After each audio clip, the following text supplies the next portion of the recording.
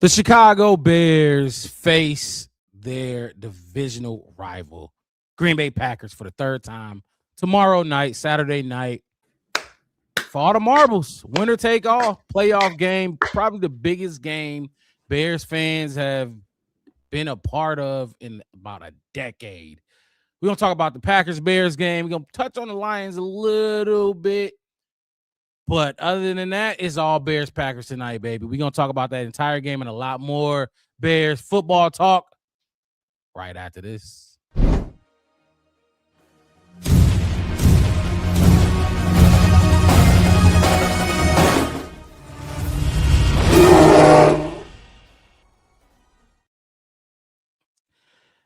And we are back right out the gate. J2K, my boy.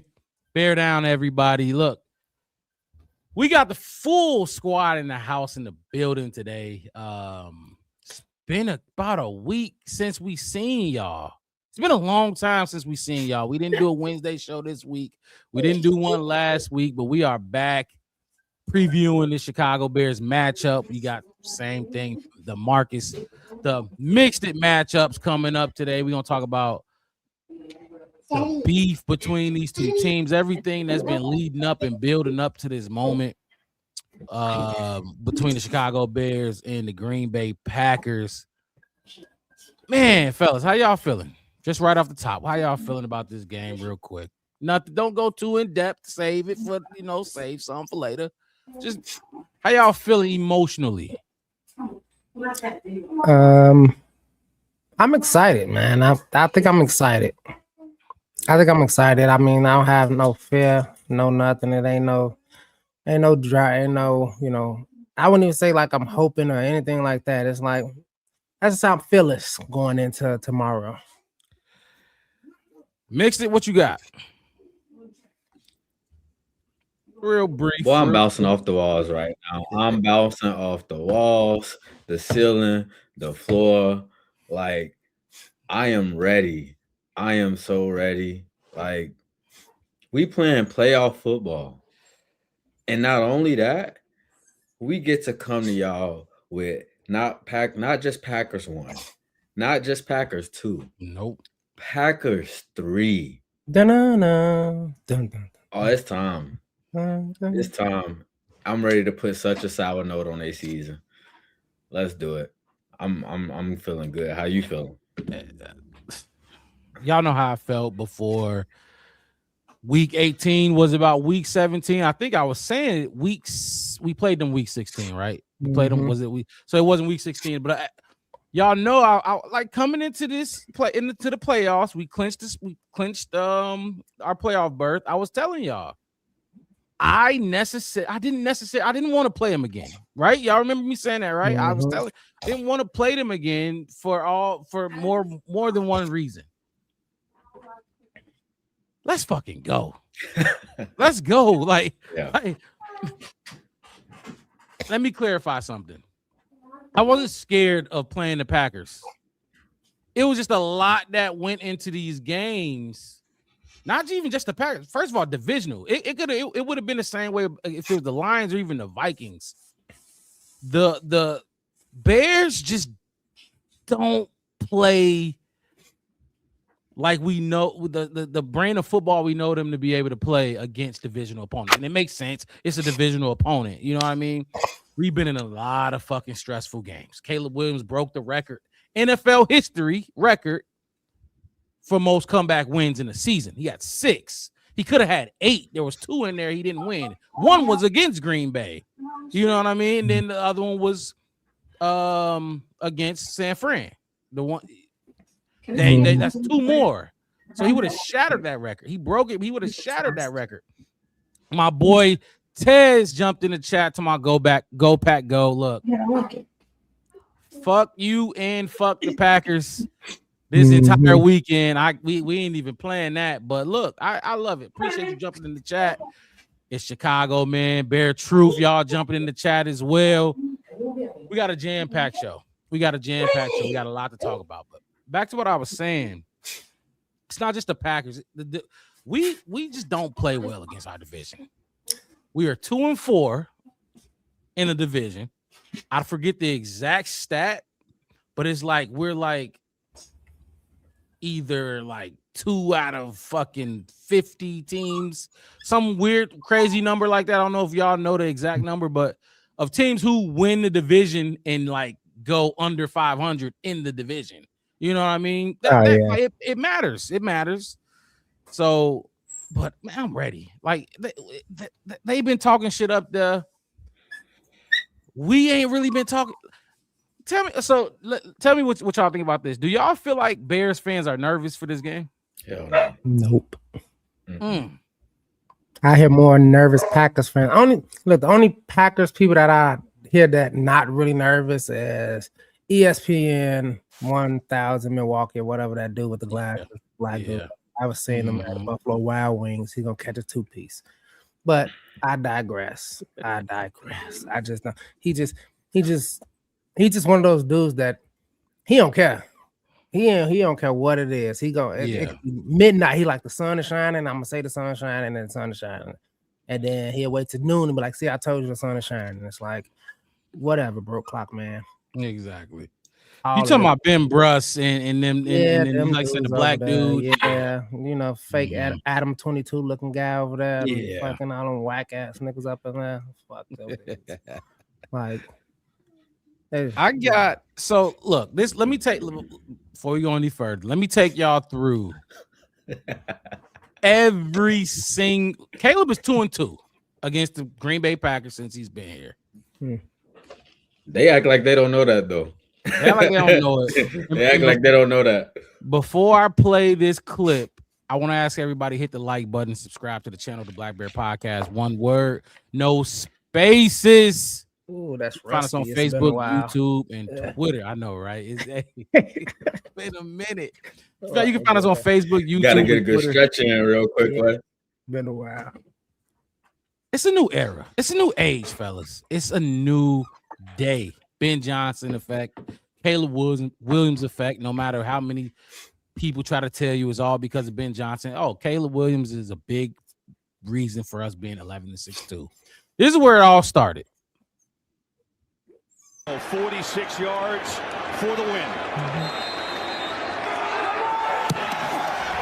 it's blocked! Oh my goodness, the Packers block it, and they're gonna win! Green Bay survives! And heartbreak for Caleb Williams. Wow. Caleb Williams, who's looking for his first career game-winning drive to end his first season. It'll come down to Cairo Santos from 51 yards. Scott Daly, the snapper. Torrey Taylor, the holder. Good hold. The kick on the way by Santos, and it is good! The Bears' losing streak comes to an end on the final play of the regular season, as Chicago comes to Lambeau and upsets the Packers 24-22. Left side of the formation, a couple of tight ends in Zacchaeus. Tight to the formation right, DJ Moore. Caleb under center. Swift the back. Motion right, Loveland. Snap. Play fake to Swift. Caleb rolling. Caleb throws. Pop to the end zone. It's intercepted. Green Bay. Keshawn Nixon. Underthrew Cole Kmet, and the Packers are going to win it. Snap. Caleb, play fake, looking to throw, going deep, searching for DJ Moore, over the shoulder, catch, made, touchdown Bears! It's over at Soldier Field. The Iceman cometh, the Iceman taketh a 46-yard spiral to the end zone to DJ Moore. 22-16 Bears, 4:50 in overtime, and DJ Moore is mobbed in the north end of Soldier Field. Oh, my bad. 4 matchups for Caleb Williams. Let me get that off the screen. And everyone went to the wire. Every single one had a massive emotional ending to it. You can drive it again. For some reason, I don't think this game gonna end like that. I don't think there's gonna be a one score down to the wire, crazy Jeff Joniak call, or who is it? Al Michaels on the Amazon Prime. Yeah. I feel like whoever win this game, they gonna win it. Like they gonna take it by at least 10 points. That's the way I'm thinking. I don't know. I don't think it's that. And the only reason I'm saying it is not because of the teams. We've been seeing that the Bears know it, the Packers know it, Green Bay know it, the city of Chicago know it, but the weather of Chicago know how important this game is. So it is, from what I've been hearing, we're gonna have everything but a tornado out there. I done heard it's gonna be sleek, it's gonna be snow, gonna be cold. Let me clear this up for y'all. Because they've been kind of gassing it a little bit in the media about what's going on with the weather. It's supposed to be a little cold, not cold for us cold though. It's gonna be somewhere in the 30s earlier in the day, probably drop somewhere around the teens to the low 20s. That's cold, but Chicago no cold, so that ain't that cold to us. Now, as far as whether or not if it's gonna snow, it is supposed to snow, but it's supposed to stop snowing around like 2-3 o'clock. So at that point, by the time game time starts, it's just really supposed to be cold and windy. That's it. That's what we're supposed to be seeing. Look, I don't trust Chicago weather. That's why I don't live there no more. You saying that now, and then we look up 5:45, big flakes of snow start coming down, and everybody like, well, that's Chicago for you, you know. It changes so fast, but that football weather, that's what we want. Given their circumstance too, like, you know, they rested, they all of that. They ain't, you know, we was just out in the cold, you know, last week. We was just sitting there. Like I said, it's acclimation is a real thing. I'm telling y'all. And since we talking about the weather real quick, I mean, I don't think it matters. Cold, snow, -2 we're playing Green Bay. Like, you know what I mean? We ain't playing the LA Rams. We playing Green Bay, who are even further north than I am in Madison, Wisconsin. They're they practice in it, they play in it, they know what this weather is like. This the black and blue division for a reason. You know what I mean? What I do gotta say is Jordan Love arm and Caleb Williams arm, and he lives by that, you know, that big bomb nose, big throws. And if the weather can take that out, if the weather can take that out of their mindset or game plan, this is what I'm saying. Even not as a Bears fan, when it comes to like Jordan Love, is like they still trying to figure out. Most people still trying to figure out which Jordan Love you kind of gonna get. We lucky enough to say, hey, look, we got big arm, heroic, live and die by. He gonna make that pass.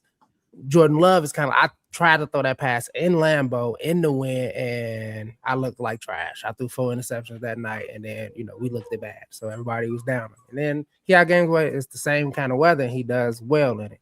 Right. Caleb ain't really had that kind of doubt. You know what I mean? So I think it's gonna be a confidence thing too, because it's like, you know.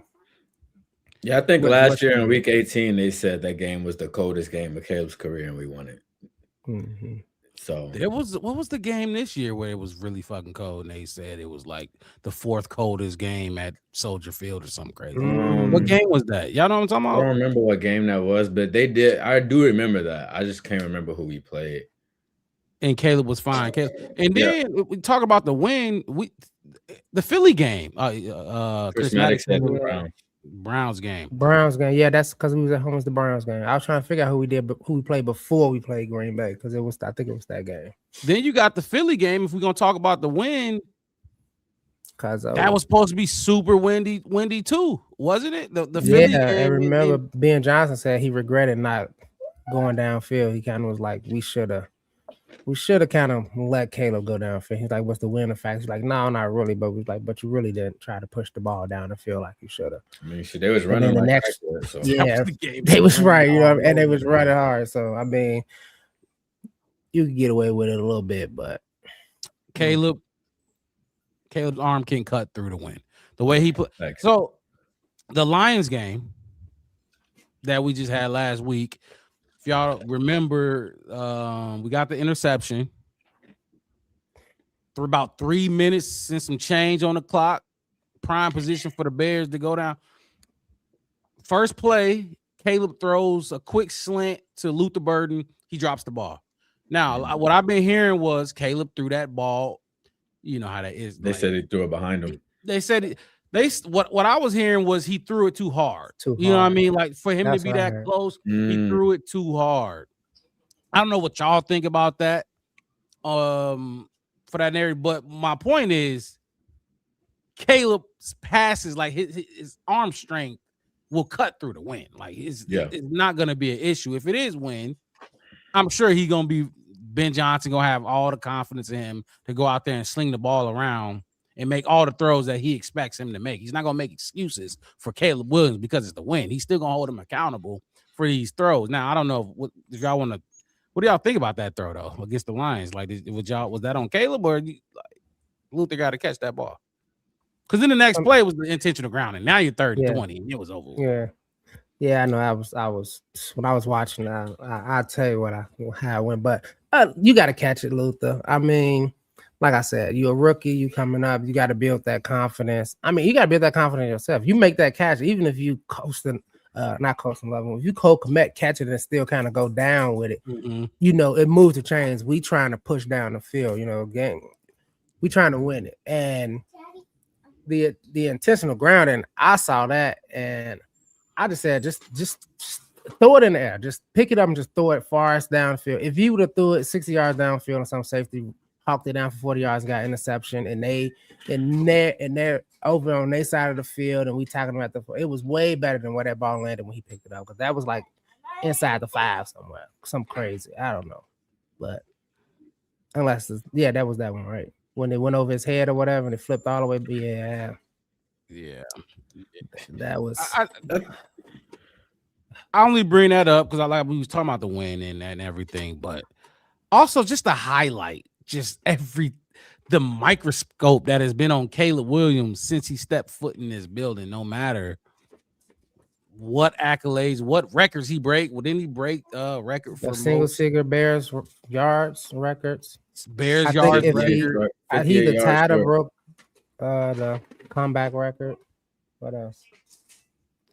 Most consecutive passes without an interception. I think he still got the most consecutive passes without 2 interceptions. It was him and Jalen Hurts, and now Jalen Hurts threw 2 against, I forget who it was. But he got all these accolades, all these records, and people still have doubt in him. They still got doubt. We got some Packer fans in the chat. I don't know if y'all see them, but look, they'll crush the Bears easily. I haven't seen it yet. I haven't seen it one time. I've been waiting on it too. Even when Micah was on the field, it came down to the last play, which I just played. That came down to the last play. Caleb threw an interception on it, but the play was there.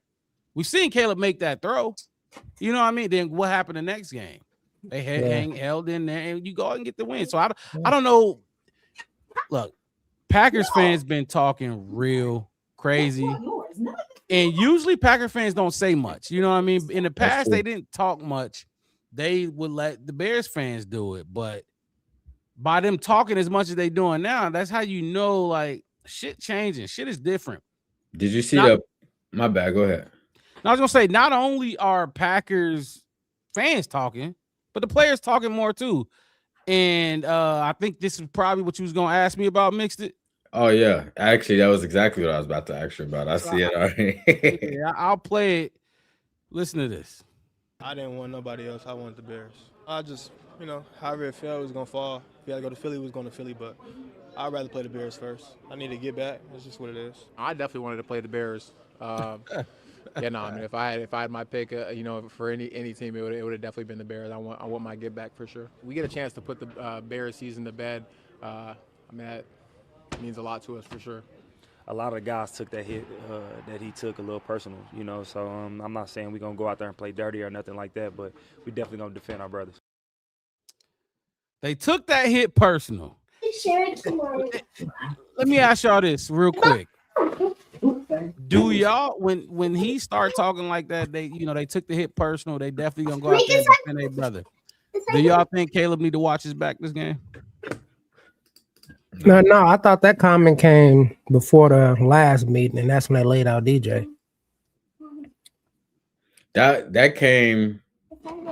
No, yeah, you're right, because Willis played the whole second game. Yeah.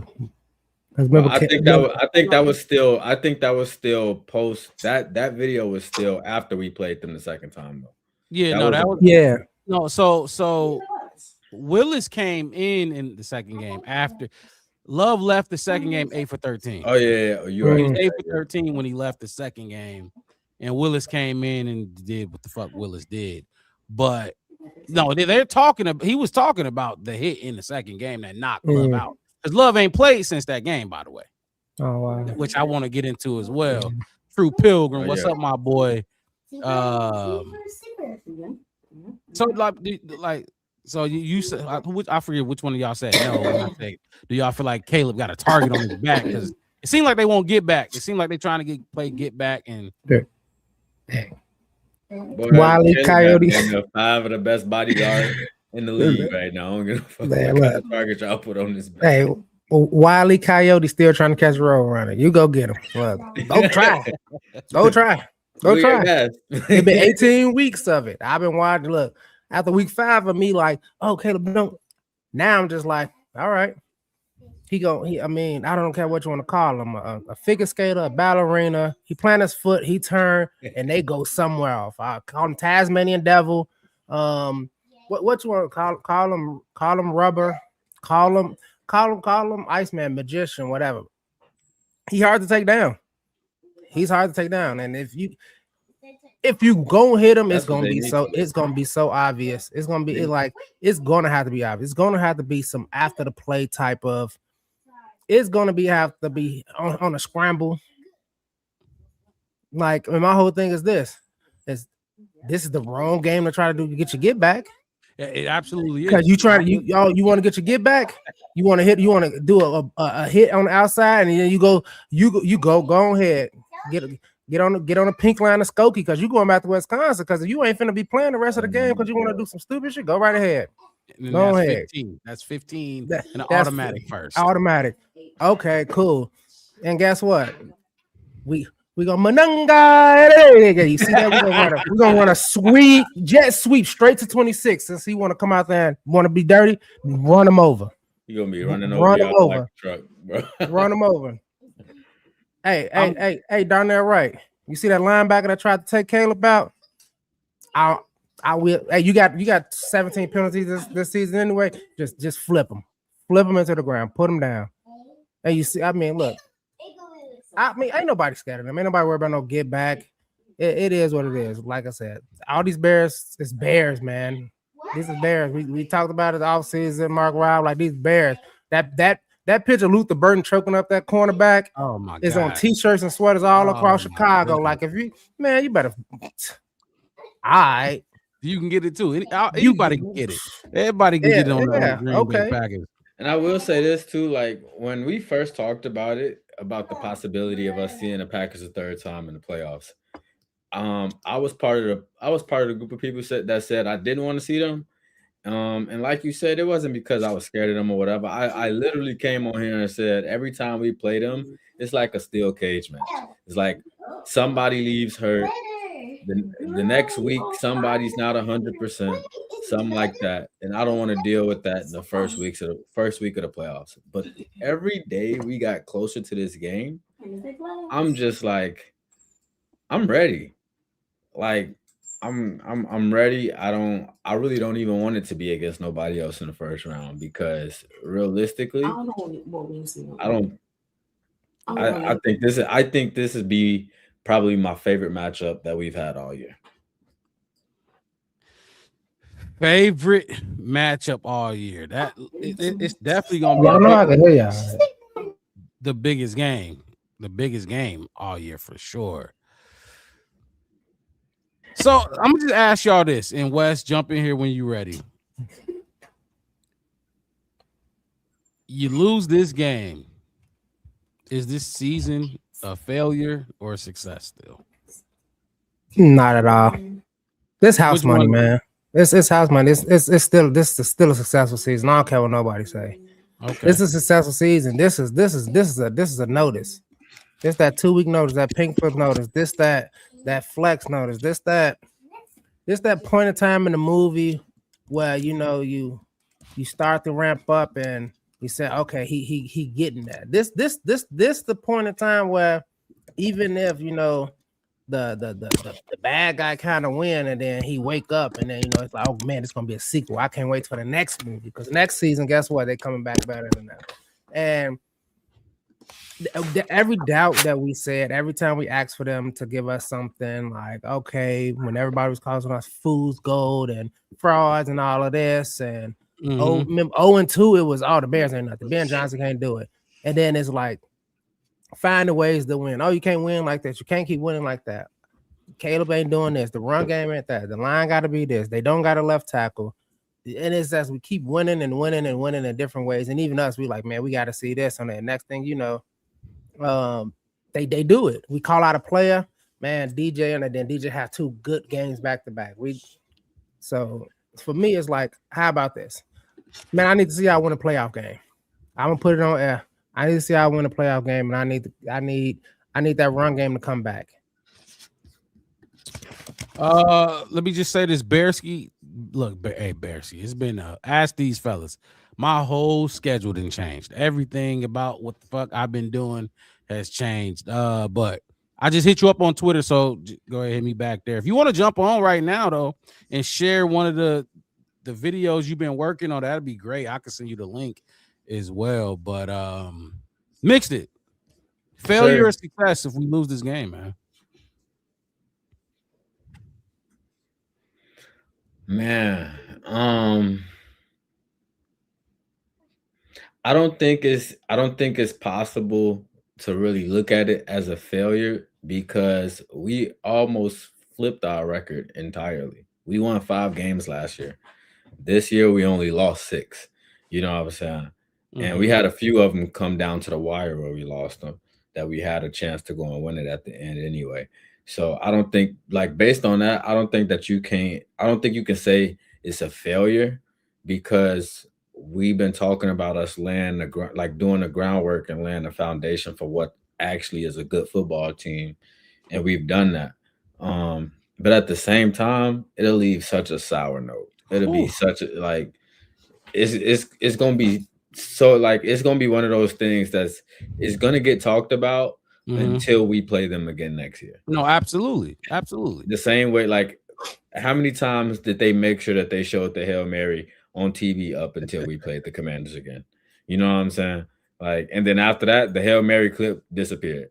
Ain't nobody seen it. Quick, when we slayed that dragon, it was, oh well, they're just the Commanders. The Commanders aren't a good team. They're not good. But I digress. Keep going. Yeah. I like that word. Shit, right said there. What? I said I like that word. I love to digress on the motherfucker. I would digress the fuck out of the motherfucker. Oh, you want to keep it? I digress. Let me. You ain't got no choice sometimes because let them have it. Let them keep. Yeah, that's what it is. It's like when you say I ain't gonna say nothing. It's like, oh, you scared to say something? It's like, you know what? I digress. You can have it. I got better things to do, and that's how I feel about the game. It's like if they win, it's like, all right, cool. We still got some work to do. But I guarantee you ain't see this coming. So that's how I feel. Let me say this. And Bear Truth said it would be a sour ass note, though. First of all, I didn't even shout out my boy. That's blood, bro. Blood, bro. Appreciate you tuning in, my boy. He said real competitors don't fear a loss. Look. A lot of coaches in the Robinson family, I see. Yeah, that's the coach terminology right there. We different. We definitely different. Remember the Titans, Coach Carter. Yeah, like it. Let me say this: a complete failure, no. You lose this game, a complete failure, no. But to me, it is a failure in a sense. Now, because multiple reasons. First of all, your head coach came in here and told us he enjoyed beating this man twice a year. Now you beat him. Guess what? You beat him twice this year. You know what I mean? You beat him, you get your 2. You lose, you was talking shit for nothing. I don't like that. That's not. I don't back up what you talk. Don't just be saying shit to be saying shit. And if you lose, that's what Ben Johnson was doing. Now, 2, I live in fucking Madison, Wisconsin. No matter what they've been calling us frauds all season long. Yeah. You lose this game, 11-6 ain't gonna mean shit to them. And I gotta live with it. I gotta, until we can spin the block in 9 months? Nah, I ain't. Yeah, that's a long ass bye. A 9-month bye week, God, or bye year, God damn. But and then also, what did I say earlier? You were 2-4. You ended the season 2-4 in this division. You won a division, but you ain't gonna beat them fraud allegations if you go 2-5 in the division. You can't, and you won it like that, but you ain't gonna beat them fraud allegations. You know what I mean? You gotta beat this team. It's 2 charter franchises, Bears, Packers, on top of everything I just said. You got to beat this team. It's not like we're going to lose to the Rams, lose to the Eagles, 49ers. Yeah, that'd be different. If I asked y'all that question and after a loss to one of those teams, I could get it. But anytime you play this team, I don't give a fuck because it was just last year a lot of fans were saying, I don't give a fuck if we go 2-15 as long as those 2 wins was against the Packers. Beat the Packers. It's always been beat the Packers. Don't stop now. Now that we 11-6, let's continue to always beat the Packers because this is gonna be the most sweet spot to ever beat the Packers.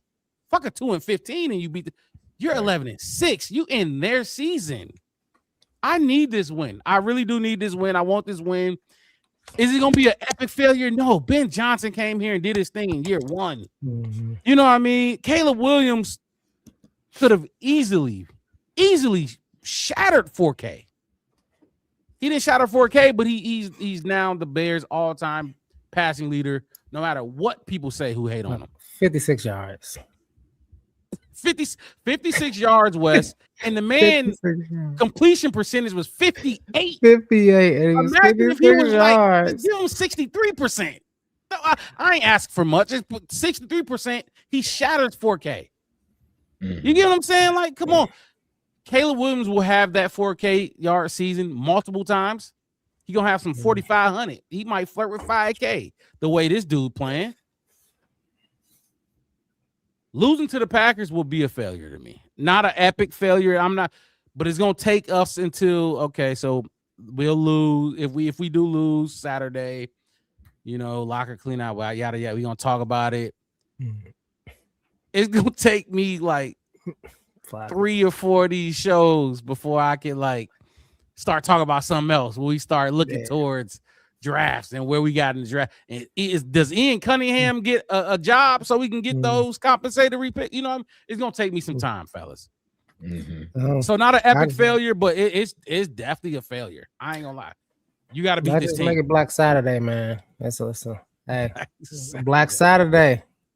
Go ahead. You beat him twice. He got to go down and go coach Cleveland or fucking go over there to be the offensive coordinator. And no, we already got the offensive coordinator in Washington. I don't know. Oh, Send his man.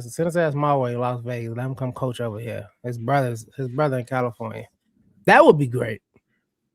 Yes, he I did. heard somebody interview say there, if Jay. we beat them and they say, you know what, Matt, think you ran your course. We're gonna have to let you go. We're gonna try to get a hard ball in here, or I mean, Wait, who and you I talking know about?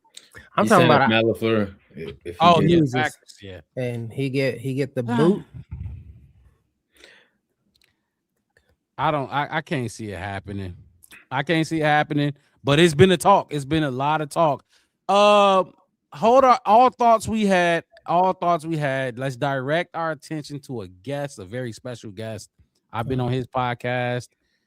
We went back and forth with him in the chat and me on the show. Yada yada yada. It's all love. It's the Bears. Bearski, go hit the like button on his page as well. Bearski film. A lot of good content over there. A lot of good content. Cinematic content. Oh, you know it, guys. Thank you so much for having me on, man. Dude, first of all, I just want to say, you guys know it's all love. And, that's why I appreciate you, because me and my closest friends, like the friend that just told me the other day, hey, man, my brother's not going. I got an extra ticket for you. Let's go. Dude, I'm going. Like, I am going. I'm so pumped. Wait, you talking about the game tomorrow? Yes, sir. I will be there chanting "fuck Green Bay" as loud as I fucking can, man. But that's what I mean. Me and that dude, we go at it. It's like we go back and forth. Me and my co-host David, we go at it, dude. But at the end of the day, it's all love, man. We all got opinions. We all got our, I really enjoy this little ride I've been on as a content creator. Coming across different people, coming across guys like you. Trying to do, like I said, show my love. I come in here. I know I kind of spam the chat. I just talk a lot. I just type a lot, whatever. But, I try to be efficient with my time because I'm usually get in, get out. But, yeah, I did want to do that. And I've had this plan about this idea that man, I've been saving up all these really nice high def clips and everything. I'm going to make a really, really, really good video at the end of the year. And, I started making it. And I'm like, you know what? No. Well, let me take another step forward now as a producer, and let me show the love to all the people that I've met along the way, right? So I started reaching out to people. And Mark, because I've been harassing the hell out of you, my friend. It's not just you, dude. Middle of the night, I'm messaging people, 2 a.m. They're like, dude, this guy's relentless. Dude, I got a good group of 10 guys. And I'm telling you, Mark, Swifty's had me blocked plenty of times. He is in on this. Dude, it doesn't matter. Why? Because I told him that I would. Guys, you think I'd pass on Rome at 9? I told him I would pass on Marvin Harrison Jr. at 9, and he just no, that's it. So what I'm saying is, though, dude, go back and forth.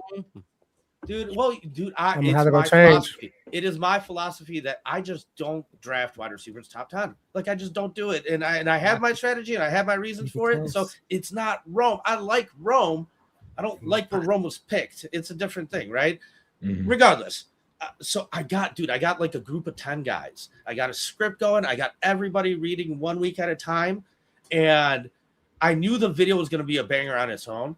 And the very first episode, the 10 minutes, I did it, through week 3, through the end of week 3.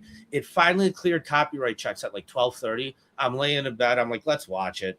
12:45 it ends. I literally peeled myself out of bed to make a thumbnail so I could just press 2 buttons on my way to work and just premiere this thing. I was like, no, this thing has to go out. And so I have a clip right there. If you want to share it, this is an advertisement I'm using for the movie. And then if you want, I can share one more clip. It's a little 50-second thing about the week 3, so you can kind of get a feel of what it's like when somebody is narrating it. However, this one, there's no narration. It is just all entertainment. So I'll play this one. You put the 50-second in there too. Put that down there. I'll play that one too. And then send a script. Just send me the script. Send it. And then, but you say you got to pick a week, right? We had to pick a week to talk about. Yeah. Right? So essentially what I said is okay, well, who gets which week, right? So this guy gets week 1, this guy gets week 2. And so I started signing up weeks and this and that. So I haven't done one, but I don't really want to do one. So I got 2 left on the table. I got the Steelers week. and the Giants. See, look. And I think the Browns too. So like the Browns was a really good game. The Steelers was a really good game. The Giants was a great touchdown game. Mark, I'll just send you the script for all three. And then here's the thing, like, some of these guys, like I had Dan Aguirre from the Barroom Network. The man was a radio host for like 15, 20 years. Right. So he like just took my script and kind of like just took the numbers and just did and ran with it. He did his thing with it. That is the best, man. If you want to just toss my thing and speak from the heart about how you felt about that game or whatever, that winds up actually being the best content of all. So yeah, let me find that 50-second clip to toss in there. If you want to play this one, guys, it's not just because I made it. Like, I know I'm biased. Like I've rewatched this so much. It's really good. Like, I'm not trying to toot my own horn. It's you ain't got what is it? 15,000. You on the road to 10,000, right? 10,000. Yeah, I'm almost at 10K, dude. That was like our dream. If we could ever get there, man. You ain't there for no reason. Marshall Roy said, "Fuck Green Bay." Look, if you tune in right now to the Black Bear Podcast, hit that like button, subscribe to the channel, the Black Bear Podcast. One word, no spaces. You can find us on Facebook, YouTube, and Twitter. Let me play this clip and let's see what you're working with, fellas. Hey, Wes mixed it. Give y'all. I want you guys to grade it out of 10 at the end. Show me the little cards. Critica. I'm gonna critique the fuck out of it. All right, here we go. We came through with timely plays when we needed it. Better execution from all of us. Playing great situational football, and I'm talking about third down, red zone, in 2 minutes. You know, this is a big game for us. Caleb, I'm looking at his numbers. 142.6 passer rating and 4 touchdowns. Big game for them. Play fake, looking to throw, going deep, searching for DJ Moore, over the shoulder, catch made, touchdown Bears! It's over at Soldier Field. The Iceman coming. The Iceman taketh a 46-yard spiral to the end zone to DJ Moore. 22-16 Bears, 4:50 in overtime, and DJ Moore is mobbed in the north end of Soldier Field as the fans celebrate, everybody on their feet. What a strike. Ben Johnson going for the big ball, and it's Captain Crunch time. Caleb does it again. Being able to come in and come in here with the right mindset.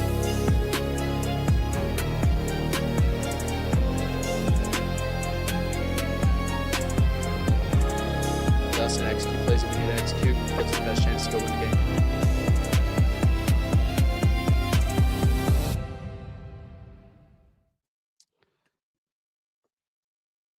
Okay, first of all, look, Quail Scott said the video raw as hell. Before we talk about, I like Quail Scott. He's a good dude.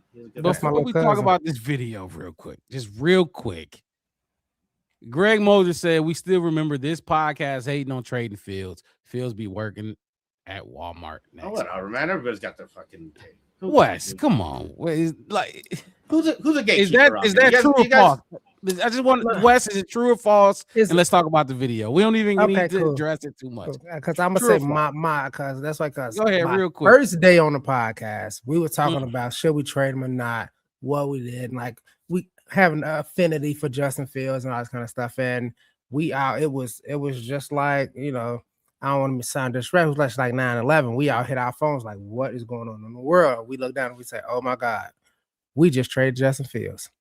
An hour into my first time on this podcast, we just traded Justin Fields.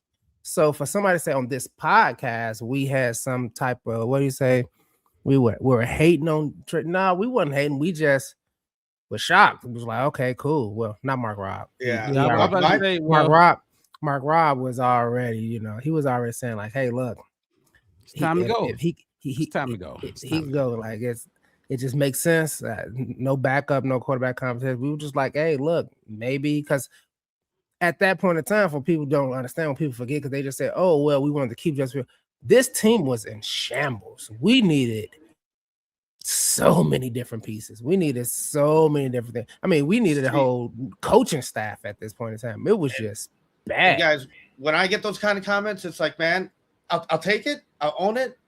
thanks for listening since fucking minute number 1, guy. Like, right? Right. Jesus. Yeah. Hell yeah, hold me accountable. Yeah. That's impressive, my friend. Yeah, for sure. Hey. So the video. True Pilgrim said dope video. Somebody you see told me Zoe I'm in the doing chat as God's well. work. It's divine intervention. Like, it's not even me. Oh, Guys, I'm telling you, what y'all I'm not tooting my own horn here or anything. Yeah, I put my A game forward. It came out amazing, my guy. Like, I Wes want you to be a part of it. mixed it. Talk about the video. Then we got the 50-second I want to play too. So All original music too. That's all. yeah, hold on. So you no copyright. There's no wait. No get copyright. copyrighted. All the music is me. It's copyright free, my guy. Wes mixed it. What y'all think? All I do is music, literally. So to hear that just turned a 10 into a 12, like off rip. Like yeah, I'm telling you, I wish I had shoulder pads so I can play them out. Like, yeah, dude, check it out. They can call me in. I'll lay a nasty ass block on somebody. like real talk. Like, first of all, I think the video was great. I was hyped up after the first 5 seconds. Like, I was just like, oh yeah, like I'm feeling the vibe, all of that stuff. But to hear that you did all of that by yourself in terms of the audio and stuff like that, like Mark Rob, like I didn't sat here and I didn't cut up 50 projects to get one render out. Like, I'm trying, you know what I'm saying? So like, you know what I'm going through, man. It's not easy. Yeah, literally, like that just made me feel so much better about it. And So I can't wait to see the whole thing. Rate it 1 through 10, both of y'all, and then I want to play the 50-second. 12. Okay. What you got, Wes? I mean, like I said, at first I'm listening to it. I'm like, okay, it's cool, you know. The music, I mean, good job on the music. You know, I'm not that kind of, but it was good. I love the ice Chicago look in the beginning, like that cold, all white kind of Chicago look. I'm like, it's pretty good, man. At that point, I'm like, okay, that's good. Music's good. You know, you put the highlight of, like I said, when he first did it, that play, the ice method. I'm like, all right, cool. That's what we call it, pulling shot. That's easy. That's a layup kind of thing. I'm gonna tell you what got me when it flashed from like ice cold Chicago to that summertime shot, colorful kind of beaming.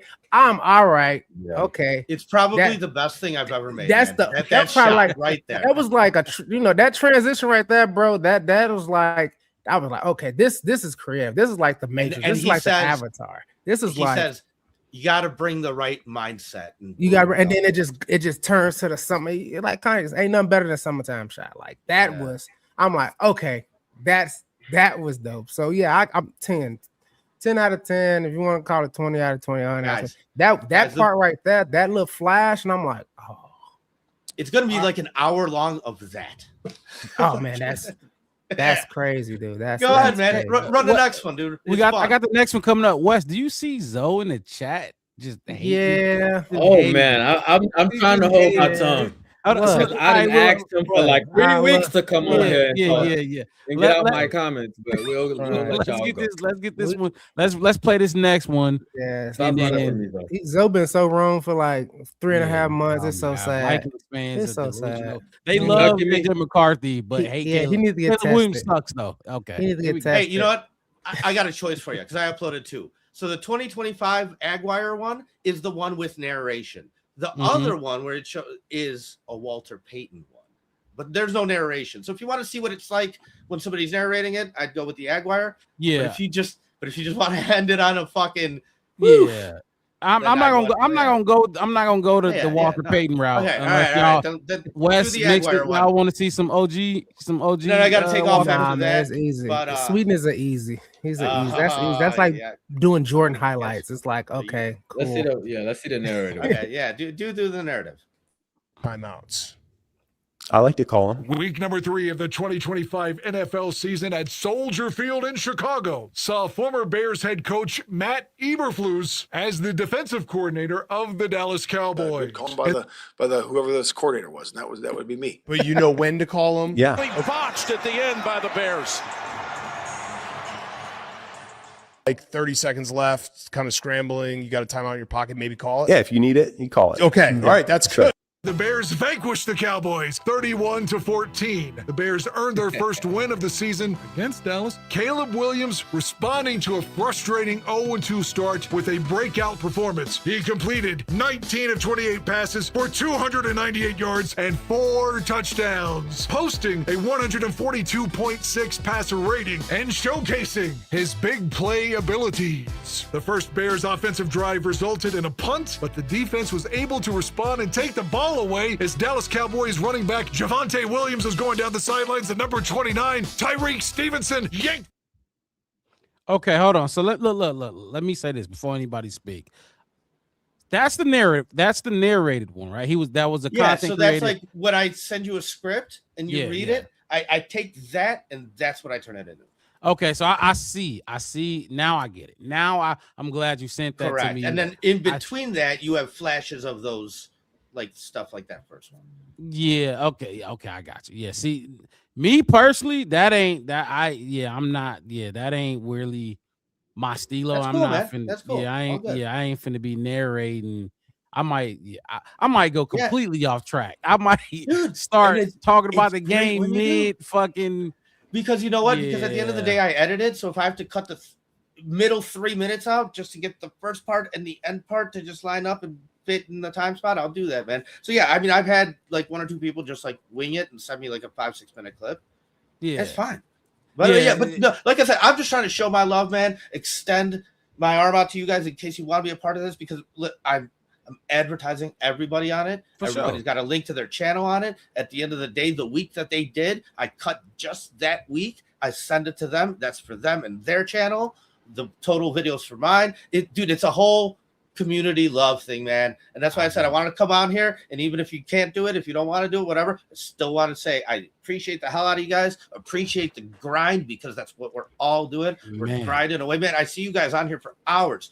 People don't understand like how draining that is. So I get it, man. And like I said, I just want to come on. I know it's been a minute. I know we go back and forth, calling each other whatever we want to call each other. But like, dude, love you guys. Appreciate the hell out of you. Bear down, man. What Quayle's saying, we need to do it. We need to do it. Look, like I just told you what I would do. I'll send you a script. You 3 can take turns reading parts of it. I'll do it, but mine gonna be metaphor to metaphor. 29 out there robbing him like he at the bank. Oh, you know me. Hey, Mark Rock, I was lunch money. Oh, yeah, he dropped it like Cinderella slip on the steps. I'll be, dude. If you want, you know me. I don't got no problem with doing it. Send the script. Just send the script. It don't hurt to send the script. Yeah, I'll send it in the private chat. Which week? 10, 12. I mean, you want just send them Giants? all. I'll send them all. All right, or send them all to my Twitter. Send them all. I'll do it to your Twitter right now. Yeah, and I'll forward them to let's do that. Yeah, for sure, man. Go ahead. What? Go ahead. I was gonna say, I'm gonna get on out of here. Let you guys do your thing. Wrap up. Yes, and I'm gonna go try and finish the third part, man. I'm trying to get the third part out tonight if I can. Yeah, the first 2 parts come up to 25 minutes. With the third, dude, and I'm third part, I'm done with week 9, and I'm at over 30 minutes. It's gonna be over an hour long, man. It's amazing. It's gonna be like a movie. It's a legit movie. Yes, deserve something like that. I keep saying I'm not doing this for a 5-win season, guys. Like I can do it because the content is there, and that's what I'm saying. Like, you guys want more videos? Give me some more content. Let's go out there and fucking take care of business on Saturday, man. Okay. Bearski film. Look, if a lot of people like it, he on the road to 10K. A lot of people like him. The content is great. The cinematic movies are great. The highlights are great. The football talk is great. Go follow him. No, I was gonna say the podcast is like, that's still just gonna be us bitching at each other, man. Y'all get in the booth but when y'all do get in the booth, I've been on there talking with you. So appreciate you jumping on here, my boy. Go and finish up. Bear down. You'll see that from me in a second, and I'll listen to you guys in the background. Have a great rest of your show, man. Absolutely, I'll be looking out for that project, man. Bearski film. Look, like I said, regardless of what people think, whether they like it or not, road to 10K is nothing. It's just, you know what I mean?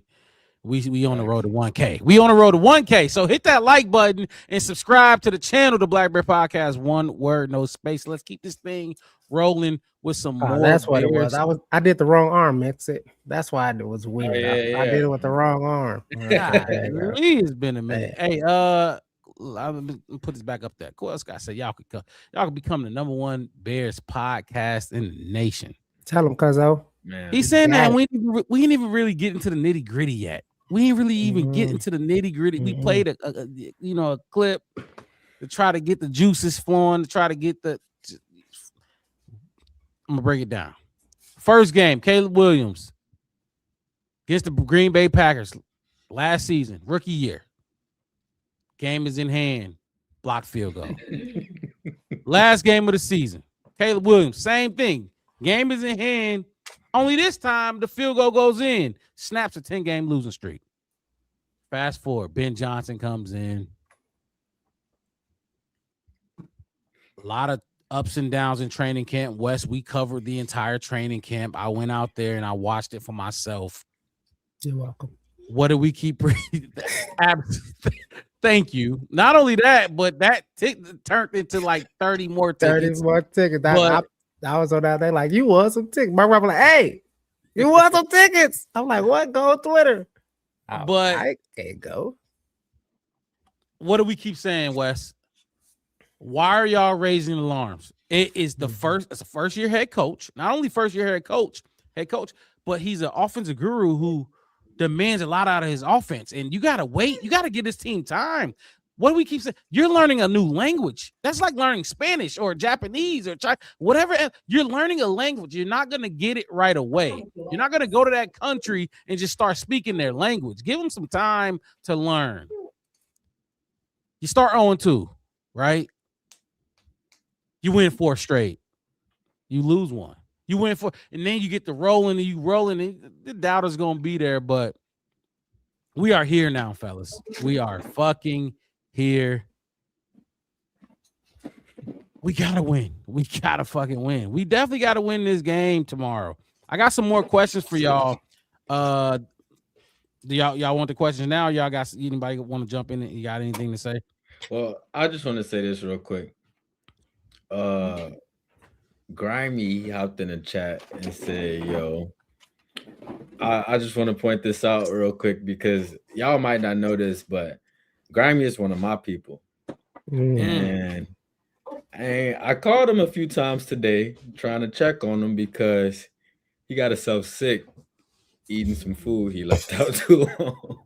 So it's good to see you still kicking because I ain't heard from you, player. I'm excited, man. Grimy, I've seen you in here. You've been jumping in here. You've been week to week. So if we need everybody in here week to week, that's in here week to week. Don't be. Come on, man. You got a time limit on leaving that food out. Don't be like, come on. Salmonella. But it's all good, man. My friend, we need to talk, Bear. Look, we talk what we talk. That's what the beauty of having. I was gonna leave that one to you. You talk what you talk when we ready to talk. If y'all don't like it, then you know where to go. But all right. Look, I do got something to say though. Okay, go ahead. I thought about during the basket, we was talking about the film and all this kind of stuff. Is mixed it Steve Kerr us. Whoa! He Steve Kerr us.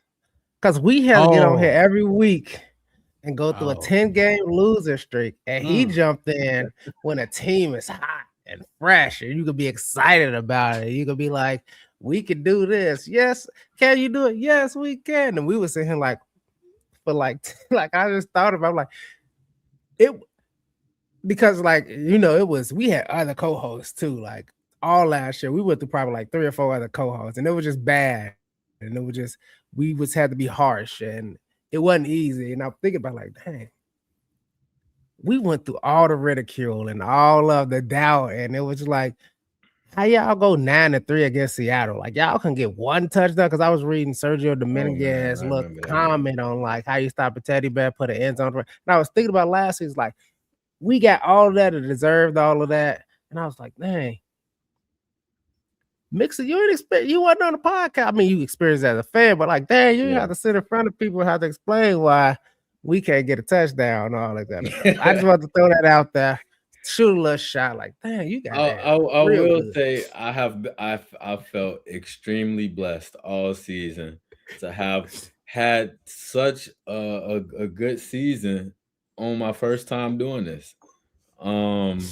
It's definitely been something that's been. Hey, I will say I don't come in here and I don't not want to do the show when we lose, but when we lose, man, it's so hard. It's so hard to come in here and figure out how to, how to break it down and stuff like the losses be hard to deal with.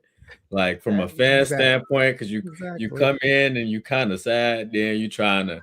You know what I'm saying? Like you still trying to talk good football and stuff like that. You try to blag it. Hey, Route, that's why I said that he's Steve Kerr. We did 10 weeks of it. But I thought about it and it was like, well, y'all was on, and I went back to the Justin Fields thing. Like I started off with like Justin Fields traded. How you feel? I was like, I was just talking about how good he is and how we can put stuff around him for an hour, and then he get traded while I'm on here talking, and then now I gotta, and then then the rest of the season happened, and it's like, God. But yeah, that's why I say you Steve Curtis. We was Mark Jackson. We was building it up. No, just and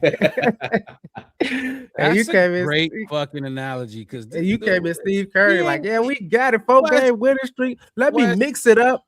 You could mix up 10 weeks of losses. What you gonna mix it with? You don't got no ingredients. You can't mix it none. You got salt, pepper, and some bouillon cubes. Like that was gonna be a spaghetti every day. Yeah, spaghetti every night. That's funny. Oh boy. Well, we got all right. So let's talk about this matchup some more. Yeah, they got a lot of stuff to say in the chat right now. Quail Scott jumping in with one I was really finna ask y'all about real quick, and he said, how big of an impact will Kyler Gordon have? Dude's missed 14 games, but reminds me of when we had Bryce Callahan. Kyler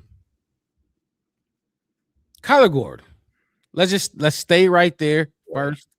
Obviously, there's some branches that go into this, like CJGJ. We got to discuss him a little bit when you talk about Kyler Gordon. You got to talk about CJGJ, who replaced him, and then you got to talk about how this coaching staff coming in. This is a brand new coaching staff. Dennis Allen. They were excited to see and coach Kyler Gordon. Then you got Ben Johnson, who's saying stuff like, I don't know Kyler Gordon. Yeah, Wes, we talked about, I don't know the dude. He hasn't been in the building. When you miss 14 games out of 17, that's huge. You ain't got no job. You supposed to be fired. You attempt. And Wes, I've been preaching this all season. You cannot allow somebody to do your job for you because you might be better than me, right? That coach ain't gonna know because I ain't gonna ever miss a game.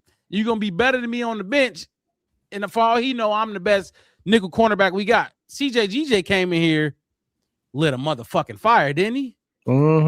He was the talk of the town for like 2-3 weeks. Now, to this game, CJGJ ain't gonna be there.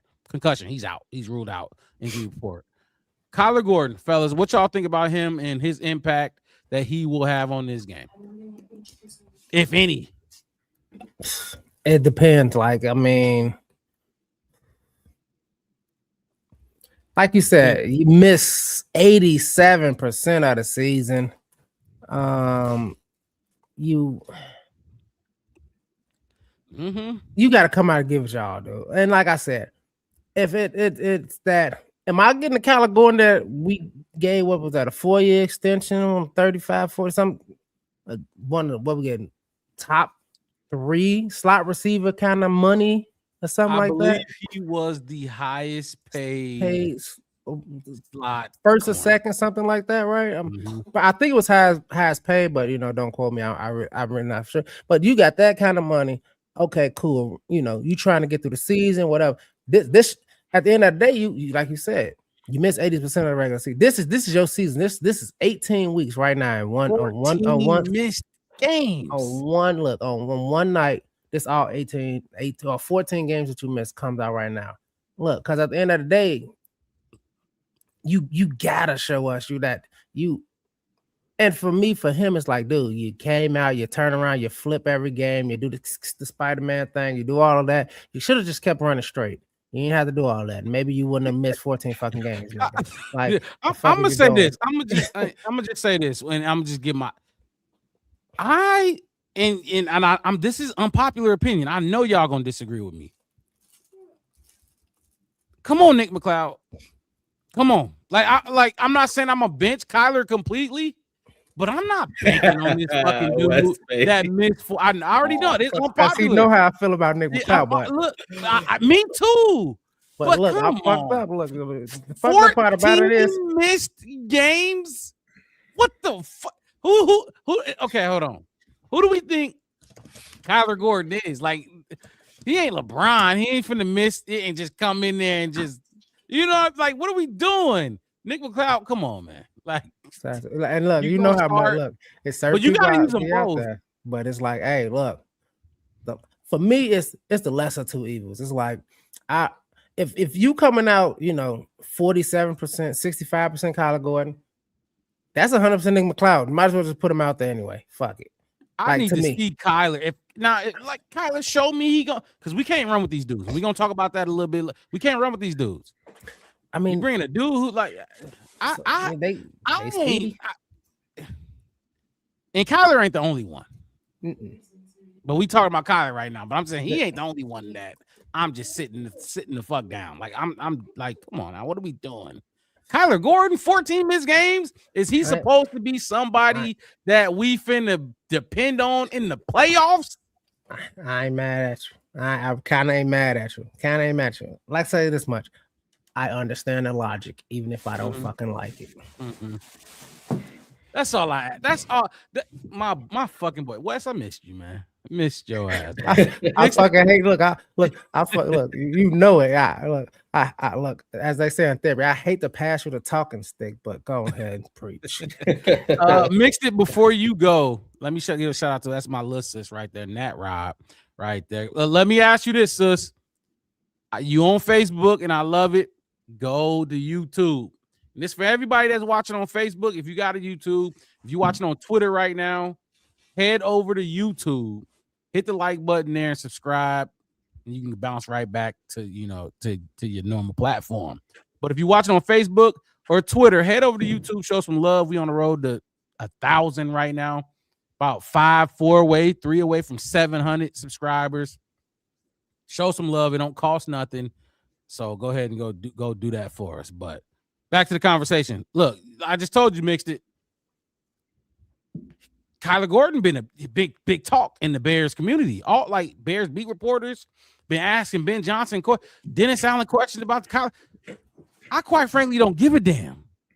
Yeah, and so my thing about the Kyler Gordon situation is like, first of all, the NFL this year and the Bears season in general, it's just been pure cinema. It's been like a real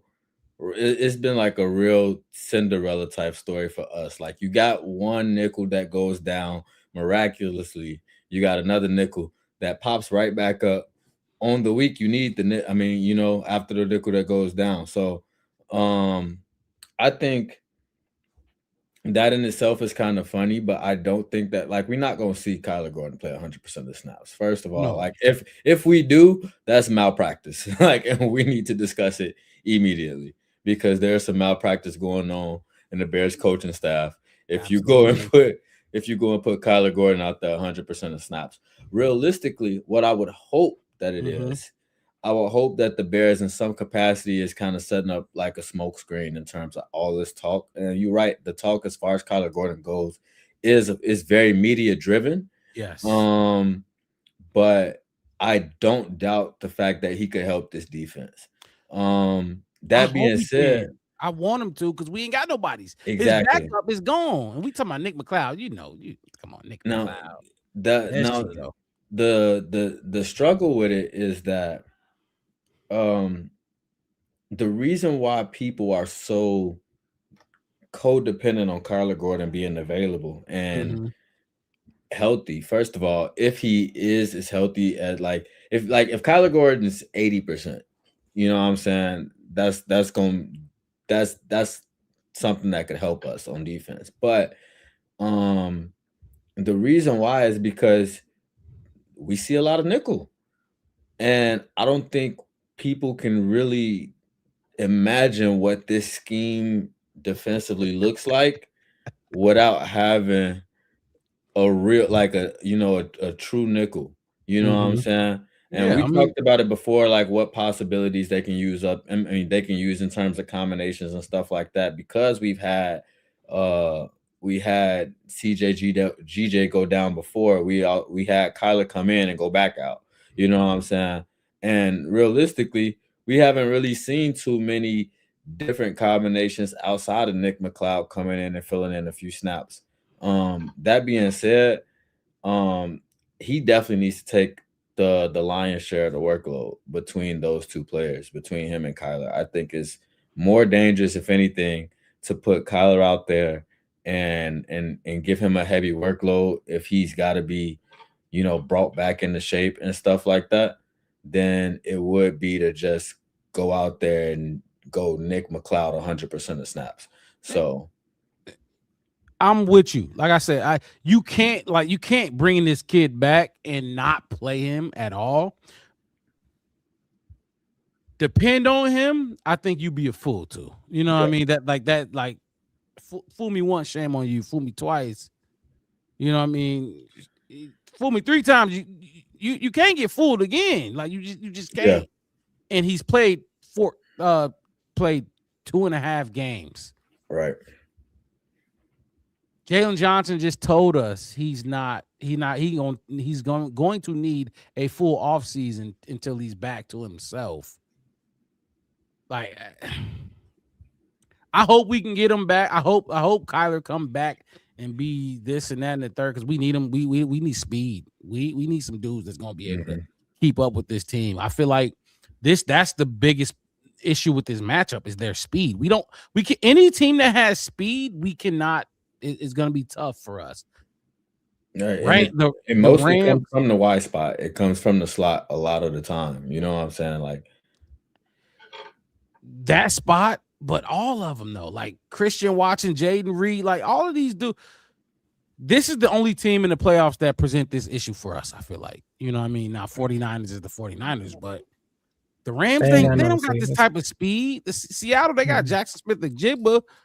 They got this type that, they ain't got that type of. This team has speed that Jalen Johnson, he played every snap. Tyreek didn't play last week. You know what I mean? He didn't play, not one snap. Right. And we're gonna talk about that a little bit too. But I do want to focus on Kyler Gordon. Are we playing him? Like, are we starting him? Like, what are we doing? What y'all thinking? Is he a focal point for us? I mean, I think he's a rotational kind of piece. Like, I think Bad Truth put him in. Like, if you're gonna kind of blitz kind of thing, maybe you want to put him in. I mean, you're gonna have to rotate them. I think because neither one of them is. I feel like has shown. Well, I mean, Kyler Gordon obviously shown he can start basically every down kind of thing. But since he's been hurt, I doubt that. But I mean, you know me, playing Nick McLeod the whole game is not an option for me. I mean. Even if 70-30, give me 70 McLeod, 30, you know what I'm saying? Kyler, maybe, like I said, on blitz packages or whatever, or something like that. Just give them different looks. Use all 53, man. Use everybody that you can. I mean, rotate them in as much as you can. Like, for me, it's like fresh legs, all that, especially on defense. As much as you can get somebody in to try to get you a little push, if that's one down now. Absolutely. 7 downs later they come back in. This ain't no time to be like, oh, hold on, we're gonna wait. No, it's get out there. If it's you huff one time too long. Like, you know what I mean? When the coaches say, if you put your hands on your knees, go sit your ass on the bench. You no, go sit down. Hey, motherfuckers used to what? Used to There's hold no their way you gonna shoulders and see try I'm to thick. figure out a whole 1,000 type of ways not to look tired out there. Hey, what? Hold your You back. coming out just because you look Soon as you tired. lean over like you tired, Crazy. go get him. Go get him. Over with. Get out. Oh my Because God. this is the playoffs. This is that one and done situation. You know what I mean? This ain't this. It's I think as far as I know, the big three. Baseball, you can. All right, cool. Next game we'll get them. Basketball, okay. The next game we'll get. Football is, hey, one and done. There's no series. Done. It's ain't no, and y'all got to be working on the same system. Hey, you got to be honest. Hey, coach, pull your jersey. All right, take me out for 2 downs, and I'm gonna come back because you can come back better. It's better than putting out like something embarrassing, especially on in the playoffs when everybody watching. And then on top of this, anybody who got somebody who love to shop at Amazon, probably got Amazon Prime, and gonna be able to watch it. So all the Bezos consumers can watch you. Just look at who is this? They only got to watch football. Why number 1 look so slow behind number 9? Because JJ just get burnt every single time. You ain't got to be, a professional to watch you be slow behind somebody. If you need to take, hey, look, Tyreek, come and get me. Be honest, y'all in the room together, y'all did Secret Santa. Remember they was doing Secret Santa, clip of them doing the wide receiver. They was doing y'all together, y'all a brotherhood. Hey, bro, I need you to come and get me 2 downs or something. And then you come back out. Tyreek for some reason. I don't know why. That I would have played him last week. Mixed it. Just quick thoughts on Kyler Gordon. And I do want to talk about another player, another big piece in this scenario. Yeah, real quick before we move on. Stupid, bro. With Kyler, it's like I think Bear Truth said it in the chat. Like, he's a threat when it comes to like. See, and here's the thing: when it comes to like how much play he gets, like I'm not doubting that. I feel like he adds value in terms of pass coverage, but he's the only person we put in that slot spot that's getting like a heavy blitz rate. You know what I'm saying? Like that, and that's kind of my biggest thing is because the one thing we struggle with on defense more than anything probably is creating pressure. You know what I'm saying? And I don't want it to be. I still wouldn't like it if, like, even if he had 25% of the snap share, between him and Nick McLeod. I don't want his 25% to all be blitzes. You know what I'm saying? But at the same time, because go ahead. The Packers gonna be like, oh, Kyler Gordon in the game. They're blitzing. Exactly. Like, yeah. So exactly. So they're gonna key in on that. But that's value that he brings that you don't have with Nick McLeod. You know what I'm saying? Like, they're not putting a corner blitz on, and Nick McLeod is the one coming down. That's almost that'll be a rare thing to see unless he just been sticking people in practice all week. Like he got to show them some that they don't see on tape. You know what I'm saying? Like, so I think that's where he adds a lot of value because, like they said in the chat, like he's a piece that has to be accounted for. You know what I'm saying? And that itself is it can be enough in certain situations to make you speed up that clock, to throw off the mechanics, to throw off the time in a certain plays and stuff like that.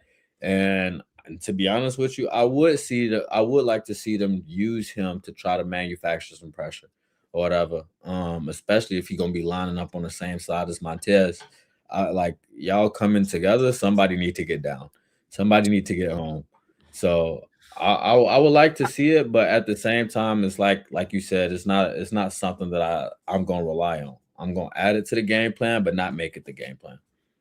Grant Wilson said, watch Musgrave or Golden in this game. Go ahead, Wes. No, I was gonna say, and another thing that I do have to say is, and this is a phenomenon that Mark Rob, we talked about. And Mix, actually, you was in the chat when I said it. I don't know if it's this phenomenon that when Kyler Gordon and Briscoe are on the field together, they kind of like this wonder twin thing. Twins. But they just play kind of better.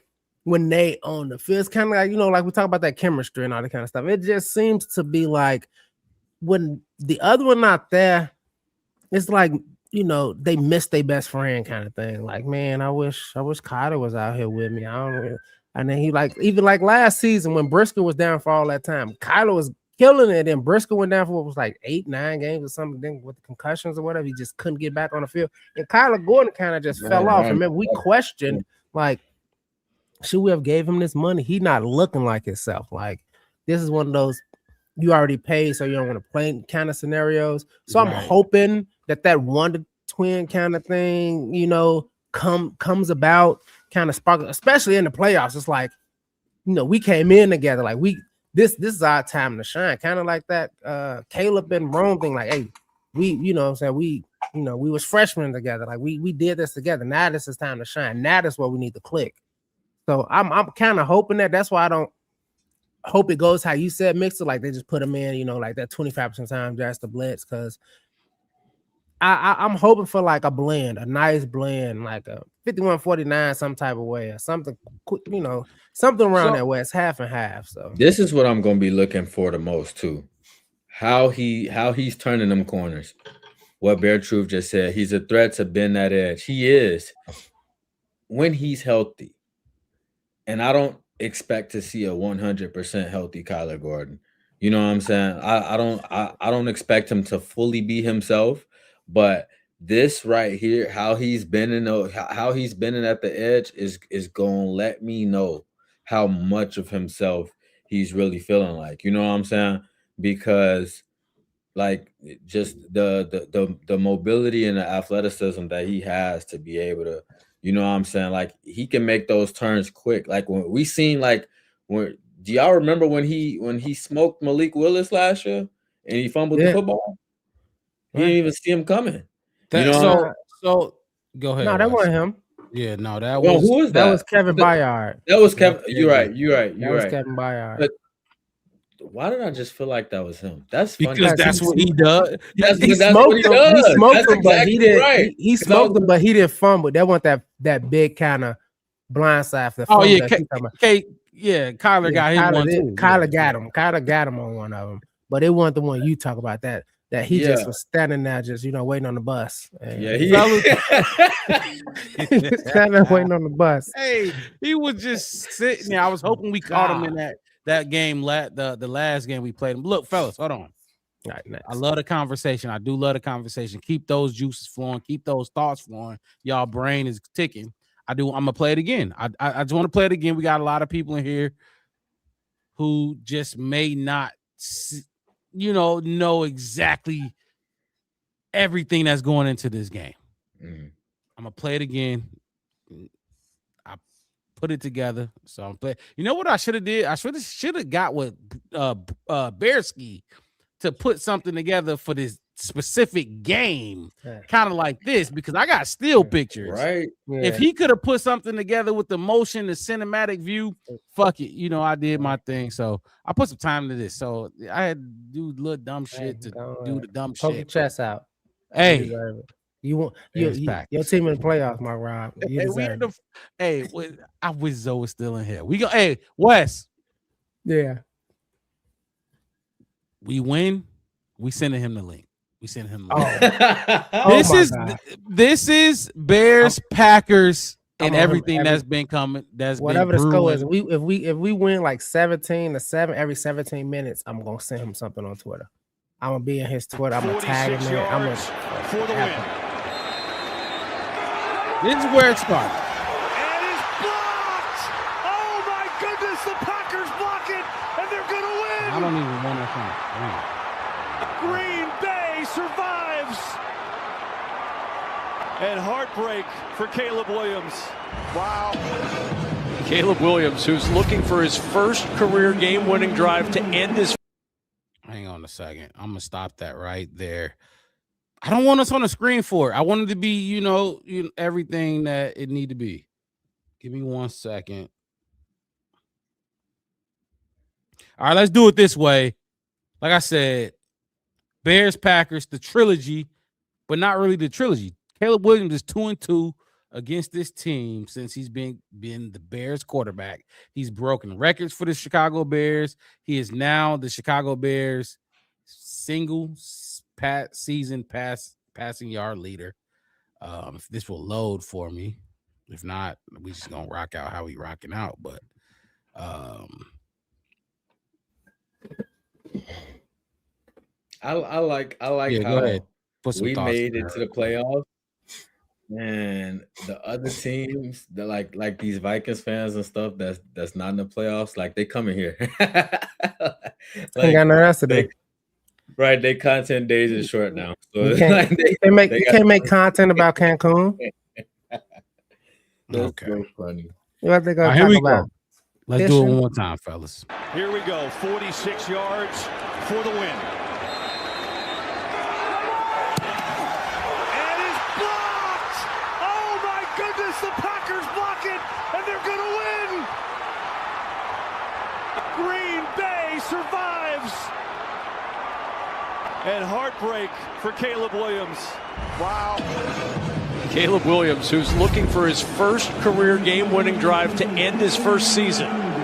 It'll come down to Cairo Santos from 51 yards. Scott Daly, the snapper. Torrey Taylor, the holder.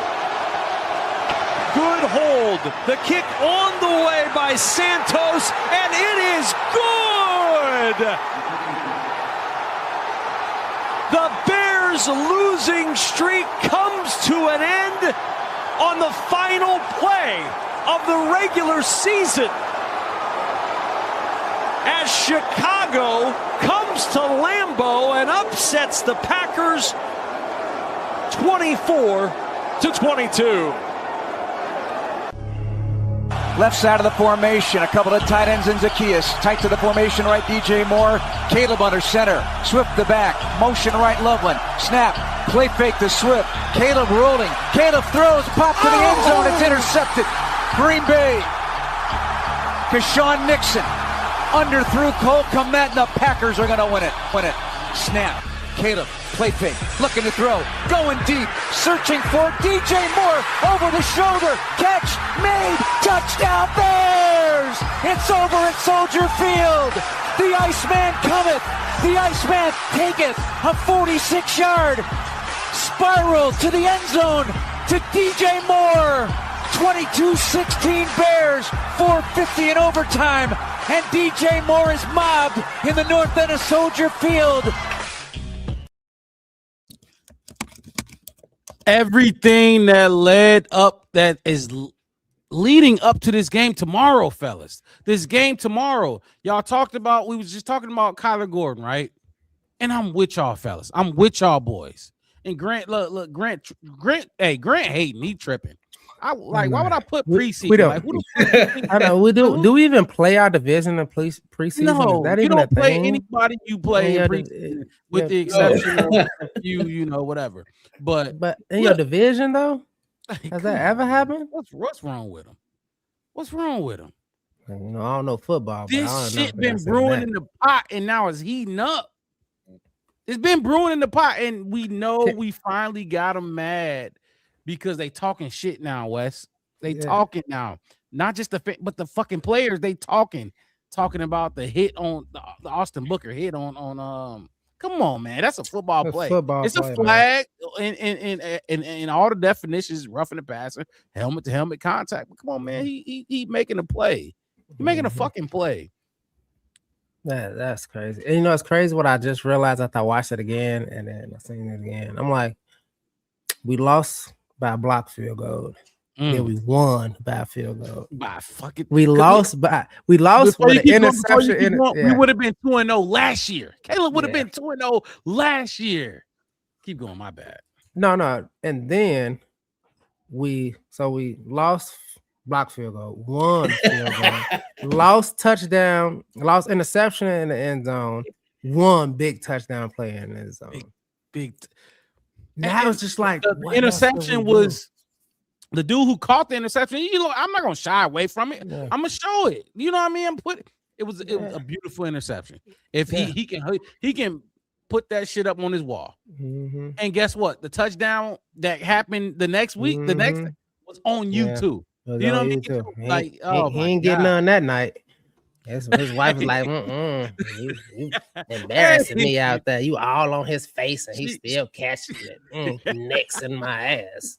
Y'all remember bitch ass on is what she told him. Y'all remember the Fresh Prince episode when Carlton was playing basketball and he got up to the end and he went to shoot and it was in slow motion that shit hit the backboard? No, hold on. If you talk about the episode I'm talking about, I think you talking about he didn't did he shoot it or did he just like no, he jagged that shit. It hit the backboard.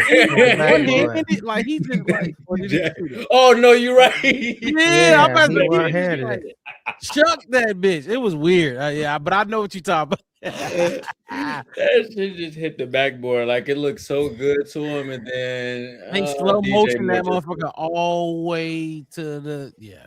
Except in this case, that shit beautiful ball. Look, they thought we rested our starters. Did you not see who was falling over on that block field goal? I saw a Burham. I saw a Braxton jersey in there.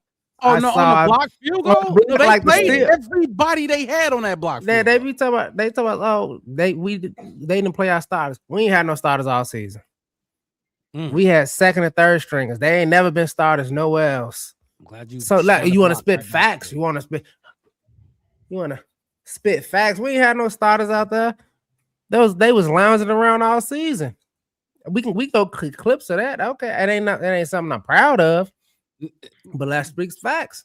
But like we can be proud of it because guess what? We've had the most starters miss games over any that's a fact out of any team. And guess what? We have been praising Dennis Allen because of this all season, like next man up, and you've been still getting the job done. Now tonight we're gonna talk about how bad this defense is, though. You know what I mean? But we also been talking about in this game, fuck it, everybody. If you ain't on the injury report, if you're not ruled out, how about that? If you ain't fucking ruled out, be ready to fucking play. Yeah. And that's Kyler Gordon, the one I've been just, like I'm not talking about bench him. Absolutely the fuck not. You need to play. Everybody need to play.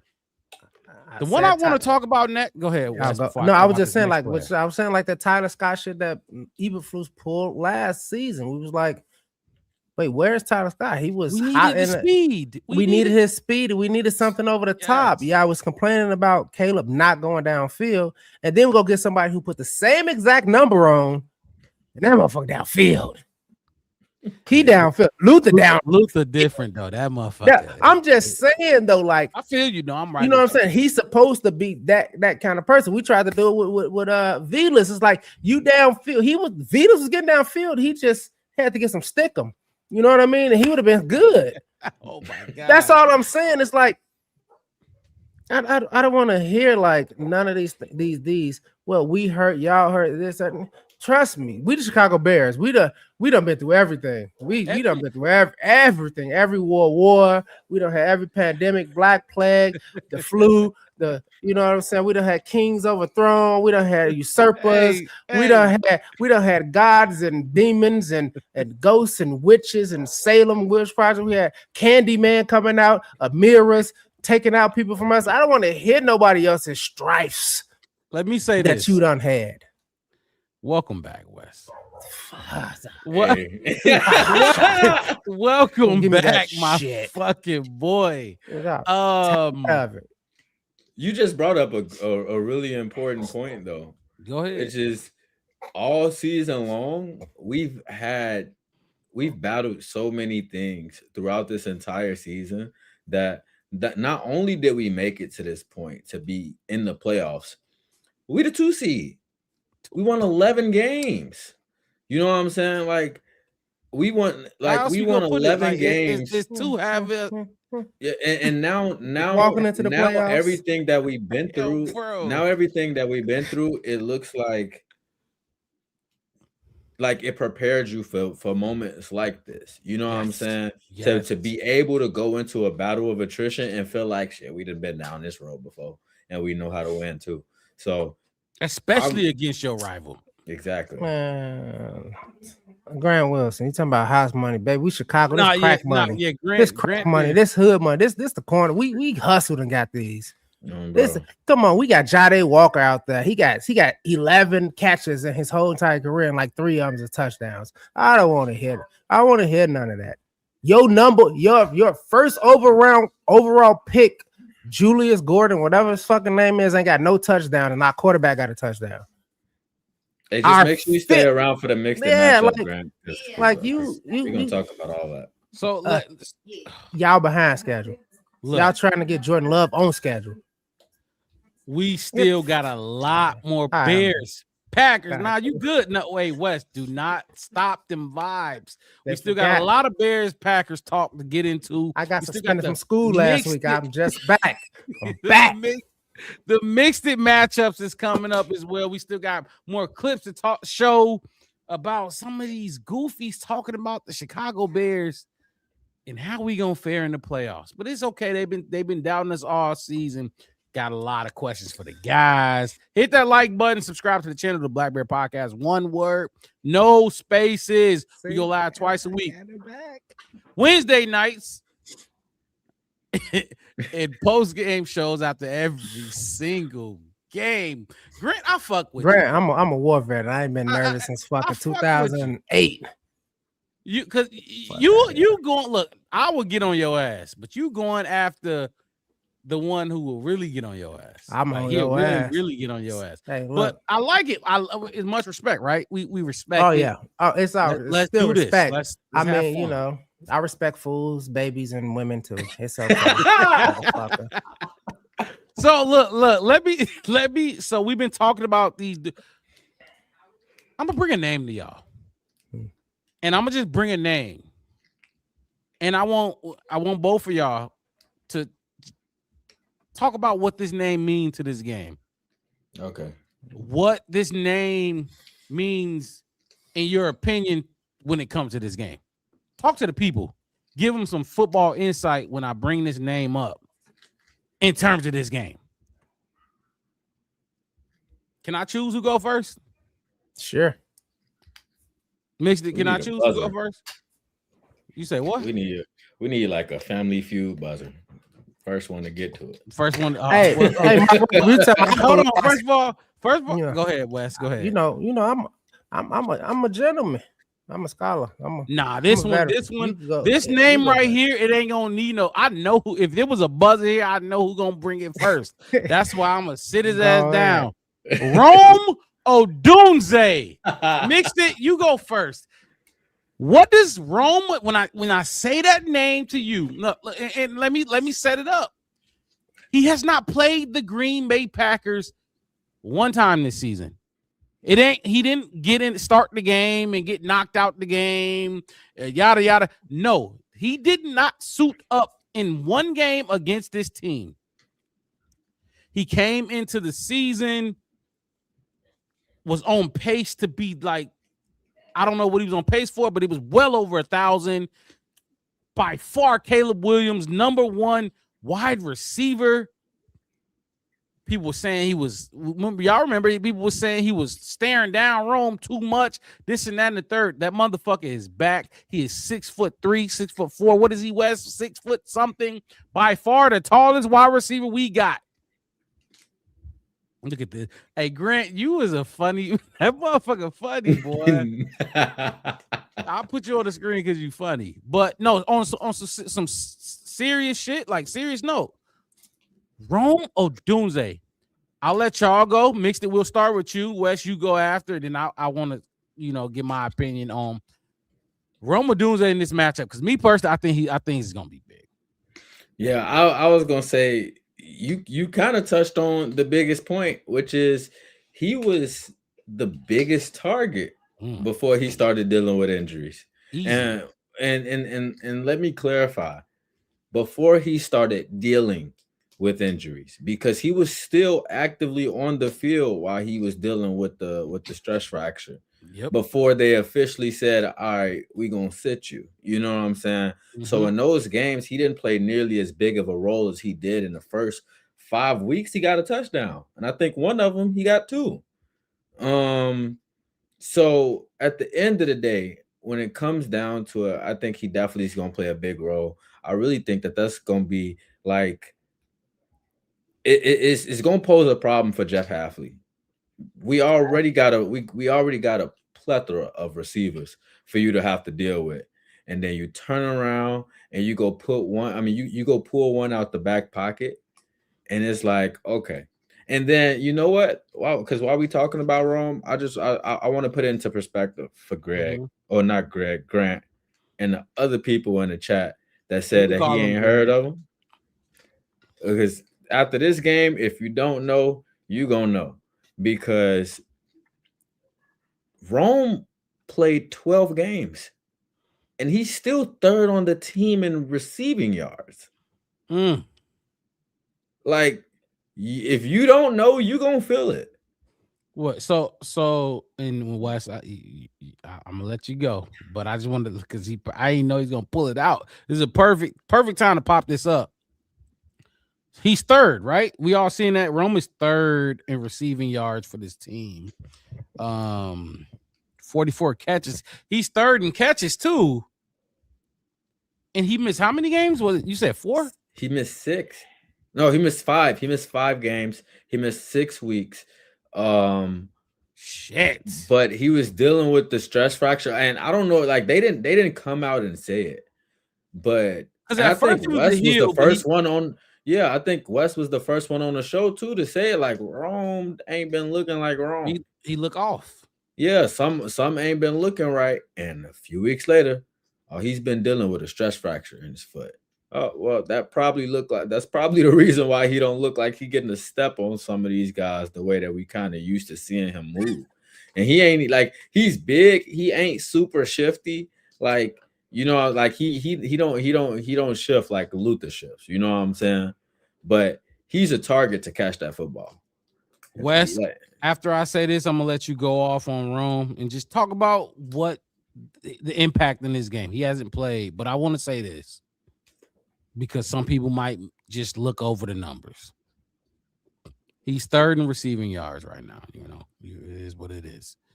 Third in receptions. The motherfucker missed how many games? 5 mixed it. Yeah. And he still has the most targets on the fucking team. Crazy. That is insanity. Like that's insanity. And we talked about the drops and how we wanted him to catch this and catch that and whatever. The motherfucker missed 5 games. He gave y'all 5 games to have Caleb develop more of a chemistry with y'all. I don't even think people is going to process how much 90 targets in 12 games really is. like that's crazy in itself. That's 90 is good for a season. And he had more than that last year. He had 100 plus right last year. And bare truth, this comment is good. We're gonna talk about that as well. But right now, my boy West need to go off on just not even go off. Don't even feel like just talk about the impact on this game. He has not played against the Packers. He played in both games last year. This means a lot to him too. You know what I mean? This game means a lot. I'm sure he wouldn't miss this one for the world. You know what I mean? I'm gonna start my first 10 seconds off by saying from Chicago, you know, when you hit that bang, bang, bang, skis, talk about house music. You know, you hit that Chicago, how you know it's Chicago and it's about to go down. Fro Rome me. Give me Fro Rome coming in. Y'all is finna Rome Doomsday. What y'all got? Nixon and Watkins and who? Mr. Randy Walker. All your cornerbacks in there, like you just said, Mark Rob. We for the I don't know, the terror of this wide receiver group that's going to come to y'all. The catch makers that's going to come to y'all. And this is what I mean by like this is going to be a playoff game. Ben Johnson, if you don't put out so many different packages with Jade, put out Roman Jade, put out like Luther and just Jade, put out, you know, all the time. You know what I'm saying? You're going to have so many different packages. And just like we talked about when I said that, look, twin power unite with Kyler, Gordon, and Brisker. Yeah. Oh, you Batman Robin finna be out there. Fact. This, I mean, fuck Batman Robin. This is Superman and Batman. Caleb and Rome. This is finna be a. I'm gonna stare Rome down and I'm gonna throw a back pass to Jai on the back end because y'all forgot about him. Oh, Rome will go Rome in the post. I'm gonna look the other way. Oh, look. Oh, I forgot y'all got no. Is that OZ going down the field for 2 catches for 20 yards? Oh, okay, cool. I'm gonna look at Loveland and then throw that poster wrong. Y'all finna get this work. I've been waiting 5 weeks. I couldn't wait. Look, Mark Rob, you know, as soon as he get on the roster, I left the jersey right by the computer just so the day he came back, I could just grab it and throw it on. I can have nothing on but some boxes. I'm gonna wear this jersey. It is fin to be havoc.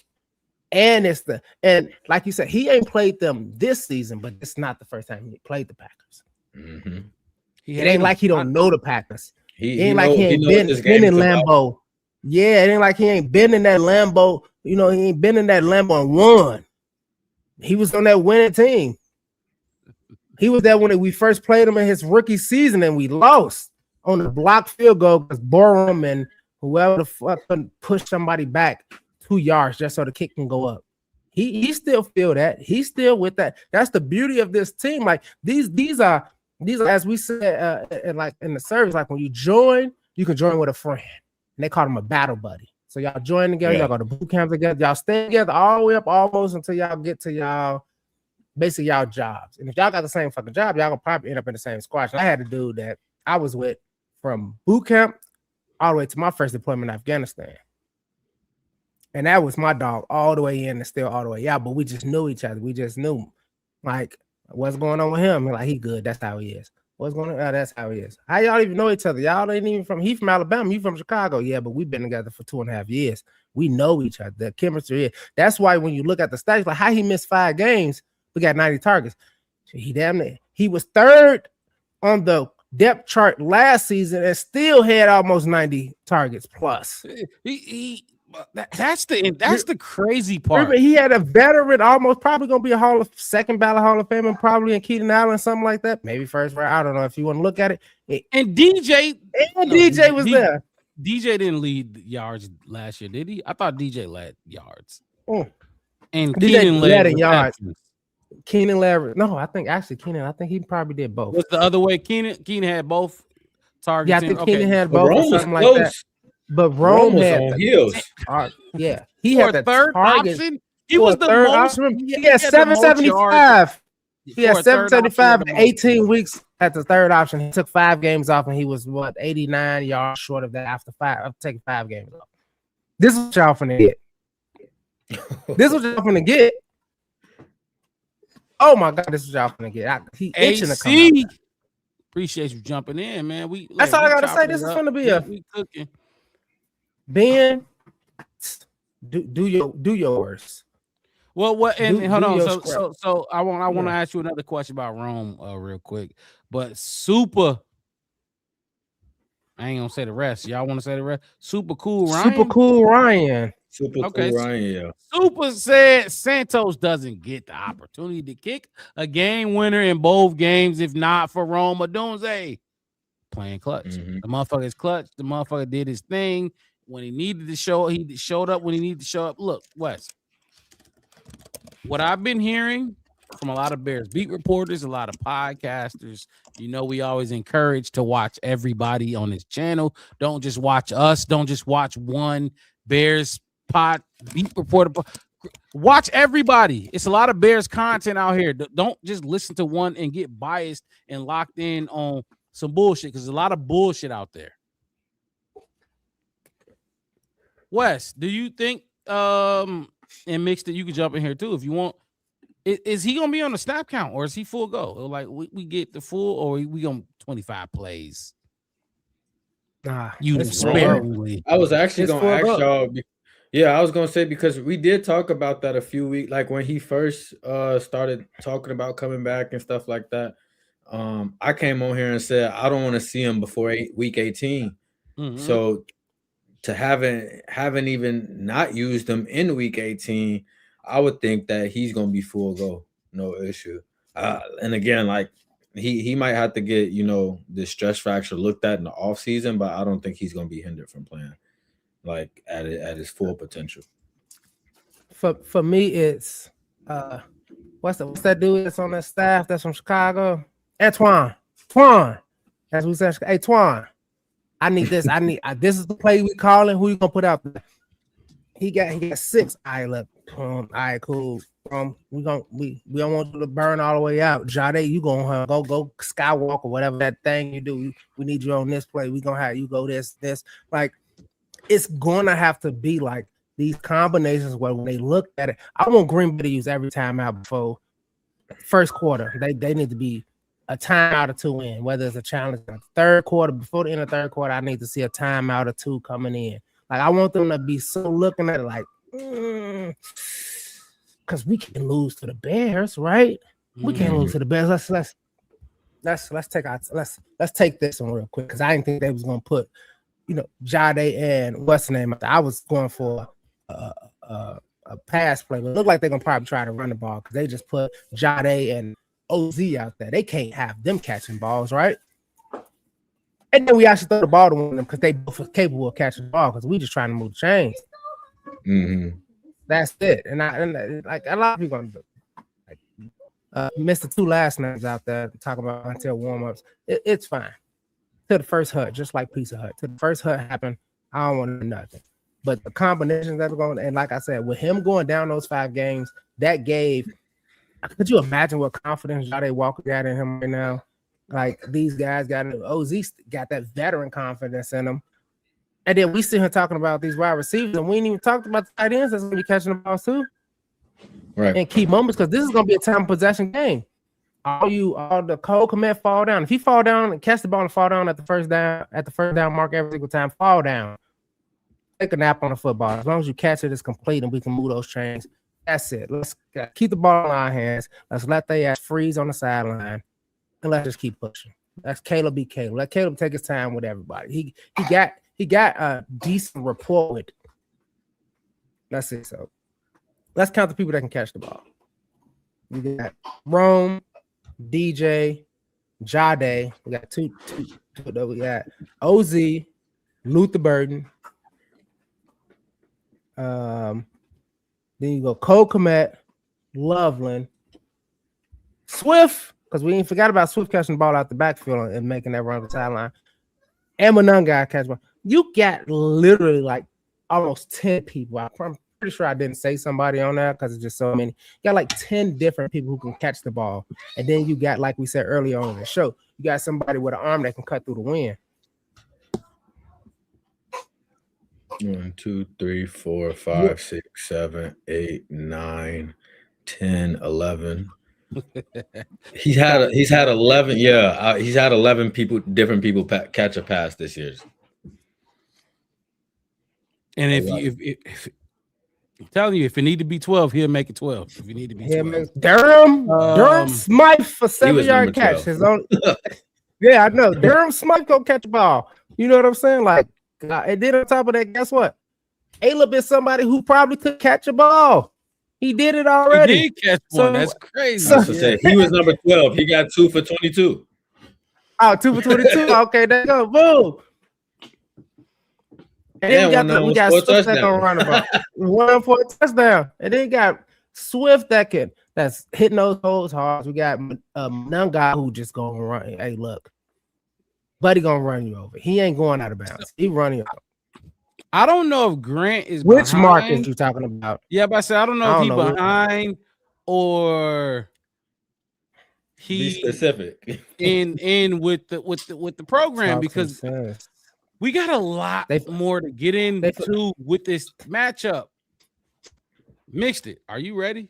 Or you ready right now? You want to talk about you? No, I'm Mr. 2 president last names. Hey, you know he got 2 president last names out here. He think he important. He think he important. You ain't important. You just out and said nothing. You a politician. You a liar. You steal people money. Talking about let me talk some sense to you.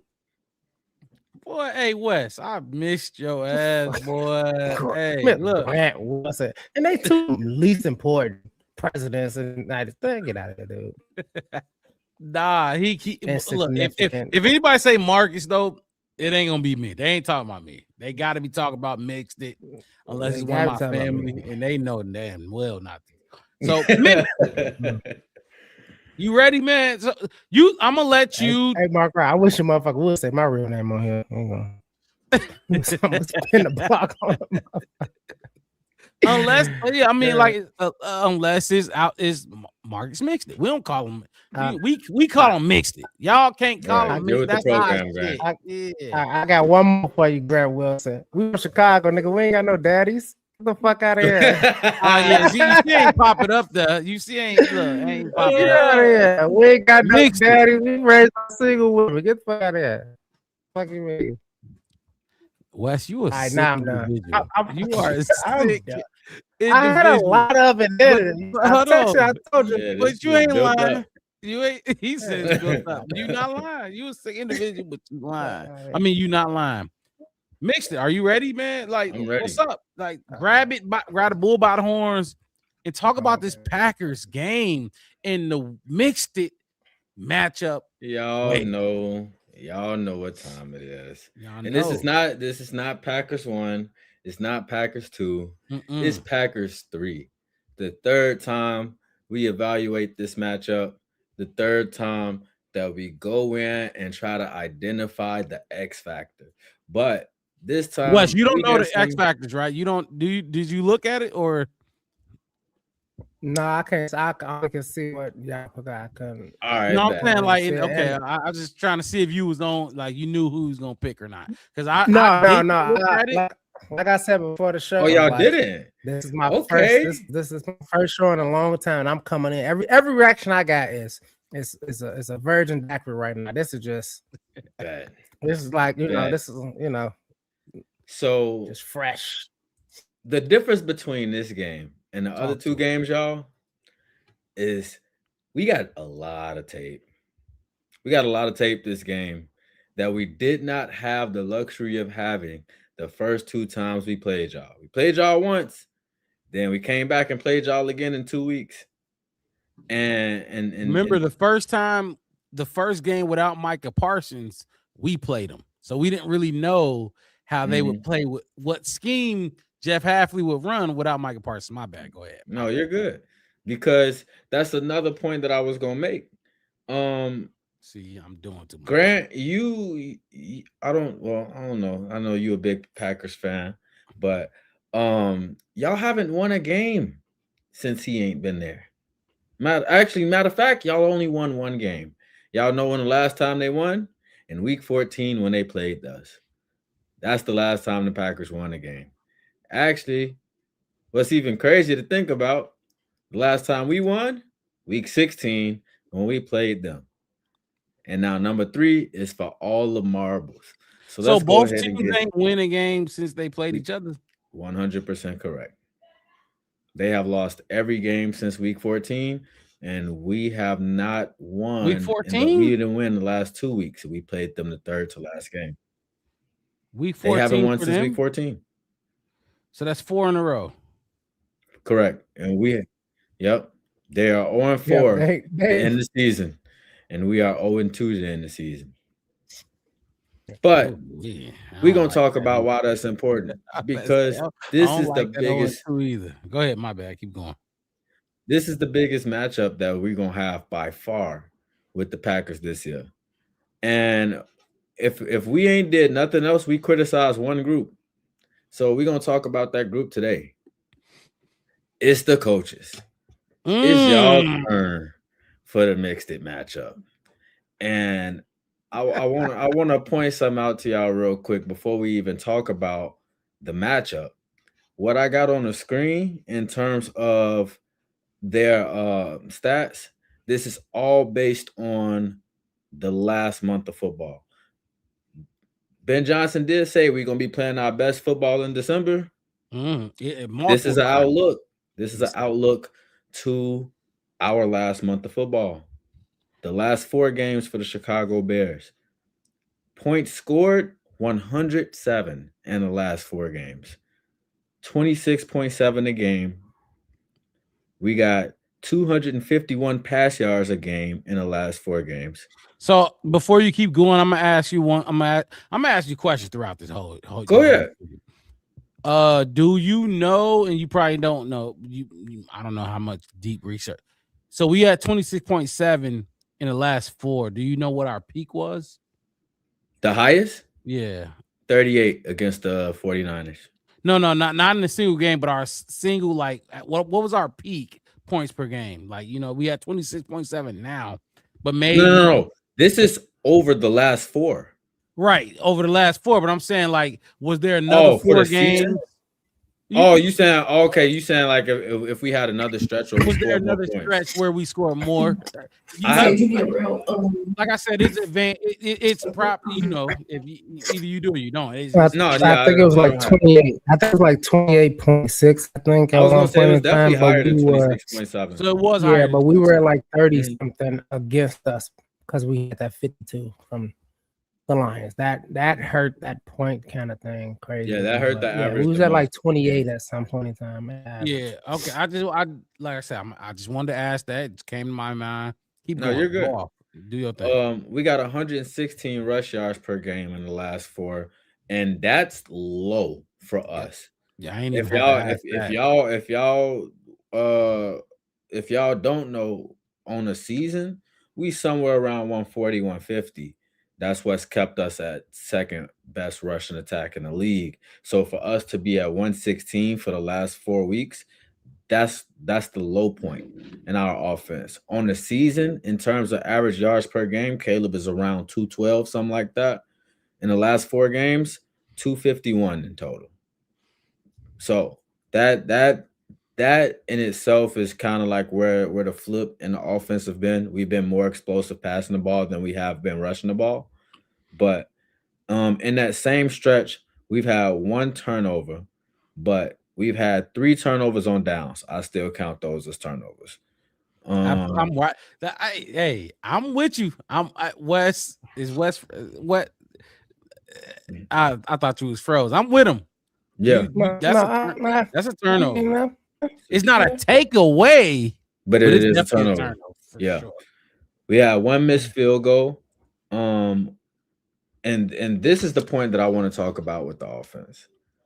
We got 17 of 47 on third down, 36%. That's where our biggest struggle has been at over the last month of football, is our conversion rate on third down. The other thing I want to talk about is our fourth down conversion rate, 3 out of 9. It's not the 3 out of 9 isn't the alarming part. It's the going for it 9 times on fourth down in 4 games. That's the alarming part. To have to go for it that many times on fourth down in these last 4 games, that tells me off rip that you want to be more efficient in the earlier downs. Do you know what Green Bay's was? Oh, we're gonna get to it. I trust me, I got it all. For it on fourth down in the last 4 games. Mm-hmm. Okay. Yep. We're gonna get to it. When they lost. Okay. Yeah. Those 4 games they lost. Okay. Cool. Let's make sure those games. So off the rip, the one thing. So before I even move on to the defense, the one thing I do want to say about this offense is you got to be more efficient on third downs. That's to me, outside of time of possession, that's going to be one of the biggest parts of this matchup, is whether or not if we can extend drives. We, like Mark Rob, we talked about it last game when we played against the Lions, what we needed to do coming out of halftime, and we came out and got a 3 and out. You know what I'm saying? Like those, we can't live in those type of situations. So that's why I wanted to talk about that. But as far as the defense, this is the part that's really important. Hold on. Before you go to the defense, though, yeah, because that's a lot of numbers. That's a lot of numbers mixed. Oh yeah, I was gonna bring it back, but go ahead, because that you did your thing with this, and this is what I'm talking about. This is a great graphic when like putting it out. I'm a visual learner. You know what I mean? Mm-hmm. I can read and I can learn that way too. But when I can visualize it, I'm a motherfucker. I'm a motherfucker to be reckoned with. You know what I'm saying? So this is your segment, and I'm going, not poke holes, but I'm gonna talk about it and ask you questions about it. So when you look at these offensive numbers, there's a lot up there in these last 4 games. You see the 3rd down conversion, the 4th down. You didn't like that too much. The red zone 6 for 10. I think that could be better. What do you think is the most important stat? Maybe it's more than one. What's the most important thing or number for the offense going into this game? Between these stats that's on this page? The offensive side, the one we just talked about before we move on to the defense. No, yeah, I get you. Yeah. Out of all of these stats, the biggest thing for me is it's the for the third, Packers game. Yeah, it's the 3rd down conversion rate. But the reason why is it's tied into 2 stats that don't show up on the screen. The first thing, penalties and putting ourselves in 3rd and long situations. We just talked about how we had Luther drop a pass on a slant and it turned into a 3rd and 20 right after that, right? You know what I'm saying? And this is to try to go win the game. So, and not only penalties, but what I just say in saying that, drop passes. Those 2 things don't show up on this page. You know what? Go ahead. I don't want to critique you because you snap. This is a what did you say earlier, Wes? 12 out of 10 for the video. This is a 15 out of 10. The drops for the offense would have been great to put on here. I was thinking about it as we were loading up for the show. I was just like, dang, because what I was trying to do is there's no clear, like they consider drops unless you get it from PFF to be a advanced metric. Yeah. So that's why it's so hard to get like true numbers and stuff on. And PFF can fluctuate in terms of deflections and stuff like that. So I was just like, I'm trying to figure out, you know what I'm saying? But I just didn't have enough time to compile it all. But I do want to say before we started the watch party for week 18, we were at 21 drops on the season. I was just about to with say an 11% drop rate. Yes, sir. Number one. I'm pretty sure in that last game, we had 5 or 6. Like, there you go. And just in week 18 alone.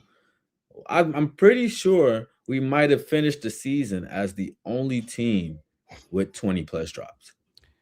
And that was, but though I believe, and correct me if I'm wrong, fellas, those 21 was in the last, like, it wasn't the whole season, was it? I don't think that was the whole season. The yardage was the whole season.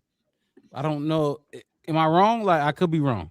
I think that might have been a full season. It might be a full season because that's a lot. If it's 21, yeah, okay, you're right. Yeah, 21 and less than the full season. Yeah, somebody needs to have a real conversation. Either the website that created those stats is hating, or we need to have a real conversation with our wide receiver. So you were, I'll lean that way. Yeah, I'll definitely lean that way. Full season, 21 drops. No, you are correct. I'm looking at it now. It says weeks 10 to 17. 10 to 17. Oh, hey, I hate 10 to 17. West, we had 21 drops. I was shaking my head like, no, it was. I hate when I'm right. I didn't say he was wrong. I was shaking my head. I'm like, that wasn't a full season on those 21 drops. That's even. I do want to say something. Jump in here. That I heard that was crazy. I don't know if it was. I don't know what I was listening to, and they were talking about the playoffs. I mean, this game, and they was talking about like 3rd down, and somebody said, and it intrigued my spirit and my soul, and said, because we just talked about it, said, why the fuck do we need a 3rd and 4th down? We have probably the best offensive weapons, and our running backs average 4.5, 4.8 rushing yards per. Most of our receiver average 7, 8. I think Luther Burden averaging like 13 yards a catch or something like that. And the drops is a factor in it.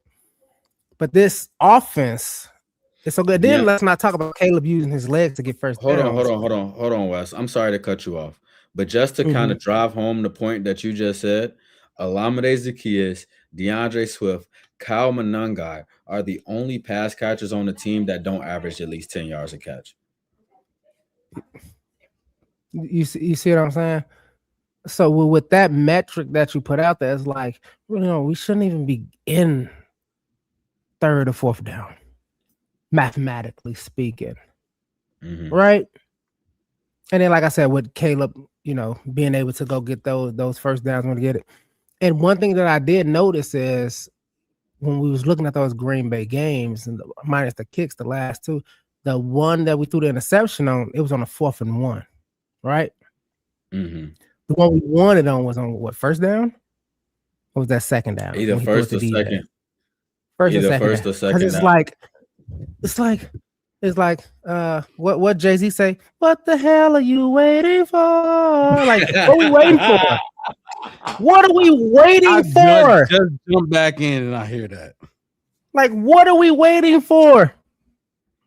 So pick somebody. Rob, you might have missed it, but Wes just said. I forgot who I was listening to. I don't know if it was wasn't it Clay or I don't know if it was a Barstool podcast. I don't know what it was, but I heard it and it was like, why do the Bears need a third and a fourth down?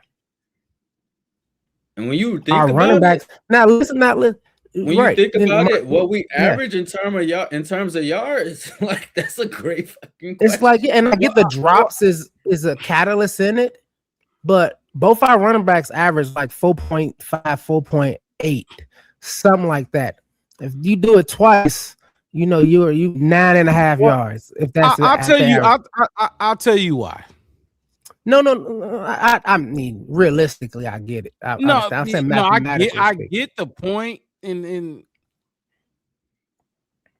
we're very, very in AC fucking with the that I looked up, that shit made me laugh. But we're very inconsistent on offense. Like, we are very inconsistent on offense, and when we keep going, once we get into all of the mixed matchups, I have a more of a sculpture on what. But we are very, very inconsistent, and this ain't just the players. A lot of the people, Bears fans, they think Ben, and I've been saying this, mixed. This, Wes, this. They think Ben Johnson can do no wrong. They think that motherfucker is the messiah of this team. I was gonna say, you think that comes back down to coaching? It does. And them. My whole point is this: Ben Johnson is Ben Johnson. Like, let's say, like, it's like, dude, we seen what you can do. We see what these players can do statistically, like what they're capable of. And like, this ain't even like them refined in this off. This team is not even refined in their whole. This is still jagged edges and missing pieces and kind of just about the offense part of it. And it's like, I was watching the Lions game yesterday, and I watched Colston Loveland and Cole Kmet run up and out at the same time, and they both ran out. I think Cole Kmet ran like 5 or 6 out, and Loveland ran like 7 to 10 out. And the defense can do nothing because they both ran literally parallel to each other. They both cut at the same time, and I was watching it. And I swear to God, I'm gonna go back today. The ball went to Loveland over because the defender was stuck between them. Because he's like, do I take the guy below me, or do I drop back to the? But when they hit, he like on, like, you know what I'm saying, like on an island of defense. Like, if he throw it low to Cole Kmet, I still can't even cover Cole Kmet because he can still catch the ball and go up 2 more yards. Right. If I drop back and try to defend, Loveland with his hands and his the way he catch the ball, he can still catch the ball. And it was so in sync. And I saw the replay, and it was just like 84, 85 was like synchronized. You've never seen those Olympic synchronized swimmers where everything is just together. They ran this one place. So I was like, so there's that's right there. There's a stat out there, Wes, that really speaks to exactly what you was just saying. And I don't know exactly what the name is, so I'm not gonna say what the name is, but I could tell you exactly what it describes. the Chicago, when they are successful, like that play you just talked about, Yeah. they are one of the best offenses in the league. Like when I say one of the best, I don't mean top 10. I mean top 3, top 5. You know what I mean? Yeah. But it's everything else that makes them top 10 instead of top 5. You know what I mean? That play you just talked about. And I wish, like, I wish I could have clipped it because when I watched it, I'm like, that was great. Man. That was crazy. That was crazy good. And that's why I just said what I just said. Like, I'm seeing it in real time, and like I don't get what y'all get, and I'm not in the film with y'all. But when y'all see that, it's like that right there, that play call, Ben Johnson, that route running tight ends. That's what y'all. This is who y'all are. Everybody is like, Wes, this is what this is. You have not been listening to me on the watch parties, but I probably called Ben Johnson a bitch more than I ever called him a bitch. But I'm gonna just say that I have a very vivid memory of the first time you did it. Oh my god, I did it like 30 times in 10 seconds. What was it? I just wanted, what was your most important stat for this game on the offense thing? I just I don't. Me or Wes? No, you. I told mix it. Mix it or me. Mixed it, and Wes, you can go too. Shit, I just forgot. I said third down conversion rate. Okay, what was yours, Wes? You got one? We shouldn't. This is a playoff, and we shouldn't even need a 34th down. We shouldn't even need it. We should be ready. We should be bringing out. It's no stop. It's no stops. It's no stop. Ain't no secrets. Ain't no we gonna hold off till for the NFC Championship. This is when you. This is when you scare teams. Remember when you said you had to like. You didn't want to disagree with me earlier on in the show. I forgot what it was for or whatever. This is that moment. Nick McLeod. My nigga. That was the Nick McLeod one. Yeah, I recall. Yeah, this is that moment for me. Yeah, because I understand this out. It's crazy that I'm saying. No, that. I know. I don't. But I get it though. You know what I mean? I get what you're saying. That's when you just like do. Because what Ben Johnson been telling us all year, like from training camp. It's January. He was saying December and December. Nigga, it's January now. You know what I mean? Y'all should be playing y'all best ball. He said the team, but motherfucker, we know you talking about this offense. It's been his offense. Yeah. The defense, Dennis Allen, he been letting him do his own thing. Dennis Allen is really his own head coach right now. That is, I'm glad you pointed that out. Yeah, which is cool. Cool. Yeah, which is cool. We'll talk about that later. Ben Johnson gonna have to overstart, as he get. But right now, yeah. So Wes, I hate it. I really hate it. But I'm with you because ain't no way there's no third and fourth down. Ain't no fucking way. But what he been telling us all year, and from the talent we have, bro. And the quarterback we have and the play caller we have, yes, hell yeah, we should look like the 49ers looked against us every time. Not every time but that should be the norm. Hell no. Nah. This offense, if you give them 6 possessions, they'll score 3 out of 6. Yeah. Remember how we made those Eagles linebackers look? When the Eagles linebackers didn't know what go and what move, they should not know what's going on. It should be exactly. But so 3 out of 6 for me. You give an optimist, they might say 4 out of 6. You give a meatball, a total just Bears head, they might say 5 or 6 out of 6. You know what I'm saying? Yeah. This offense needs possessions. You can't give them 3 possessions and they're gonna go 3 for 3. That's not gonna happen with this offense. They're too inconsistent. You know what I mean? You give them 6, they might score 1, go 3 and out the next 2, score the 4th. You know, like shit like that. That's what this offense is. Mm-hmm. So I forgot what he's talking about, but Go ahead, Mixed It. No, you just said what the most important stat on here for. That was the question, which was the most important stat for the offense. What do you feel like? Which I said I'm Which one too was your mixed pick? too. The third downs, but What was yours, Mark Rob? put it up. So if I look at it, what Wes, I like yours though, because it sparked that, and it's like we should be there. We should be on third down because of a penalty. Is that US? Not at all. I kicked everybody out. That wasn't me neither. I was looking at y'all like, hold on, what just happened? I'm hearing Bear. I heard it too. I just muted my mic. I'm like, is that me? So my most important one here. So I don't know. Mixed it. I wish we had time of possession on here. I didn't get a chance to put it on here because I was working on a different graphic.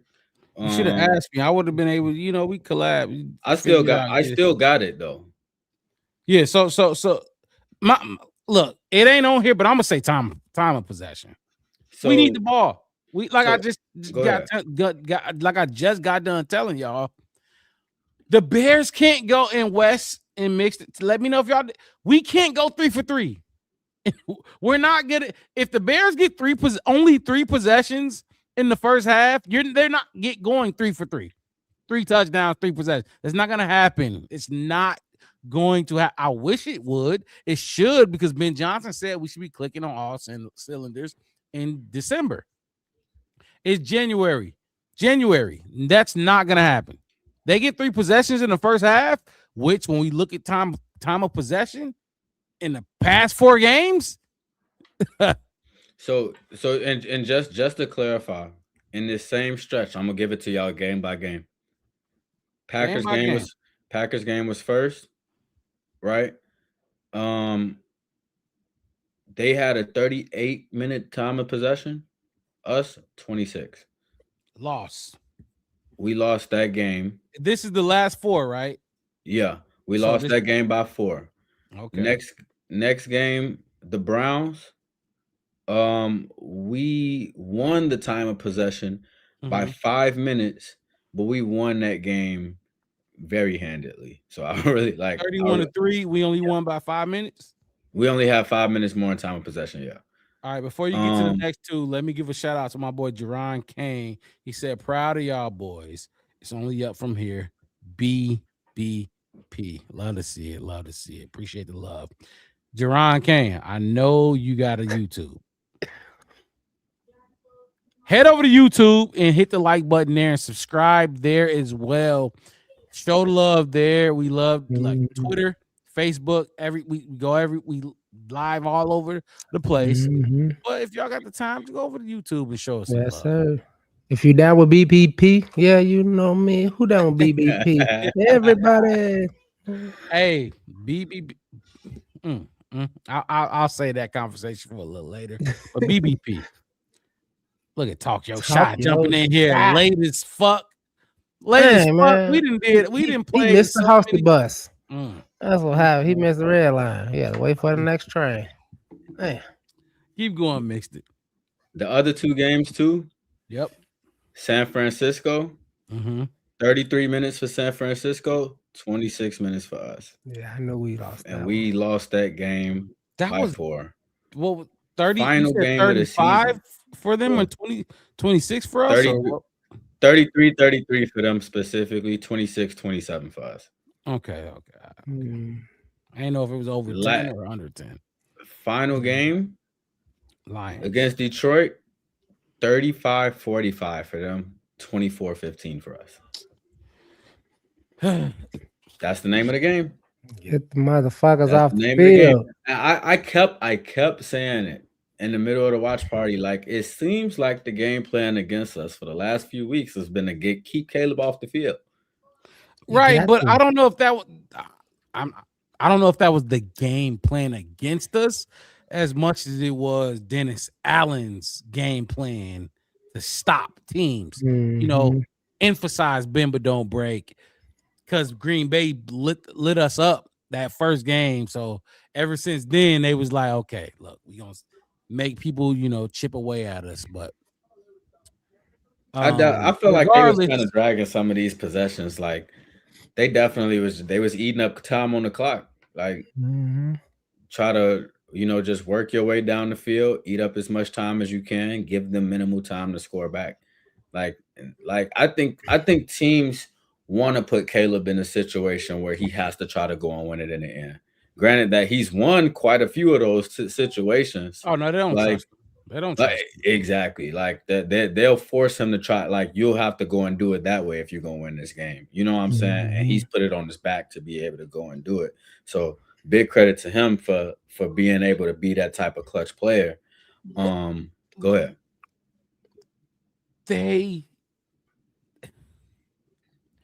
You just talked about they have sucked controlling the football. They have sucked staying on the field. Okay, if you know your defense stinks, why are you going 3 and out? Like we cannot. First of all, I'm gonna just keep relating to this game. We can't go 3 and out on tomorrow. You can't go 3 and out. I mean, you could and still win technically, but that's not what we're talking about. You can't need a lot less of those. Like you cannot do it. You just can't do it, man. You can't do it. There's no Micah Parsons over there. Like, what are we doing? Like, you cannot go 3 and out. What's up, Wes? No, I got one better fight. You got to score on turnovers. Oh man, because 3 and outs happen. Stuff go awry. You know what I mean. It happens to all the teams. But when you get a turnover, especially in enemy territory, and you don't get nothing, not even 3. So to piggyback with you to skip down the valley with you, my right hand in hand to go off what you were saying is if you get a turnover in that team's yardage or in that team's zone or whatever it's called, and you go 3 and out there and you have to punt. We've done that. We've done that. That's a you know how they say like you miss on this side and then come back and don't score. It's like a 6-point swing. That's a double miss. It's a double miss. It's a negative. Turnover and going three and out is way worse. Way worse than just going 3 and out and then punting to him. And then I do want to say this because we talk about punting. What's up? Do you know Torrey Taylor punted the least in any punter in Chicago Bears history this season? The least amount of punts.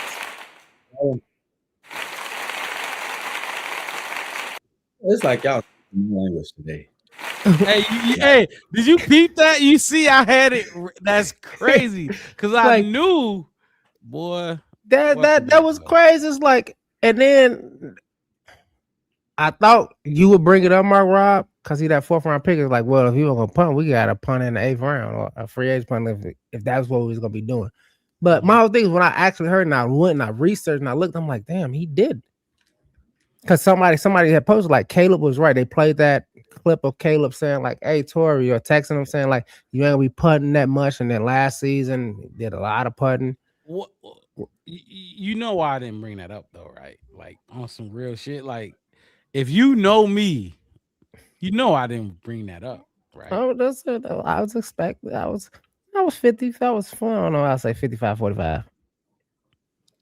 But I just when I heard that stat. I didn't bring it up because it's dumb. But my whole thing is that's still how good this in Chicago Bears history, right? So we talk about like what Caleb did in the Bears history. It's like this is kind of like what Caleb did in Bears history too. His punter was punting the least of all punters in Bears history, like because this team has been good. And we're still telling them to be better. And they still have so much room to grow. And it's for me, I'm just like, damn. If we can just get like I said, what we need 34th down for? Like what we need a punter for? Like what we need Cairo for? Robbie Gold was great. Thank you. You did good. We probably don't need y'all. If this team get click. Hey, look. Ben Johnson, you can kick the PATs, whatever. It don't matter because we're just that good and we're clicking on all cylinders with the talent that we got and all this kind of stuff. It's just like I just yearn for that. See, perfection from this team. That's why you my boy. Because when I say that's dumb, I don't mean it's just like literal dumb. But yeah, no. You know how people get when Caleb, when he first said it in last year. They was, I thought you said he wasn't gonna punt this and that and the third, and then and he show you. So it's just like, the Bears is the only team to lose, 2 games back to back with less than 17,000 fans in the stands. I make a stat out of it. People make a stat out of anything. I don't care. I mean, you could. Well, that one, if that's true.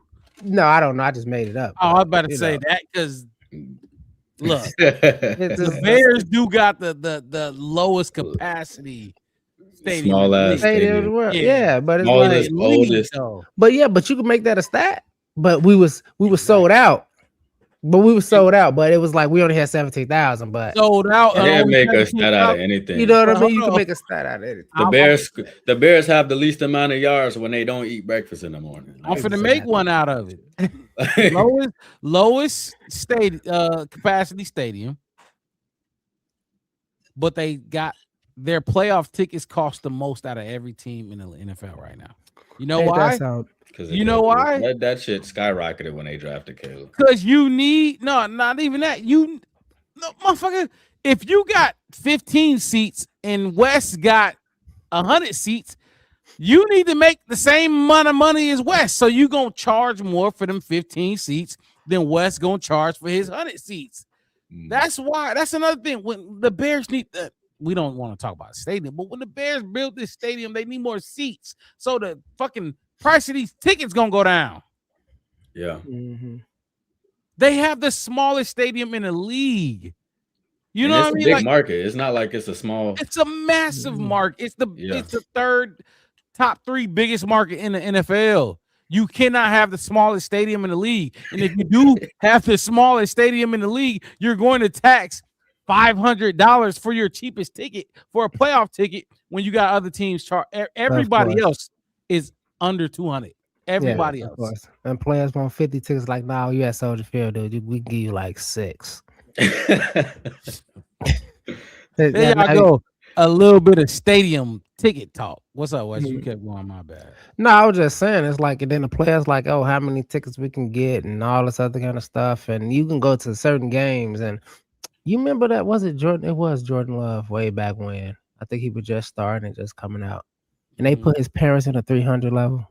I remember that. You remember that? When they could touch the lights. The disrespect that they did. Them was free tickets. Why are we? Hell, we need all the money we can get. We need all the money we get because we gonna get it. It's Chicago. They gonna get it, but it's only 10 of tickets. It's only somebody. It's only limited. How about that? Limited. This, Mark Rob. Think about this. I won those. What was that? Those. What I'm thinking. What is it called again? Training camp tickets. You took 2 training camp tickets and turned it into like 20. But you know what's crazy, Wes? What? It used to be 10,000. Yeah. That's the sick part. Like, it used to be like we wouldn't even be, it used to be 10,000. Now only 1,500 to 2,000 fans can go to training camp. It used to be 10,000 plus. You know why? Because it's like, hey, look, they want to come because they know what's gonna happen. Because Bears fans, no matter what people say, and I'm sorry, no matter what year it is, what our record was the year before, we can go see the Bears up close. We can go see this team. I'll take that training camp ticket. Nigga, what? I drove 3 hours. Mark Rob, just to find out in the last 30 minutes of the drive, it was canceled. Like that's why. Well, you think I apologize for them giving us? They said there's no refund. There ain't gonna be this and that and third. I was blue. I was heated. I should tell you I was blue. And then we get this email, yada yada yada. We gonna have this. Ooh, just going, And I went in that bitch and I applied for every ticket they had, every date. They offer 4. I wanted 4 a day. Every date you got every day. Every day. You want the only one. What? Hey, I guarantee you want the only one. Gosh. Oh, come on. Because shit. If I was 3 hours from Chicago, I would have told you, meet me. I got one for you. I got one ticket for you, because I'm using that one. So it's just Mixed crazy. it. But What you got for the Bears defense? Talk to us about this Bears defense. Oh my God. I think everybody and their mama got something to say about this Bears defense. You know what? I'm gonna start. You know why? Because when we did the post-game show, I was hot. I didn't have nothing good to say. Last game? Yes. Like I was very upset with what the defense put on tape in week 18 against a division opponent. I won't say rival. Detroit think they're a rival. They not shit. Hold on. You might have been working with West for too long. Now. Hey, I'm just like I hate like it's like when Minnesota come in here and be like, yeah, we finna have a division rivalry game with the Bears. I'm like, this is like when you playing 2K and your little brother asks if he can get a turn, and then you give him a controller and don't turn it on. He think he controlling everything. Like he ain't controlling shit. Like you're not doing nothing, bro. You the little homie. Like it's like when that dude roll up on you and he like, hey man, I ain't liked you for a long time. You like, wait, what's your name again? Who are Dre. you? I'm like, I don't know no Dre. No, remember back when we was at that party last. You mean when we was 17? Yeah, like I don't know. We 28. I don't know you. You been on my that long? I don't know. Man, crazy. What? Man, I don't know you. I actually had to have you been out for years. Like, nigga, I don't know you. You could have rolled up on me. You could have rolled up on me any day. I would have been eating a fucking Philly cheese. Italian beef. I wouldn't know who you was, dude. I don't know you. But let me go ahead and get into this defense. Go ahead, get in that defense. Let's get over with. So before I even starts talking, on the defensive side, whatever y'all see in red right here is what we did in the Cleveland game. All right. So the reason why I put that is because you're gonna have them Packers fans out there. You're like, oh, one of them games was Cleveland or whatever. You know what I'm saying? Okay, so we're gonna put the Cleveland stats right here, front and center, so y'all can see it side by side. But I was very anti with this Bears defense the last time we came on here. And then I had to go and do a little bit of research in terms of what this defense has done over the last month of football for us. And I'm going to come on here and say I feel like I might have jumped the gun a little bit in terms of how I was judging them. Now, don't get me wrong. Especially from a pass game standpoint, we have not been playing our best football. From a run game standpoint, I don't think we playing nearly as well against the run as we did in earlier parts of the season. But Mark Robin, and you know this because we watched the post-game press conference with Ben Johnson where he talked about it and they asked about the defense and he said it's on the offense. It's on the offense. The offense didn't come out here. They didn't capitalize. He was more upset at the offense than the defense. And I sat here and I was like, maybe he just don't want to throw Dennis Allen under the bus or something because that's not what I seen on tape. But then when you go back and you look at these last 4 games for the Chicago Bears defense, they allowed 80 total points in the same time span that we scored 107. Now, let's be clear. One of those games was Cleveland, and they only put up 3. But 2 out of the other 3 opponents that you played, they didn't even score 20. So the reason why the average is 20 is because of the 49ers. Minus that game, this average is way lower. Way lower. On average, in terms of passing yards allowed, 243, that's higher than what we want to see. In terms of rush yards allowed, 118, that's not horrible, but we want to see some sub hundreds. You know what I'm saying? Like we want to see numbers that's higher than that. But in this same span, you got 6 takeaways in 4 games. 3 of them was against Cleveland, but you still got a takeaway for each other game. Not only that, but on third down, you allow 46%. That's higher than league average.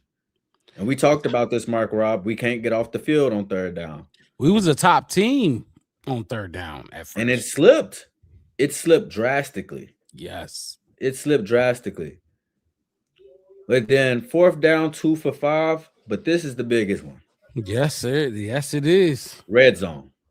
6 for 15 in the red zone. I'm gonna tell you why that's the most important stat on this sheet right here. When we played the 49ers, do you remember what their red zone rate was? No, 5 for 5. Oh Outside of that one game, 1 for 11 in the red zone against us in the last 4 weeks. And this is why I included that Cleveland game and these other stats, because it just goes to show how one game can inflate the numbers, right? No team except the 49ers scored more than 20 points against us. Yet we give up 20 points on average per game. No team has had a successful red zone rate against us. We gave up 5 to just them.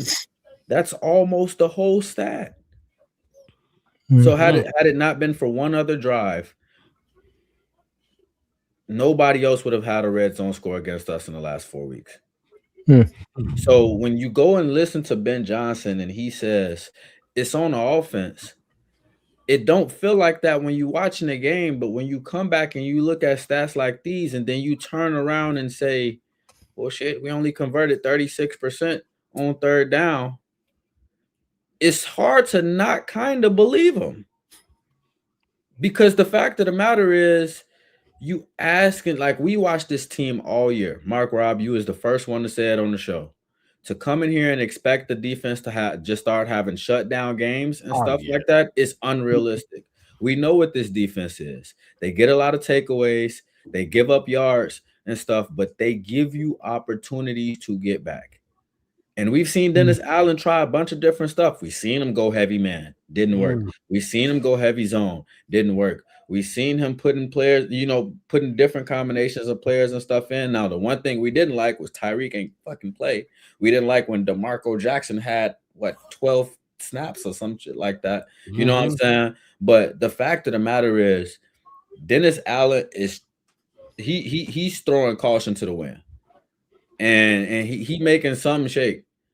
And this offense, they got to do more. Like at the end of the day, I'm glad that this offense they doing better passing. I'm not necessarily glad with the 116 yards per game on the rush, but the fact of the matter is, especially when you come out here and say you're gonna be playing your best football in December. Yes. The mentality has to be every time they put you on the field, you make their ass pay a fine. Whether it be we gotta give up 3 points or we gotta give up a touchdown. Every time this Bears offense gets on the field, you gotta attack somebody because you asking DA to fucking make magic.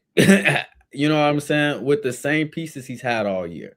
So I look at this graphic, and when I look at these different stats, the one thing that jumps off the page to me is the fact that they've been holding some of these teams. And outside of Cleveland, it ain't like we ain't played good teams. It's been Detroit, Green Bay, and San Francisco, and 2 of those teams are in the playoffs. Oh my God! Look, first let me say this. Let me just say this. Mixed it. That was the best breakdown you've had on a specific group, unit, position, coach, whatever it is. Not mixed it matchup. No, just specific group. Because you laid it out, and I every point you made, I seen it and I heard it and I felt where you was coming from, and I know why you went there. I disagreed with 90% of what you said. Like 90%. Now I'm not gonna go through everything that you said, but I'm gonna start by saying this. this defense stinks. True. Big time. And if you were talking about the whole season, I could get on board with the whole Dennis, but we're gonna talk about the last 4 games, which we are talking about the last 4 games. Detroit Lions ain't nobody. The Detroit Lions should not have did you like they did not look, see, because we talked about this game. You give up 19 points, you should win. I'll give them that. If you only give up 19 points, the Chicago Bears in the offense should have won that game. Mixed. You remember, I was pissed at Ben Johnson for only really talking about the offense in that press conference, right? Yeah, we both were. Yes. You should have won that game.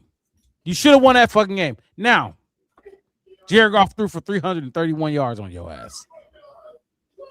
What we saw was in breaking route, cut in. You couldn't stop. So that's a little different. But if you want to talk about the points, give up 400 yards and only give up 10 points. Is that a good thing? That's what we're talking about. Right. And at the end of the day, is how many points you score. So yes, that game. Cleveland, I'm not even going to discuss Cleveland. I'm glad we're on the same page. Yeah, I'm not going. But what you did against George Kittle, Jawan Jennings, Ricky Pearsall, Wes, Ricky Pearsall. We know all about Ricky Pearsall. We talked about him here. Christian McCaffrey. Yes, good names, whatever the fuck. You saw what they did last week. They put up 10. How much did they score last against week? The Seahawks? Yes, against the Seahawks. It was like it 10? was drastically different than that. 3? Maybe 10? I think was it 3? I'm pretty sure it's 3. 13? It was like, come on, man. Like, this defense is like, there's no takeaways from these numbers, and they're all right. They're all correct. They're factually correct. 118 rushing yards allowed. I think Green Bay, when we knocked the last game, when we knocked what's his name out, Jordan Love out the game. I'll go pull up real quick. They ran the ball without Josh Jacobs too. This was Emmanuel Wilson. They ran the fucking ball down our throat. I'm looking for the game right now. The second game? The second game. The second one. The second game, they had 184. 184, and Josh Jacobs had, he had 12 carries in that game. 12 carries for 36. But you got Emmanuel Wilson with 14, and then you got Malik Willis with. Y'all know how I feel. I think most teams, and I've said this multiple times, if they run the ball against this defense, they're going to win. For some reason, teams feel like they need to pass the ball against us. So, less is off the hook. Now, mind you, and in no way, shape, or form is what I'm trying to do by this to paint it to be the Bears have a elite defense or something like that. No. I would. What I know I'm you're not saying saying that. Yeah, go ahead. Yeah, go ahead. I was just saying, like, what I'm trying to get at is they give you opportunities and you're not capitalizing on them. In fact, you're hurting yourself trying to capitalize on them.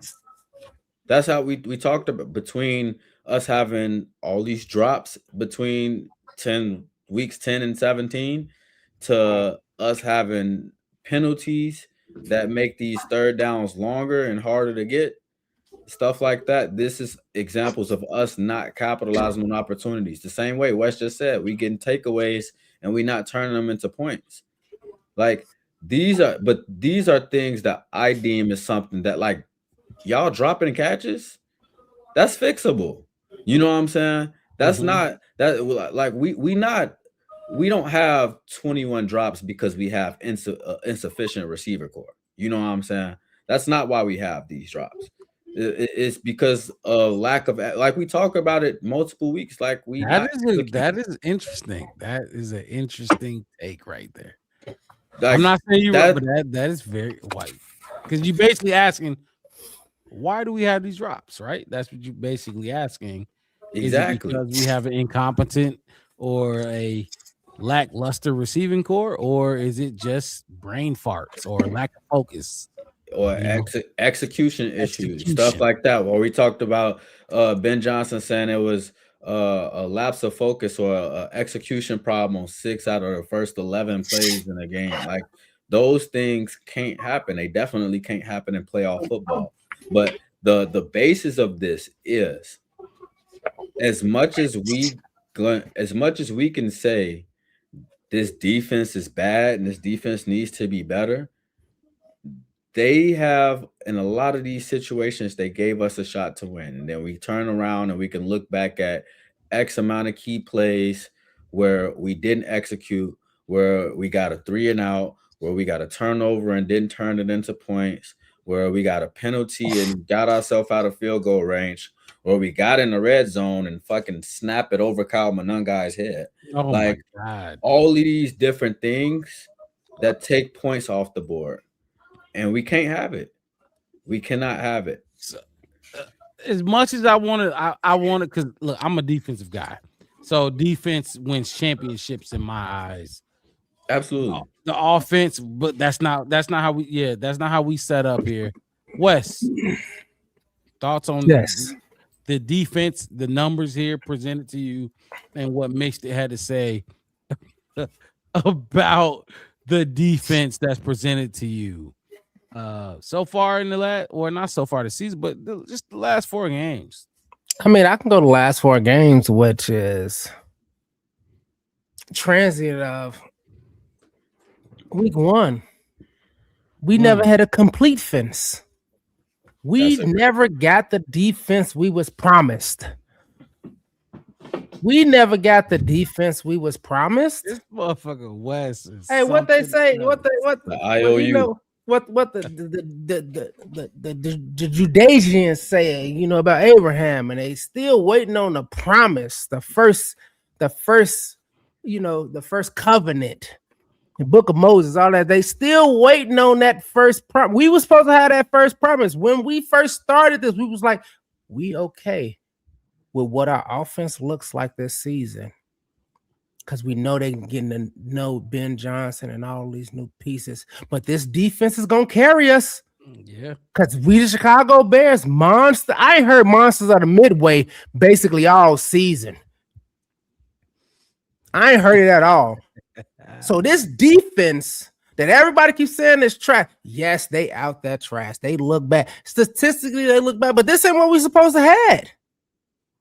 We have our number 1 cornerback for the first, 2, 3, 4 weeks, something like that. And now he looked like a shell of himself. Now he like a shell of himself, and we can go and nitpick here, and then we like, oh yeah, we gave Dio, and Dio, you looking good, but you kind of falling off. Like Dio, do something, and then he tried to do something, and his whole leg fell off. All right, fine, whatever, dude. It shit happens. What about that young buck? My man. Austin Booker, we need you to come. We didn't have him like the first 5 or 6 weeks. So my whole thing is this: just like we were talking about this offensive line and chemistry and finding that left tackle, we still needed that on defense too. I have to trust you, Mix It, that if I'm watching this gap and that gap, I need to know that you got that gap over there. If we down and I'm finna push here, I need to know that you gonna stunt right and you gonna, because it's not just doing it. You gotta, you know what I'm saying? You gotta have that feel for it too. Like, I know he finna grab the guard and the center and move him, and I can stun around and I can put pressure up the middle. Like, it's all of these nuances in football, and that's what makes football so great. Because the real it's and like you say, oh well, you got lucky, like block kicks and field goals. And that is timing, that is working, that is doing it every time. Like execution. Anybody can do a high pick and roll for the most part and make it look good. You know what I mean? What? You sound like a 10-year veteran, not military vet, football. I mean, like I'm at just saying, the Mark Rock. highest level. I'm just saying, Mark Rock. Last season, they said I didn't know nothing about football. I'm just saying, look, I ain't no rookie no more on the Black Bear podcast. This ain't my first year. Mixed it can. If Mixed it, you basically just told. If Mixed it don't do what he told me he was gonna do, then I'm gonna look bad. I'm gonna look bad. I'm supposed to do. I'm gonna look. I'm gonna look bad because you gonna miss. We gonna miss. Or if we ain't been doing it enough, we could be veterans at it. We could be veterans. We could be Montez Sweat and Jalen Johnson. And who else? Remember that tackle that we all watched? 4 people. Was that the Packers game? The first one when the Josh Jacobs run. Remember the one that he broke out in the first game? You highlighted it. That it's like we all better, but we ain't been here all season. You just came off our IR. You ain't played since week 1.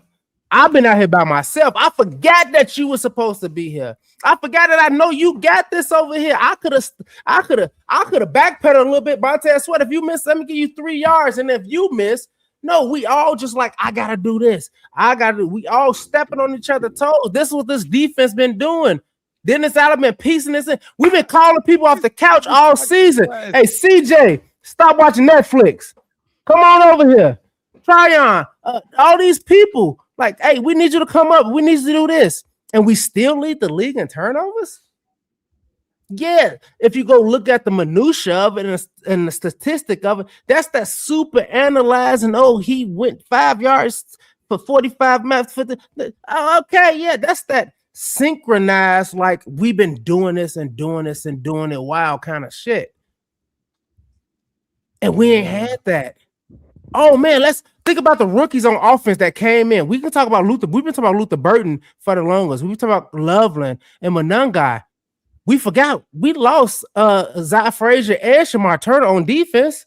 Oh my God! Did you see the Zai Frazier news? Yeah. No, I did not. I told you he's medically cleared. He said it himself. So Wes, remember we talked. What was it that kept him out? And I don't know. We didn't know. We don't know. I still don't fucking know. We still don't know. Medically, like just say that it was something we speculated, and it was something medically. But keep going. But my whole thing is like this. You can go across every team right now and get their number one. Sauce Gardner, Ramsey. Go pick every number one cornerback off every team and say, guess what? You're not finna play for the first 8 weeks suspension, whatever it is. Your backup finna come in. What is he finna do? And then look at what Nahshon Wright did. Look at what, you know what I'm saying? We could talk about like McLeod, and we could talk about these guys coming in. We were talking about Sanborn being gone. Remember, Mark, why we said nobody care about no Jack Sanborn? We got TJ and Tremaine. What more can you need? And they stink. And one of them didn't have played like the first two, like, you know what I'm saying? And then Tremaine was looking good. He's finna beat the back. He was leading tackles in the NFC North for like 9 weeks. Tremaine was an all-pro, Pro Bowler. All-pro 9 weeks. And then he only played the first 6. And 3 weeks later, he was still leading the NFC in tackles and interceptions. Yeah. After taking a siesta. I'll do y'all one better. He still leads the team in tackles. He still leads. See what I'm saying? Like, that's how crazy these players was playing. So when y'all brought up Tremaine real quick, are y'all like, remember, because linebacker, I'm looking at him. I ain't gonna lie, I look at him when it comes to defense. I look at 2 positions the most. I start with Montez. I ain't gonna say position. I look at Montez. I was gonna do this first. I know I was gonna do this first. I was gonna do these first, and then I was gonna do this. So I know where you're going at. I ain't even looking at the other side, the middle. I'm looking at my 9.98. That's I'm not gonna lie. I swear to God. And if whoever feel like I'm wrong in the chat, I'm looking at 9.8 first, but only for a few seconds. Then I'm looking to see where my linebackers at. That's where I play linebacker. I'm looking to see where Tremaine at, where TJ at. How are they like? Because it's gonna be like this. Jordan Love gonna get, or it's gonna be a run play. So I can't sit there and look at 98 because it's gonna be quick. Okay, if it's a run play, where's my linebackers? Are they flying to the ball like we know? We've seen linebacker play here. Like fuck what I did. We've seen Lance Briggs. We've seen we've seen it. We know what it looked like. They suck. I'm gonna just say it right now. Like we talk about the D line so much here. We need a pass rush. The linebackers have sucked. They have sucked. Now Tremaine was an all-pro, Pro Bowl type of player until he got hurt. Since that and hold on, TJ Edwards too. He was hurt. Like I don't know how many games. He's slow. He's already slow, and he missed 6 games. They suck right now. It's not just the D line. They suck right now. And I'm gonna just say this: I would start DeMarco Jackson. I would start DeMarco Jackson.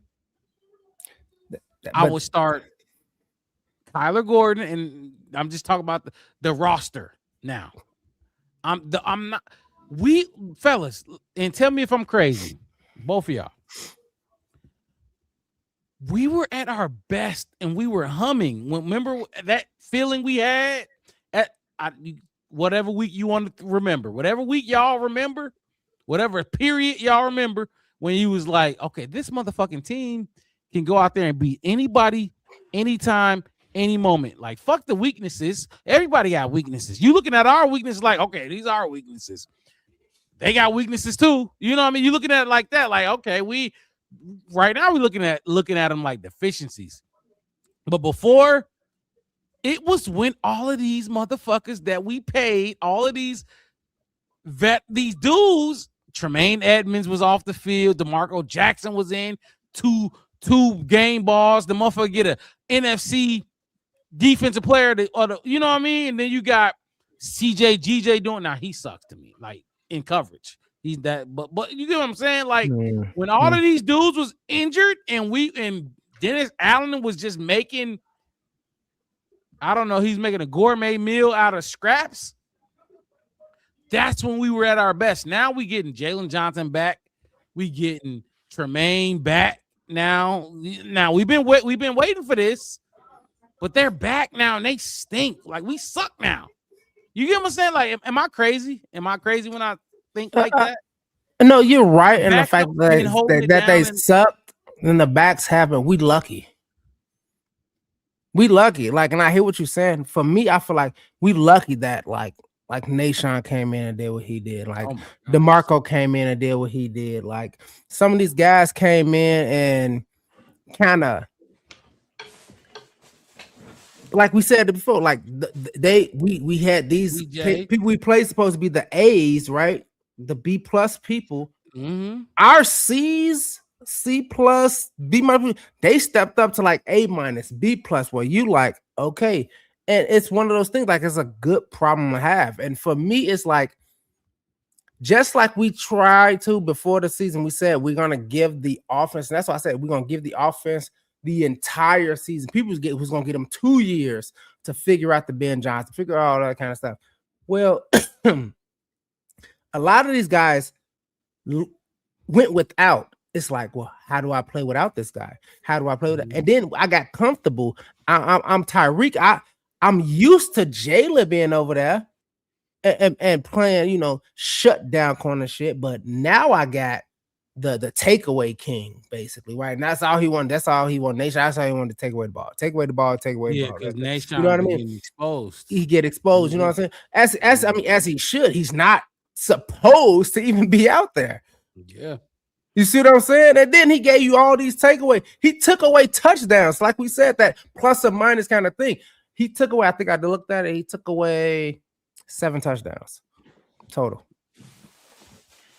And he took away 2 games just off takeaways. And it's like, well, I'm not used to that. I'm not used. That's not what we was planning on being in. I was having number 1 out there. Who's gonna be the shot? And now I'm getting used to this. And then he come back and they, you know what I'm saying? And it's like, well, who's going to do what and what kind of thing. And even as a coach, it's like, well, I didn't expect to have these players here, and I'm trying to put this talent here and this person here and this person there. Okay, well, maybe this person there and this person should go there. Maybe I should sub this person there. And you know what I'm saying? Like these kind of packages in. And then it's like, okay, I got this package going. And then you lose your guy who looked like he's from the Pro Bowler, and it's like, oh my God, well, we'll put a D-Jack in. We don't really know how D-Jack gonna be with Noah Sewell. And then guess what? I don't think Noah Sewell go down. And then you have to go bring somebody else in. And it's like, okay, let's see what this person do, because this is all live action. These all live rounds. So for me, this is not really a defense. This is an incomplete fence. And it's still been keeping some of the people out and some of the people out of the way. So Mixed, what you got to say before I go ahead and ask? I mean, other than the safeties question for both of y'all, what do you got to say about just what's been going on with this defense and the guys in and out and who been doing what and who been like that's when it comes to who been doing what. I think what it comes down to for me is over the course of this season, I started to see, like we talked earlier in the season about how important it was going to be for this O-line to gel together and how long it would take them to do that and have consistency and stuff like that. We starting to see what happens when you don't have that same consistency on a defense. Because to me, what I see when I see these games is, like Wes was saying, like Dennis Allen is going out there and playing with his B team. You know what I'm saying? Like, yeah. And in that, you can't be as aggressive as you want. You can't like some of the same play call. Like we just talked about how Kyler Gordon can open up opportunities for more pressure and stuff with these blitzes and stuff like that. Yep. You can't do that without him on the field. You can't do that with Nick McLeod. You can't stay true to what you want to be as a defense, what you want to define yourself as a defense. When you not out there with the right tools. So that's another reason. And we talked about it. These people that come in the chat and say Dennis Allen is on a hot seat or he needs to be fired after this year. You can't say that to me when you in a situation where you got to work with what you got. It's not like this is a room that we rebuilt over the offseason. So, but weren't we talking about and see, because I'm not, y'all know I'm not. He's not on the hot seat, in my opinion. Right. But weren't we just praising him? Like we were praising him for doing just that, making shit work. What did Ben Johnson say? Making chicken salad out of chicken shit. Mm-hmm. You making chicken salad out of chicken shit. We were just praising him for that. So what happened to that? Like, but see, that I think part of it is one. I think in general, we want to see better than him continuously have to make the best of a bad situation. You know what I'm saying? And I think subconsciously on a lot of Bears fans, that's a big factor. Is like you see this team, like looking at it. In 8 games this year, they held teams to 20 points or less. And when you look at how many yards they give up on paper, you would not think that that's the case. You know what I'm saying?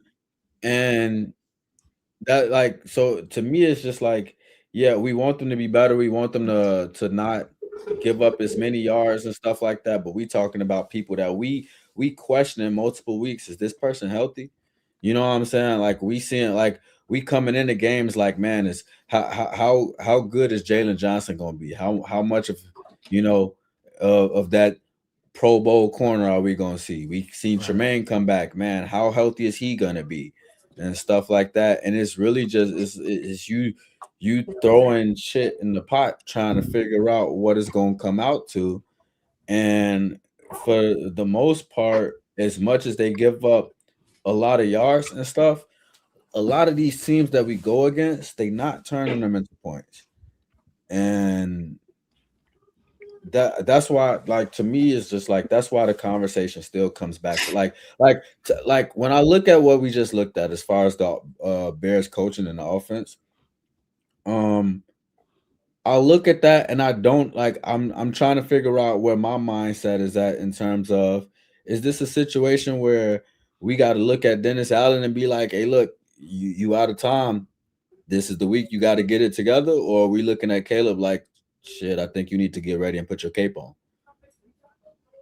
No, I mean, I hear you on that mix it in for like most people saying is basically being honest, a state.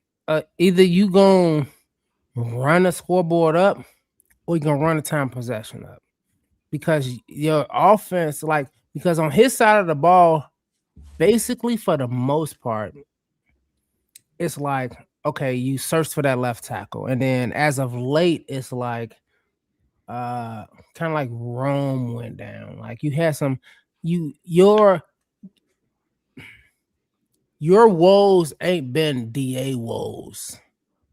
And this is just like DA is not on a hot seat, and you can see him week to week, and you look at like, oh man, this is this, and it's like, well, this guy's coming back, and then he goes down. Like we can go back to the Kyler Gordon, like Kyler Gordon coming back, and he slipped on a tennis ball during warm up. It's like I don't have him anymore.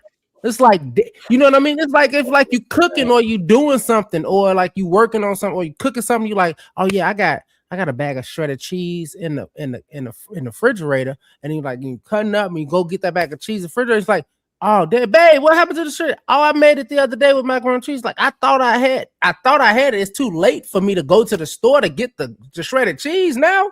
Now I got to figure out how to make this food good without the shredded, you know what I mean? Without the shredded cheese. Right. So for me, it's like I'm thrown back in both kind of ways as a Bears fan from this season, from when I talked about this team during the preseason. I had no quarrels with what this defense was supposed to be. I know, right? And then I'm Jared like, Johnson yeah, and then practice all training camp. Oh yeah, you Pro Bowler. You don't have to actually do it, because once you come out week 1, you do this. This is what you do. Then he came out week 2 and got Charles hurt. on the piano. You don't even need to see the keys. You're gonna play like you play. Like that's what you do. And then it's like, you're not gonna be here for a while. And then we look up and it's like last season, team leading in tackles was TJ.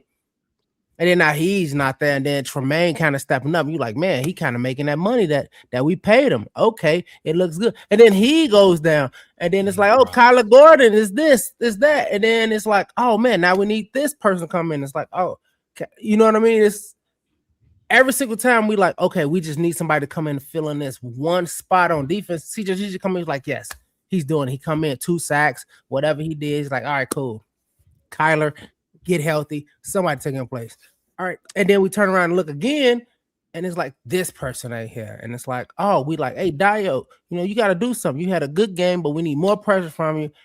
And then the next game is like, he's out. And it's like, all right, cool. Let's bring that rookie you was talking about, Mark Robb. Let's bring him in. He gets 32 snaps this game, and then the next week it's like, oh yeah, he's down for the season. It's like, well, that we didn't forecast any of this defensive shit that was going on, let alone leading the team. We never said we was going to lead the league in takeaways.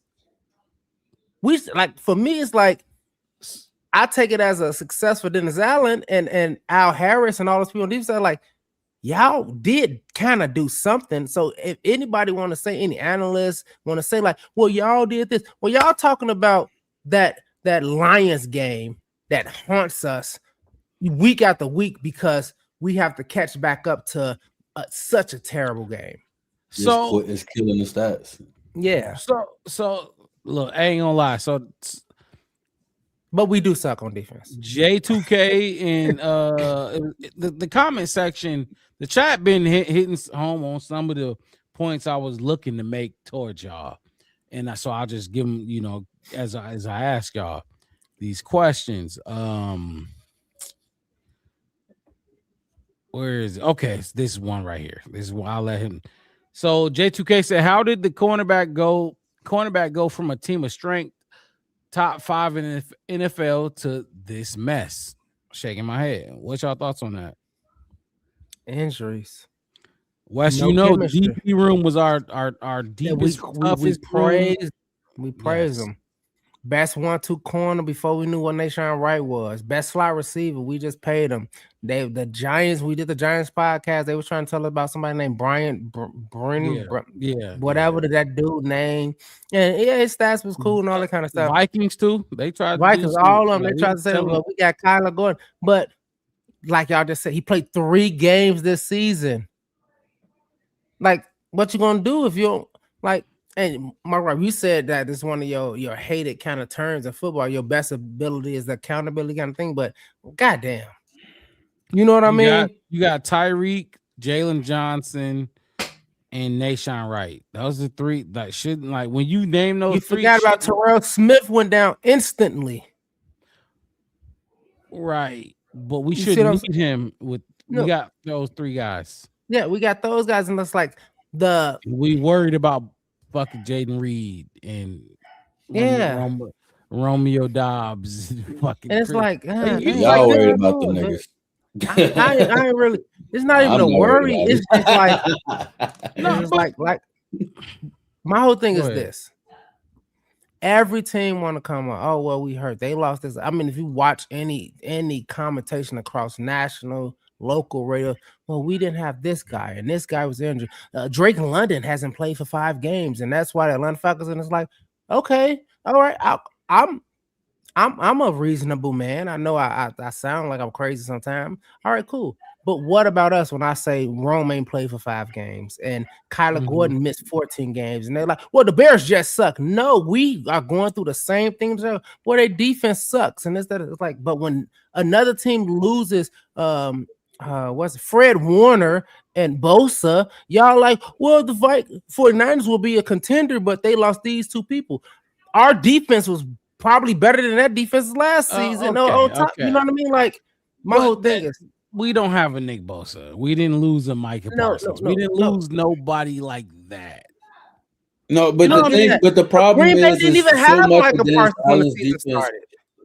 But so much of Dennis Allen's defense is predicated on the strength of his cornerback room, and unfortunately for us, in terms of the talent drop off from where like your top corners, your starters are, to go to Nick McLeod, and then we had Josh Blackwell fill in at other points and stuff like that. That's a big difference in terms of play. But not only is that a big difference in terms of play between those 2 individuals, what we seeing in these individuals when they come back from injury ain't just they snap and be back who they were. You know what I'm saying? So I think it's a mix of. I think to answer J2K's question, I think it's a mix of that, but I also think that it's a mix of it's like you like don't get like as much as he's been working with what he's got. We're not gonna sit here and act like Dennis Allen's been perfect all season. He's always called the right play in the right situations. You know what I'm saying? Like when the first time we played the Packers, the game plan was all man. And we looked at that entire game plan and was like, this shit is all wrong. We got cooked the whole game. So it's like, I think that's part of it. I think that's I still do got to talk about the Packers too. We can talk Packers. My whole thing, this is my last statement is going to be is, like we talk about, you said they don't have a Bosa they had them at least, most teams had their defense for the most part, especially their key ones. Week 1, we didn't even have our best defensive player week 1. No Micah Parsons. The Green Bay Packers are not a playoff team. Micah Parsons wasn't a Packer week 1. I am talking about the Bears didn't have their best defensive player. I'm not. That's what I'm saying. So we didn't have our best one week 1, and then like you can mix it up and then take it up, and we could talk about it as it goes on and weigh it differently. I'm just saying, like we started out and the gate and the gun went off, and everybody got to take 5 steps, 6 steps, and we was like, So who didn't we like? So I guess my point is like there's a lot of people who not gonna put Jalen Johnson because that's who we didn't have to start the race, right? We didn't have it. he's not Micah Parsons. You know what I mean? No. I'm not talking about anybody. I'm talking about the Bears. When you go out and you start up and you're like, hey, look, this defense in the league, this is our own, like you said, our only Pro Bowl in the last. So it's like this is the guy. Like you went to the Pro Bowl. You're this guy. We got this. Hey, we said Montez Sweat. You need to be a Pro Bowler like Jalen Johnson is. We need to add more on his defense. We do, and then that guy doesn't come into work with his suit and briefcase. You're like, well, okay.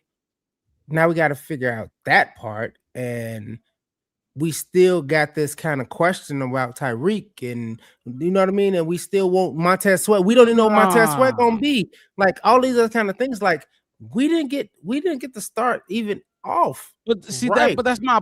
I get that. But that's my whole point was. And it goes to me my whole Nick McLeod and move Kyle Gordon and just whatever the fuck, whatever he gonna give us, he gonna. We played fantastic at one point. At one point, like our energy on this podcast coming into these wins was like, okay, we got this. But we had somebody else went down. Jalen Johnson. But we talking about these. We talking about the Jalen Johnsons of the world, the Tremaine Edmonds, like. We were that's best without them.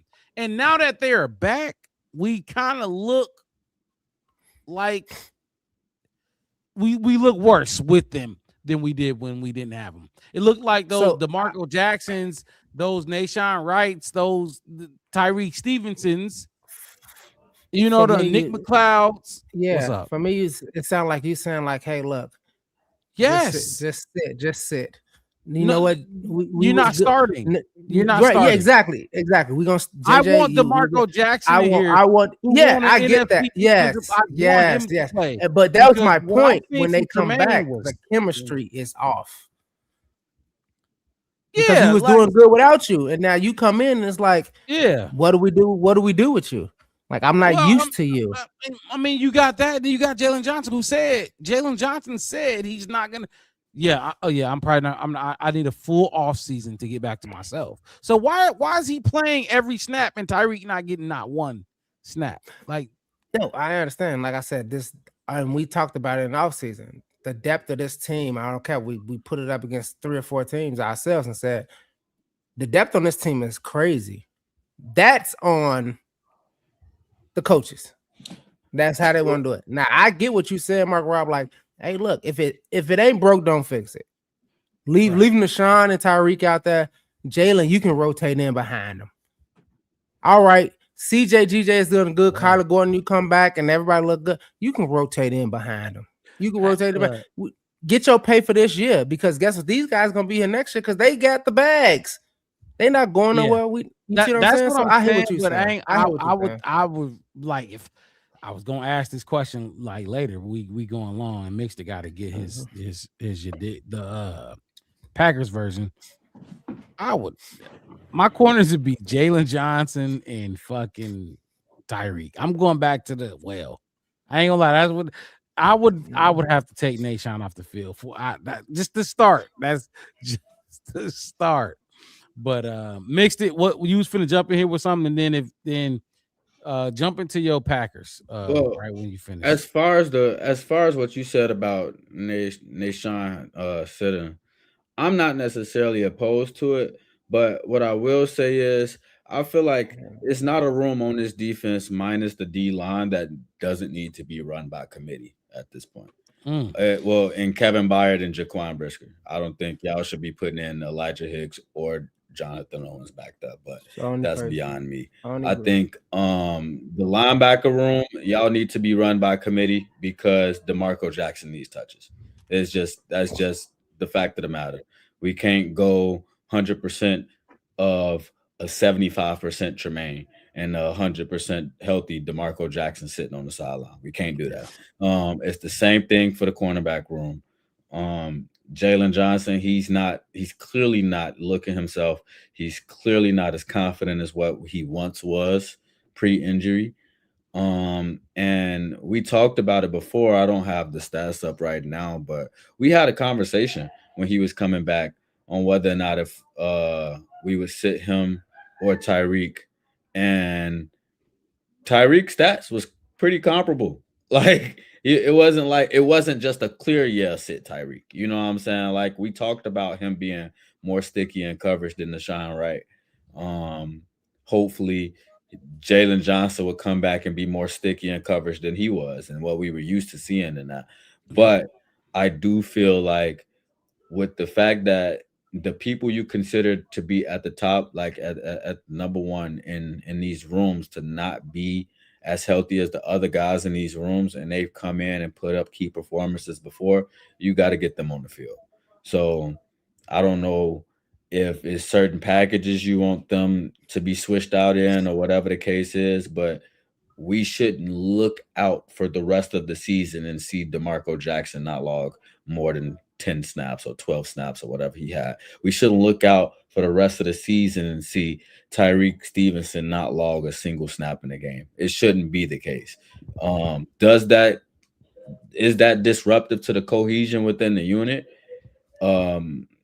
Maybe, but it's the like you put Jalen Johnson out there who is at 75%, and then you put him in man coverage, press man at that, where he has no help, and then you hope Jalen Johnson can still make the play. That's a area that you don't want to live in. Look, hit that like button, subscribe to the channel, the Black Bear Podcast. One word, no spaces, the Black Bear Podcast. I'm your host, Mark Robb, with my co-host in the building, Chef West to the right of me with the 8-4 on his chest, and Marcus motherfucking mixed it at the bottom of your screen. We got a playoff game to watch, not just a regular. This is a playoff game. If we lose, we gonna be in this motherfucker talking about who we finna draft, and it's gonna be defense. We're gonna get into all that in about 4 more weeks. The strengths and weaknesses of the team type shit. Like Wes said, 4 more weeks. 4 more weeks we'll start talking about that. Away from that. Love to hear it. Hit that like button and subscribe. Mixed it. Jump into your Packers. Well, I think Wes already answered the question, but before I transition over, I just want to ask you, Mark Rob, because I didn't hear your answer if you did answer it. But which group do you think needs to come out here and have and be the X factor? Do you think it's the defense? Do you think it's them needing to come out here and play potentially the best football we've seen from them this season? Or do you think it's the offense needing to go and capitalize on the opportunities? I think the defense is a lost cause, and I think the offense is it's all about the offense. If to that question, it's all about the offense. I don't know whether if you want to say, do I feel like the offense needs to come out here and put up 40 points? Then yes. Do I feel like the offense needs to control the time of possession? Yes. Anything offense, any avenue, you get what I'm trying to say? Any avenue you want me to go with the offense, I'll say yes. The defense is a lost cause. The only way this defense is successful tomorrow is which we haven't really talked about much, which I was going to get into, but I'll say it now. Jordan Love ain't played in the last three games. Mm-hmm. You can hope for rust from Jordan Love. Rust. Maybe he overthrows some of these wide receivers. The win. Jordan Love, he throws off his back foot. Maybe that goes on. Hopefully that goes on. Now that's what I was hoping. But if not, if Jordan Love playing like Jordan Love been playing, like gotta keep it a buck. He gonna shred. We can't run with them. Bo Melton caught his second pass of the season, and it was like a 50-yard touchdown against. We cannot run with them. We won't be seeing him either if y'all didn't know. Right, Melton on IR, and then Dontavian Wicks is ruled out. Right, but you get my point. Then, like you look back at what we can't run with this team. Now, I got a question for y'all that kind of feeds into this, that I won't ask it now because I want you to get to your Packers. You did okay. We can spin the block down. Yeah, I got it. I got it holding. I'm waiting for it because this is a big question. I want to ask both of y'all. But All right. yeah.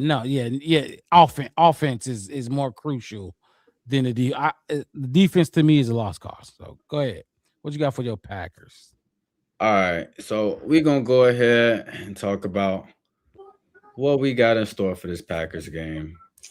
I wish, you know what? I ain't gonna lie, y'all. We should change the name of this segment for the Packers. This shouldn't be the mixed it matchup no more. This should be why the Packers shouldn't have a chance in hell at beating the Bears today. Wow. That's it today because it's 12 o'clock. But the Packers, and y'all know I don't like this team, but I'm gonna be honest with y'all. They ain't been playing good football. And that's a fact. From an offensive standpoint, over the last 4 games, and y'all can come here and say they rested they starters week 18. I don't give a damn. Because in over a 4-game period, they scored 69 points. 17 points per game. Was the 4 game, was that before us or starting? This was the second Packers game included in this. The first one was week 14. So it started with 15, us. 16, 17, 18. Okay. Gotcha. So who did they play 15? Denver. Oh, they played us 14. They played us 14. They played Denver 15. They played us again in 16. Oh, so the loss the win for them against us don't count in these stats. It don't count in these. God damn, Marcus Mystic. Thank you. You get what I'm trying to. That's what I was trying to ask. Come to the. I got some. I kept the playing field the same. We went the last 4. It was the last 4. Got some. So wait, hold on. So their last 4 was us, Broncos, us, Ravens, Vikings. Okay, I got you. And they won these many. Now, what the president at? The president name. Not only that, Wes, but since we're talking about how many points per game they scored, right? You know how I just said they only scored 69 in the last 4. Mm-hmm. Let's since they rested their starters in week 18, let's take out what they did in week 18. Okay, now they only scored 66. That's what they got. They got 66. Not including that game, 69 including that game, and in that same span, they gave up 113. That's not good football on offense. They gave up almost as many points as they gave up more points than we scored over the last 4 games. Pass yards per game, 179. Against the Vikings in week 18, since they rested their starters, -7 at the end of the game. Wait, -7 what? Pass yards is what they finished the fucking game with. Oh man. Like that, yeah. That what game. Bad Truth at? What Bad Truth at? What Bad Truth, you still in here? I want to give a big old what you mean? -7. They have more rush yards than us. Y'all better say y'all playing. Y'all keep going. They had 129 rush yards, so they've rushed better than us over the last 4 weeks. But in that same span, they had 3 turnovers and 5 turnovers on downs. 5. So eight turnovers. So 8 turnovers. In the category. I like it now. I like the turnover. The one thing that they do better than us. The one thing that they do better than us. They do something better than us. Bitch. Oh, well. 41.8% on third down, where we're at about 36%. In the last 4 games, they're better than us. Hold on. Are their offense is better than our defense, or is their offense better than our offense? No, offense. On offense, they convert more third down. They've converted more third downs than us over the last 4 weeks. That is horrible. Like you get that's absolutely 41% is around league average. League average is close to 42. So we're well under. We're Like, well that's under. that's, They're that's over, what I'm but trying we to got say. more 'Cause points. we're talking about the last 4. Mhm. Jordan Love did not play in any of these games. He played in one. He played. He played. Got put on the sideline. Yeah, he was 8 for 13 when he left, and they're still over us. A lot of that is going to be shit. Malik Willis running Tell around me like something. a crackhead. Tell me. I'm gonna say, tell me something, because there's no way. There is a way. I don't mean there's no way, but I know they were over us, and he did not play. He didn't play. We played every game. Our guys played every game, and they still managed to, like, okay. I'm just saying, I'm just trying to make sense of what you're saying. That's it. So I actually looked it up. I don't have the stat with me, but I looked it up after I heard. I want to say I was watching Adam and Ho. Okay. And they said that the Packers have the lead, like they lead the league in yards to gain for first down and third down situations. So they almost like they have a lot of third and short situations is basically what he was getting at. Oh, okay. So I think that's a big factor in it too. They kind of chomping down these Huge drives factor. and they converting. But that's a lot of what we've been talking about in terms of the Bears not being able to get off the football field on defense. That third down rate that we give up, this is where it comes into play. This is where us having to be able to get off the field is going to be the most important thing, because if they don't do anything else well, they know how to extend drives, which gives them a chance in the end of these games, even though they lost the last 4. But the one thing, go ahead. No, I was going to say, if they 18 for 43, we must be. We're 17 for 47 or something like that. Or 49. Oh, okay. So it's like right there, but no big difference. Yeah. We taking more opportunities on third down and we not converting them. But still, it's those few that's gonna matter a whole lot. Because you look at Jordan Love's numbers specifically, it's well over this. It's way over 41. I think he's in the 60s for Jordan Love himself on third down. Jordan Love didn't play these last 4 games. That's what I'm trying to like. I get it. Like, these are great numbers, but Jordan Love, he beat the fuck out of us on third down when we blitzed them, which is why I got a good question for y'all.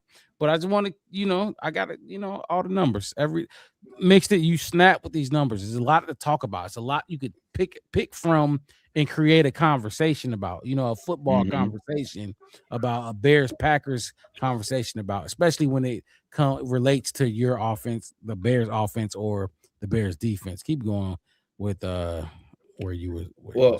The biggest thing for their offense is they sucked in the red zone over this last month. 2 for 12. When they played us, 0 for 5. So outside of that, 2 for 7. Still ain't that good. We was just talking about 6 for 10 not being high enough. 2 for 7, that ain't gonna cut it. Especially if you let somebody give you a goose egg in the red zone in any game, it's not gonna cut it. But that's the whole reason why, as much as I pull out all these stats and stuff like that, on the bottom I have what? They rested their starters in week 18. Yep. So the same way that the game with Cleveland inflated some of our numbers or whatever. Yep. The fact that they didn't play their starters in 18, it might have deflated some of their numbers, but that's fine. That's why we take a look at not just the last game, but the last month of football. But then on defense, or before I even move on to the defense, did y'all have anything that y'all want to say about what I had on offense so far? I got that question. Wes, before I go, you got anything? I mean, for me, statistically looking at it, okay, the last 4 games, like they lost, and then like you said, the points, and then you can be like Jordan Love. This is for me. It's like it's football. It's highly unlikely you finna not play. What was it? 3-4 games. We knocked them out one of those games. So let's just call it 3.879 games and come in and He's just playing fuck it lifestyle. up. Yeah, and fuck it up. You know what I mean? And just fuck it up. You know what I'm saying? We just talked about how our defensive players all year long have been in and now they're coming back, and we're like, damn, you gonna be 100, you gonna be 100, you gonna be 100. And I don't care. I don't care how good you are. Like you take that day off, you lose that one step because yeah, you the quarterback, but your wide receiver might have learned something. He's taking a different step, a half an inch step further. And he's like, man, Malik let me go left on this choice route. And then you throw the ball and then you thought he was gonna go right because a month ago he was going right on that route. Now, because Malik he's starting to go left. That's a turnover. Kevin Byard gonna eat that shit up. All this other kind of stuff. So for me, it's you pick the wrong. Okay, I'll contrast this. Ben Johnson said we'll be playing our best football in December. We're not gonna talk about January because this playoffs is just what we're playing. They took the route of playing their worst football in December, and you're not gonna pick it up. You're not gonna pick it up. And it granted, looks like they just haven't recovered after Michael went down. Yeah, all right, fine. Because he went down in the Broncos game. Yeah, that's fine. That's fine. But for me, I'm talking about like the offense. The Jordan Love was like. So this is what I'm saying. So I watched the last 4 games, even when we played them, and I saw Malik scramble and do these kind of things. We're like, man, we got to put him down, all this kind of stuff.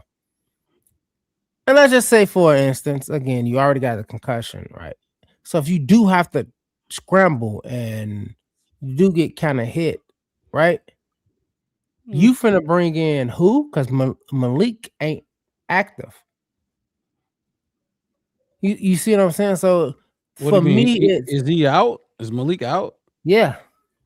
I don't think he's active. No, he's not. They said it's gonna be a game time decision. Game time decision. Okay, good Chicago for better them. have a game plan for that. Good for them. So like, and that's you right, Mark. Right? Like you supposed to have a game plan. You have. But for me, it's good job.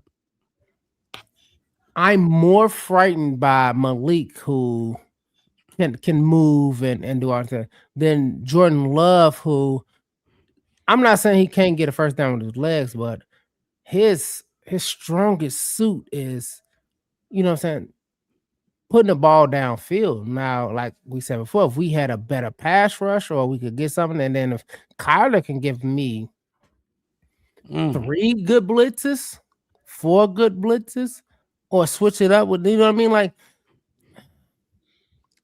I just feel like Green Bay picked the wrong time of the season to fucking suck. And I don't care if y'all resting y'all guys in week 18. Y'all did it last year, didn't win the Super Bowl either. So I'm right there with you. Like if you're going to talk about encouraging things for the Chicago Bears, that's one of them. Like they're on a 4-game losing streak. We're on a 2. You know what I mean? Like that's yeah. And yeah, the person who's finna start ain't played in a month. And he ain't played. That's that rust versus rest factor. And it ain't just him. It's a couple of those dudes that they sat. They didn't. We played last week, so we still in play mode. You know what I mean? Mm-hmm. Rust versus rest. So let me ask y'all this then. Before you talk about that defense real quick. Would you prefer the Chicago Bears blitz like game 1? That we blitzed game 1 like a lot, and that was a big thing. Jordan Love did what he did against us. Or would you prefer the Chicago Bears play bend but don't break, and you lose the time of possession? because your defense is on the field defending 10, 11 play drives, as opposed to you're taking that risk like game one where you're trying to blitz him and he's throwing it deep, and hopefully, maybe they get a little faster. Maybe our DBs are faster this game and you get an interception and you stick with them. So do you prefer game one scheme, or do you prefer See, I feel what they like do the next game? I feel like the question that you asked just now only had one right answer up until you said give away the time of possession. I feel like right. You play bend but don't break. You're giving up clock. Yes. And yeah, like I get how you get into that, because the thing is, I think it's more detrimental for this team to put yourself in situations where there's no help. Meaning you giving up a lot of big play opportunities, explosive plays and stuff like that, in terms of them trying to find these seam shots and these deep crosser routes and stuff like that. Those is where you get put in the most trouble, because if we not in step with them, unless if the safety's not there to help, you on the island. You're going to be if you're blitzing, for sure. Exactly. So I think realistically, I think for us, what's more sound is to try to keep them in front of you and try to limit the explosive plays, because if they dink and dunk their way up the field and then get us in the red zone, this is kind of where the Bears play their most confident. The field is condensed. It's a shorter field. They able to be more opportunistic in terms of playing against the ball and stuff like that, and they don't give a lot away in that area. So last time we played them, they were 0-5 in the red zone. Exactly. So in my mindset, like if you put them in a situation where they not really finding the explosive plays over the top, and you got to force them to try to win from the red zone, they're gonna struggle. Wes, which one you prefer? Bend but don't break, or you taking your shots at Jordan Love to move him off his spot, possibly give up the deep ball downfield, but you're not gonna lose the time of possession because they're gonna score fast, and that's gonna give you Caleb Williams the ball and maybe potentially turn out to a 38-42 game like San Fran. All right, gentlemen. This is what we're gonna do. We got an enemy coming in. These green and yellow bastards gonna come into us, and in this war room, we're gonna make a good plan here. All right, this is what we're gonna do. We're gonna start off by putting pressure on that ass. We're gonna bring hellfire to their ass and see how they take it. We get 2 good quarters to see how well they can take the best we can give it to them, just like Chesty Pullman and Abraham Lincoln did back in the day. We're going to go to them fast and straight, just like the American population that we are. And we see what happens. Because 2 things could be true. We'll see how they take it. If they look like they can't, if they get the best of us, okay.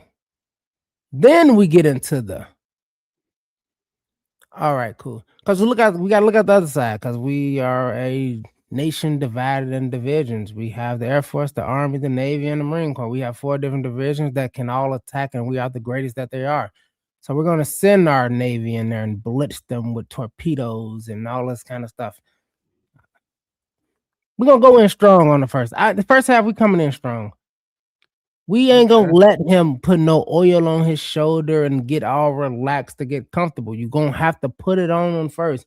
And if he just come out and he just relaxed about it, he's good. All right, good. Good for you, Jordan Love. Then what? Then we say, we play the, all right, cool.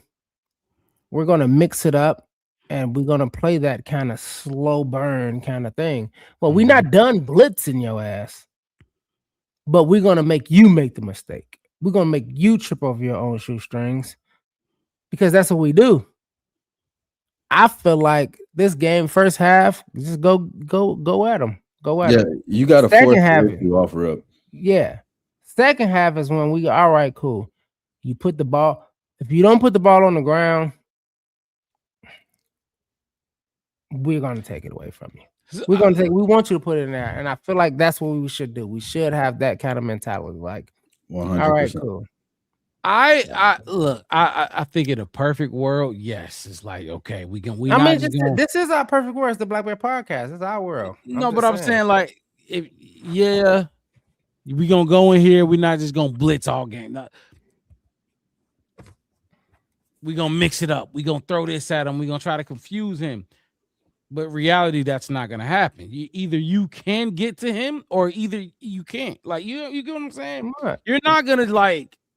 But you can try blitz here, blitz do. there, and it's like he's gonna like you're gonna confuse him. You might you get what I'm saying? Like it's either no, I hear what you're saying. I'm saying initially, so you got to see what he feeling like, how he feeling. Exactly. You gotta see how healthy. Yeah, how healthy is, how he feeling. Still enough. You know what I mean? A sack and his head popped back in the second quarter. Okay? Okay. I get it. I get because you're not finna get him with your front four. No, absolutely not. That's why I said either you blitz, you bring it the first, back. you bring it the first, you bring it early. I get the hope, but what I'm asking is like, okay, yes, there's a chance that we talked about it. You know, missed 4 games or 3.5, whatever the fuck it is. He can be rusty. He's not rusty. How about he's not? He's normal. He's regular. Even if it's the first 3 series, and it's like, yeah, we ain't got it, and we have the second quarter. But overall, what are like? Would you prefer to blitz him, make him like test your DBs for real, and get the big play, or are you willing to make him chip away at you and cost your offense time of possession? Like, do we want to take the risk or not the risk? What's our game plan? You gotta take the risk. You gotta take the risk with the time of. I would take. Here's the thing though, like, absolutely. And I get what you're saying as far as like trying to generate the pressure and stuff like that. I'm not, to be honest, as much as I would love for them to be able to get home early and stuff like that. What I'm really looking for is for them to make Jordan Love use his feet. He is like the king of drifting. Like, if y'all just watch it, he'll snap the ball and just drift back, and throw it. You know what I'm saying? Like, make him use his feet. But at the end of the day, when it comes down to it, I'm putting more pressure on my offense to stay on the field. You know what I'm saying? Like, I feel like as much as like I think in terms of the time of possession, I think a lot of that is really going to be predicated on how well we perform on third down. Do you trust the Bears to go 3 for 3 with the ball? If they, say the Bears only get 3 or 4 possessions, do you trust that they will go 4 possessions all game? Do you trust that they will score on all 4? Or do you feel like they need shots at it? Like they need a few shots at it to score 4 times. Like instead of going 4 for 4, you need 6 or 7 possessions to score 4 times. You know what I mean? I trust they can go 3 for 3 or 4 for 4. It's just I really what don't it is. think, like when I look at this Packers defense, I don't look at anything that's really stopping us from scoring the fucking football. So what happened last game? And we don't score the ball. A lot of times it's because of us. Yeah. I get it, and I feel that. I really do. But when we look at we look at 2 games. There's 4 quarters in every game. 2 games, that's 8. They probably won 6 of the 8 quarters. Do y'all agree with that? Who won? The Packers. Yeah, and that's our fault. Thank you. So okay, so we're saying it's gonna click now. They're not beating us. No, not that it's gonna click. It's just more of going from. I just want to hear something that made me like because look, hold on. I'm not picking the Packers. Yeah, and I have a reason for that. But I'm just saying, like, they have in the 2 games we played, they have won 6 out of the 8. Like, I mean, even without Jordan Love, we still couldn't. We needed a onside kick. We needed they needed a we block needed a lot field of goal. shit. I'm talking about not this year. They didn't block one this year. I'm just saying, like, we can go through, and I hate when people like, they needed it. It's what happened. Right? No. And I'll So my take whole that thing for is, this game. I got faith in that we can go down and drive. And Right, you're but talking about faith, in I'm 4 not talking for about 4. faith, I'm talking about I'll take to give me 12 a reason, to a 20. I football guarantee. analytic reason, not faith. I hope. No. I'm not talking about hope and faith. That's not what I'm talking about. I'm talking about the Packers' faith, not ours. No That's faith. what I was No, saying. none of No, that. I'm talking about us. If we can go 4 for 4 and score, yeah, we can go and Like, you score believe four field goals. Yeah, sure. That's 4 scores. Well, you're gonna That's 4 score. Or we can go 2 field goals, 2 touchdowns. All right, that's 4 field scores. That goals? was points. You think you're That's gonna points. win with 4 That's field point. goals? I didn't say. You said we can. Can we go for 4? You didn't say can we you win. get 4. You get 4. You 4 the whole entire game. You can win with The 4 4 touchdowns. You can win with yeah, that. No. You You ain't said winning can with we 4 field goals. now don't move the goalpost. You said No, can we go 4 because for you're 4? trying to weasel, but you know what I'm not asking you. weaseling. So you're saying And I want a we reason, go 4 like for a 4. legitimate, like, He's saying if we get come on, 4 man. possessions in the game, Like, are The we game, confident the that whole we're gonna game. turn them into Can you 4 win with scores? those 4? Yeah. Like, can the Bears Oh, score? I didn't hit the part when you said win. I thought you said can we go 4 for 4 and score? That's what I heard. I mean, win. Sorry. Hold on, Wes. I don't need to say win for you to think. I don't think we only gonna get that's Hold on. You think I care about going 4 for 4 and losing? No. My whole thing is this. That's semantics. I didn't think that you would That's even semantics. consider the fact of going 3 for 3 or 4 for 4 the entire game. Like that's all the possessions we're gonna get 4 possessions the whole Wes, I game. get you trying to That's figure what out that's any what way to I heard. win it, but I'm talking about like No. semantics. Now, if you're talking about that's all we get, then no. If we get 4 the whole game, if we You get have- 1 possession in the first quarter, 1 in the second, 1 in the third, 1 in the fourth, yeah, no, we can't win like that. We're gonna need more possessions than that. Well, the reason We're why gonna that like question is 7 for, important, you Wes, know what I is mean? because, Like, like, for example, when we played the Lions last week, we only had 1 possession in the first quarter. That's the reason my why these point. are That's why I put 4. what about how Because many we've been total doing that. possessions do we have? 6. No, we have more than 6, but in the Lions game? yeah, we had. I mean, in the first half, we only had 3. All I know is it was 16-16 at one point, which means you scored on 2 possessions. Correct. In the entire game against the Lions. That's all I'm saying. I'm just like. So, but to answer your question, Mark Rob, yeah, I think that we can go and get 4 out of 4, and furthermore, I think we can win the game even if we don't get 4 out of 4. The fact of the matter is, one, the Packers have allowed higher stats in points allowed, pass yards, and rush yards than our average over the last 4 weeks.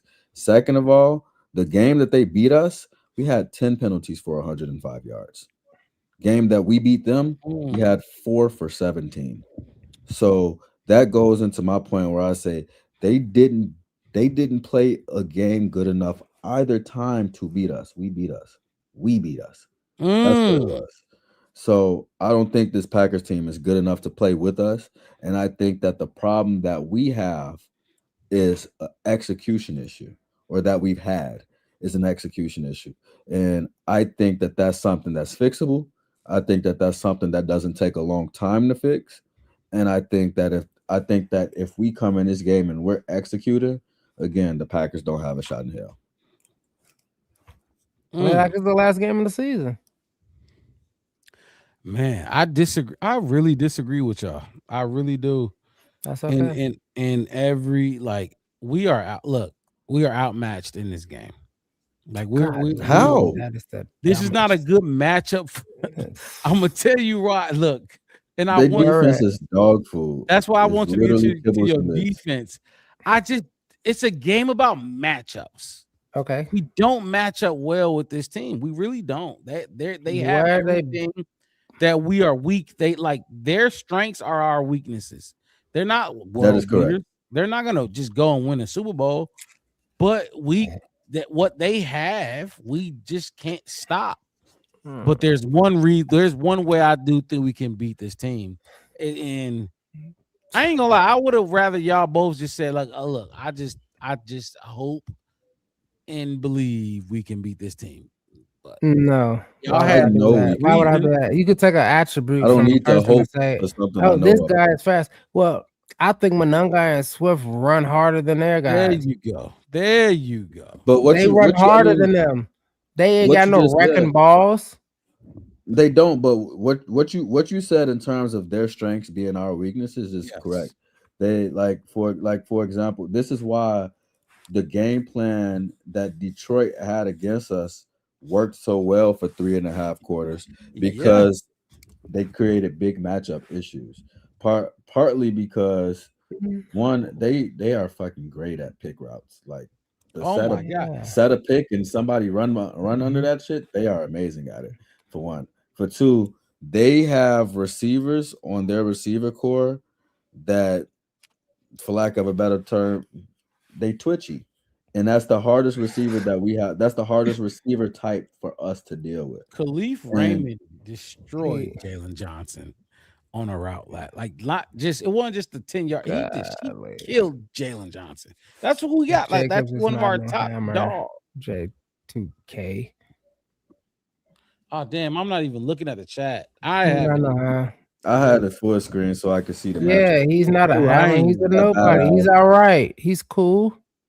He's Wow, good. man. My Josh thing, look, Jacobs is good. He's all right. And you talk about, oh, well, you need to. That's gimmicky. What's that? That's gimmicky.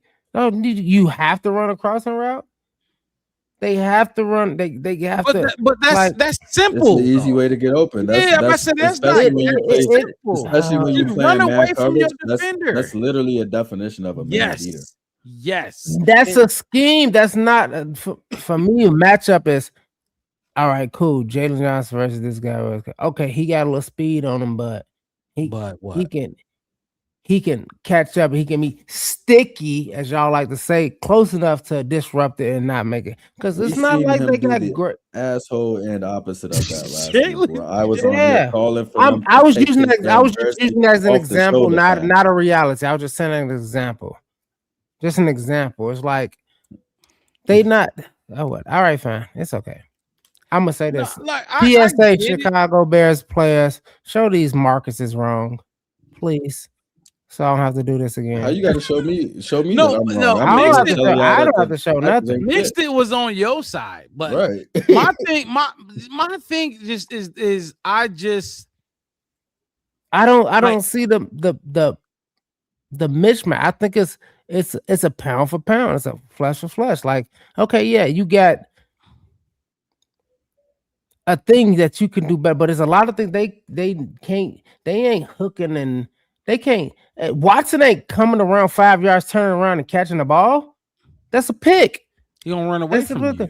Exactly. That's what I'm saying. He's gonna try to run away, but if he get covered over the top, then he's nothing. So, Mark Rob, let me ask you a question. You said so. Would you agree in terms of them? So, what I said about their receiver core being the most difficult type of receiver for us to cover. Would you agree with that statement? In terms of like them having Christian Watson and all of them, and them being twitchy and stuff like that. Would you agree with that? That's the hardest type of receiver for us as the Bears to have covered this season. Absolutely. You make it past them. Like I said, AJ Brown is not them. You know, the Eagles that he's not them. Devontae Smith might, but even Devontae Smith ain't. These dudes can just straight line run. You know what I mean? Like, and so then you go look at the Rams.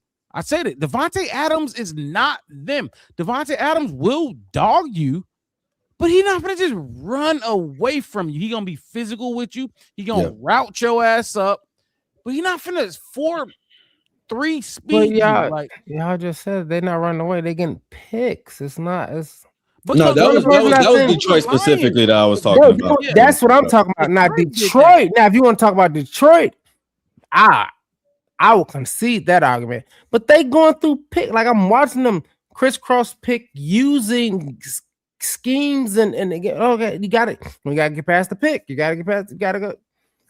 It's okay. I mean, you gotta fight through the pick. But you see what I'm saying? There with you. I not want to, but we've seen. My whole thing is like. My whole thing is like last year. Yeah. You get what I'm saying? Yeah.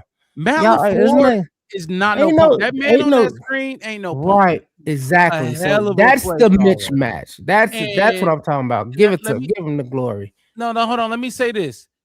What's the mismatch? Green Bay would be Matt LaFleur and Ben Johnson? No, not the mismatch. I'm just saying that it would be a more comparable Matt LaFleur and Dennis Allen. Let me say it. The Green Bay would be dumb to get rid of him because. Yes, I'm with you, Wes. That offensive, that wide receiver group is not that they're not world beaters. They're not, but they're fast as hell, and they fit exactly what this man on the screen want them to do. That's you all bring in another head coach, he's not gonna be able to get the best out of that unit. Yeah. That's why I don't think Matt. What's gonna happen if what happen? They doing curl route and hitches. They're not gonna do that, West. Why do they? I'm just saying. My whole thing is that's what I'm saying about the wide receivers. No, the tight end is gonna do that. That's what Luke Musgrave is gonna do that. These dudes is just gonna run away from you. And guess what? They have time to get from the far left side of the field to the far right because guess who? We don't got no fucking body to speed up the clock. To speed up the QB clock in his head. Like I want it to be that way, but look, that's not. I have a path for us to win, but that ain't it. That is not it. I don't think we're gonna stop this team. I don't. We couldn't stop. Okay, this team for sure. If they run the ball, that's another thing. And I keep saying this, Mixed. That you know this. Teams have been bailing us out by passing the ball. We really can't stop the run game. We talk about the pass game and these wide receivers. If they really want to line up and run the ball at us like they did when Malik Willis came in after, like, look at the numbers. I'll pull up the numbers right now of the run game. And Josh Jacobs left that game. My phone died. But we can't stop the run. We really can't. All right. I don't think that is where this game is going to be won. I don't think so. I do have a path to victory, and it needs to be done because this is when we thought we was the most dominant. But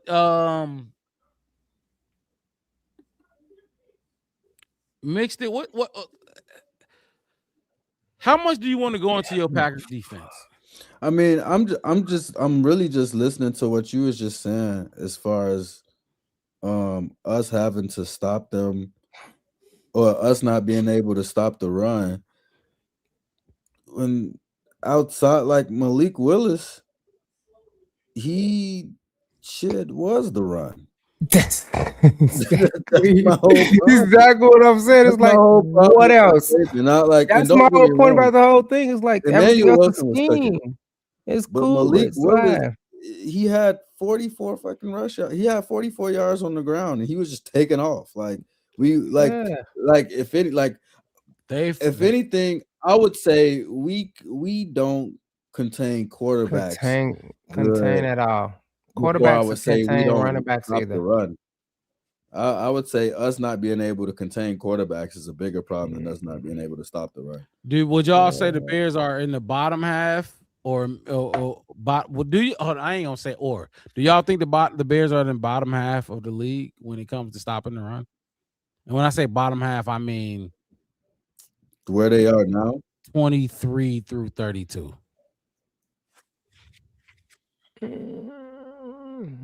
I'll look it up, but I guarantee they're. I think we border there. I think we border that statistically. Yeah, sure. I mean, I wouldn't be surprised. Statistically, that means we can't stop the run. No, I ain't gonna lie. But then, if you think about it, is a lot of that is the quarterback. Like, look at what Purdy just did. Purdy did dash and danced on us. That's why they had the time of possession. And then he didn't even rush for. Sorry, that many positive yards. Bless you. Sorry. You good? Bless you. I look. You're bottom 5. We're not. I don't. We can't. Bottom 5. We can't stop. But we were number 2 with Justin Fields, and it wasn't. It had nothing to do with the running back on offense. Like, yeah, we had a number 2 rushing offense when Justin Fields here, and he owned 79% of it. It's not just the quarterbacks though, and if it is, that's a part of it though. That is it. Right. So that will put us letting quarterbacks run on us because we wounded. We wounded that linebacker. Okay, so if I have to task you, Wes and Mixed It, stop something. If I say coming into it, stop something in this season. What do the Bears stop? If you had to say they stop this, touchdown. They give up 500 yards. Touchdown. Stop this. So okay, so you're talking about scoring, right? Scoring defense. So would you say they're in the bottom half? Do you think they're in the bottom half of scoring defenses? Or you think they're in mid? I guarantee that I would give them top 12 probably. Scoring defense at the worst. There's not West top worst. 12. And the only thing, and now I'm gonna tell you, the only thing, and this is what I'm saying that's gonna exclude this is they gave up too many points. They gave up too many points. That and this is what I'm saying. That Lions game, fuck up the stats of it. No, it's not that. Go right ahead. Go 28 to Mason Rudolph. And I'm gonna tell you the reason why it's not that. What do they calculate scoring at? Points. Scoring defense. Points. Yeah. Okay. They gave up 28 to Mason Rudolph. 30 to Tyler Huntley. I'm just like name. We had 8 games. The biggest. Again, we had 8 games that we allowed 20 points or less. But let's keep in mind that when we were averaging like 25 points or something like that, we were like top 3. Like we've been one of the higher scoring offenses in the league. So for us to have 10 games where we give up more than 20 points means that we giving up some of the higher end of points. And some of those games was San Francisco 42, Bengals 40 or 38. Detroit 52, Steelers 28. So I know in terms of points scored, I meant point differential. Sorry, maybe that's what I meant. We low point differential. We were the lowest in the league at some point. We were the lowest playoff team. We're the lowest because we wasn't scoring because we don't score as much as the other teams score on us. Okay. The point differential. If we score 41, they score 43. That's -2. No, so the thing is, what you said about the Detroit game, this is like that. That's where the point differential comes in. It's a big part of it because we had a lot of games go down to one score where it was 1 point, 3 points, less than 7 points or whatever, and then that one outlier game was a 20-point difference.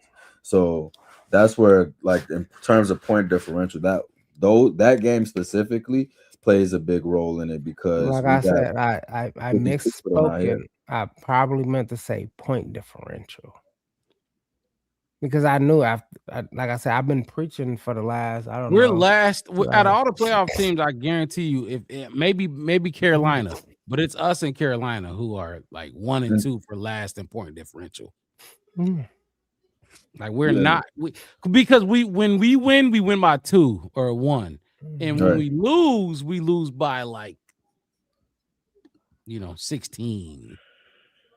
I think okay. So let's see, the Lions. Who else was it? The Ravens. Who else? What about touchdown? Beat us more than 7 points. Right, that's fine. So you can say more than 7 points, but what are you winning by? You're not winning by more than 7 points, right? You get what I'm saying? When we do win those 11 wins that we had, we beat so that Lions game, We beat the dog shit out of Cleveland. So 31-3 and then 52-21. We can say that's a wash. Right. You know what I mean? Yeah. So take the Lions out of it because we had a game that could take that out of it. So do we have a game that matches the 16-30 Ravens game? And look, the thing about that game is I knew we was gonna lose, but I didn't expect that one. That was I'm just saying, like, fucked up game for point me. differential ain't But it. my whole thing is this, and I've been when I'm defending watching that them all year. and I see a lot of. I don't see a lot of just dominant scoring on the Bears this season. Like most of them is okay. Penalties got them down there. That's why they got that. You know what I mean? I get that, but you can't be on the field so long that only gives your offense. That's why I asked you, do you feel like the Bears with 3 or 4 possessions gonna score every time? Because our defense. Yeah, I mean, like I said, but that was your question when I said that's exactly what you said. Do you think the Bears on the field can score 3 or 4 times every single time? And I said, I'll take the 3 field goals. They can score 3 or 4 times every single time. You said, the game. I was like, oh shit, no. If that's the whole game, then you have to get touchdowns every time. And it's like, no. That's what I meant when I said, like, I didn't understand that's what you meant, because that's what you said.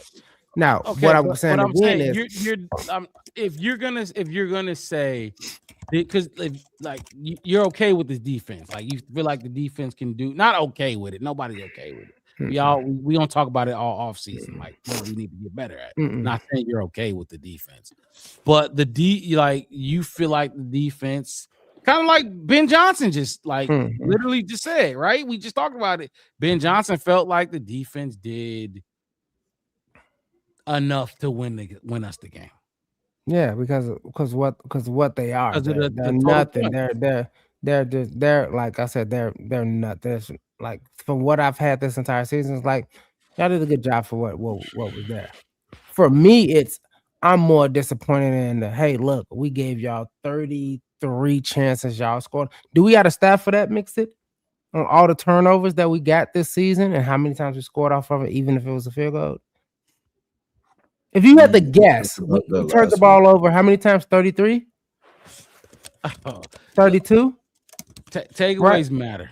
Takeaways. Sure. So let's say 32, 31, 33 takeaways. How many times did we score off those? We've scored. It's less than 50. We've scored. We've scored for sure. We scored for I don't sure. know if it's less than 50%. I ain't gonna go that low. I won't say 35 or nothing like that, but I wouldn't be surprised if it's 48. If we okay, let's just say we had 24 takeaways, right? Right. We definitely scored on more than 12. Definitely. I don't feel your same conviction. Including field goals, more including field goals. Yeah, field goals too. Go right definitely. Are you crazy? That would be, you wouldn't hear the because end think of about it. One of those don't count because that was I guess you can have that pick six. You can have that pick six. Do you understand who Caleb Williams is? I do. That stat you just tried brought up. That would be put against him heavily. Like we wouldn't have to guess. Or maybe nobody thought about to talk about it because they worried about his nails and mechanics and that. I'm just saying what people do. This is what people do. They focus on certain things. And I said, I literally just thought about the question now. No, but there's how many times did we score on the turnovers? Deep analytics for Caleb. People say he didn't really throw for 3,000, whatever he threw for, because his air yards was there's a lot of deep statistics that go against him. Trust me, that would be one if they didn't score. We would be talking about it because we've talked about it. Like, you get the interception and you go 3 and out off the interception. We talk about it here. Like, it would be more than 50%. I guarantee that, but I don't know if we can figure that out. I'll see if I can find out. I mean, if you can find out, let me know. I mean, I feel close. I'll hover with you. I'll hover with you around 50%. I think it's a smidge lower And it's not Caleb's fault. Don't get me wrong. And that's just me. I'm just saying it's but like that's very low. And a lot of people say the only reason this team were winning games was because of the takeaways. Well, that would be very untrue because they're not scoring off those takeaways based off what you're saying. They're not scoring off of them. I haven't heard nobody say that they was or wasn't. It was just they was giving him more possessions is what the narrative was for me. That's what everybody said. So to answer to answer the question I gave y'all, whether I would rather have Dennis Allen blitz, or just sit back and do the bend but don't break, I'm like, go blitz him, go blitz his ass. I feel like he diced y'all up. Go do it again. Tell him to dice you up again off of a 4-game rest, or what was it, 3-game rest? Blitz him again, see if he can do it again. And yeah, we could do it for a half or whatever. That goes without saying, test the waters. But I'm just saying, do it again. If you blitz them, what do we do? 12 blitzes? Blitz them 12 more times. Blitz them 12 more times and test and see how on cue, how locked in is he with his receivers, because his practice is practice, but game reps is another thing, and he ain't played in a while. So I would blitz him. I would blitz him. I'm not sitting back and keeping my offense off the field. Chicago Bears. What's up? I was gonna say, when we played Pittsburgh, we were the second most. We had the second most points off turnovers in the NFL. Yeah, no, we score off. 73. Yeah, we definitely score off the turnovers. We definitely score something. There are times where I'm pissed at Ben Johnson for doing dumb shit for sure. But we definitely score off these turnovers, or we wouldn't be here. We definitely wouldn't be here. But my whole thing is like, I'm not saying we don't. I'm just saying off of our turnovers, can we find out? I mean, I know it's probably we only turned the motherfucker over 7 times. So. Who? Caleb, him. Yeah. So my whole thing is, sure, okay, if they turned the ball over, I don't know, 17 times and scored 8 times on it's like, all right, cool. Versus our turnovers. Because if I turn the ball over, think about this. All right, 17 times. I'm just saying. No, that offense don't turn the ball over, Wes. Not our offense. I'm just saying if we take the ball away. Sorry, that's what I was talking about. Oh, okay, yeah. So 17, we probably scored that should need to be around 80 to 85. 10 of them. 10 out of 17. How about that? Okay. I'm willing to think about. Wes, what are you eating? It's chicken. Oh, fuck. I forgot to fucking tell you. Welcome to 2026. 6 years of being a vegetarian and vegan, and fuck it, I quit. You just fucking Mark Rob, I told you. That's why I'm at in life, bro. No, I got you. I ain't even tell. Oh, fuck. I forgot to tell my brothers, man. Look, 3 days ago, man, I went to Portillo's. I got Italian beef after 7 years, dude. Extra dip, nacho cheese, sweet and hot peppers, bro. Fuck. God, I'll text you later about this. Yeah, man. I can't even. Portillo's or whatever the fuck. This. Wow. Man. It's that. But anyway, so back to that's my thing. I'm trying to think because I'm thinking about every time we turned the ball over, did we score? I remember a bunch of times we turned the ball over and didn't score. We took the ball away so many times. I just don't see it. 87%. 87% is like scoring like 31. So 29 scores? No, 27 scores of 32 takeaways, 33 takeaways. With the way Cairo kicked the ball too, so that's field goals included. Like, Look, I do think I like I said, with the whole Jordan Love ain't played type shit and all. And first of all, I don't have respect for that receiving core. I don't. And if that's what pisses me off, I have a lot of respect for Tyreek and Nashawn now this year. But even before Nashawn, Tyreek and Jalen Johnson and Kevin Byard and Brisker is dumb, but I look at Jaden Reed, Romeo Dobbs, Christian Watt, like y'all getting routed up by these dudes, and it's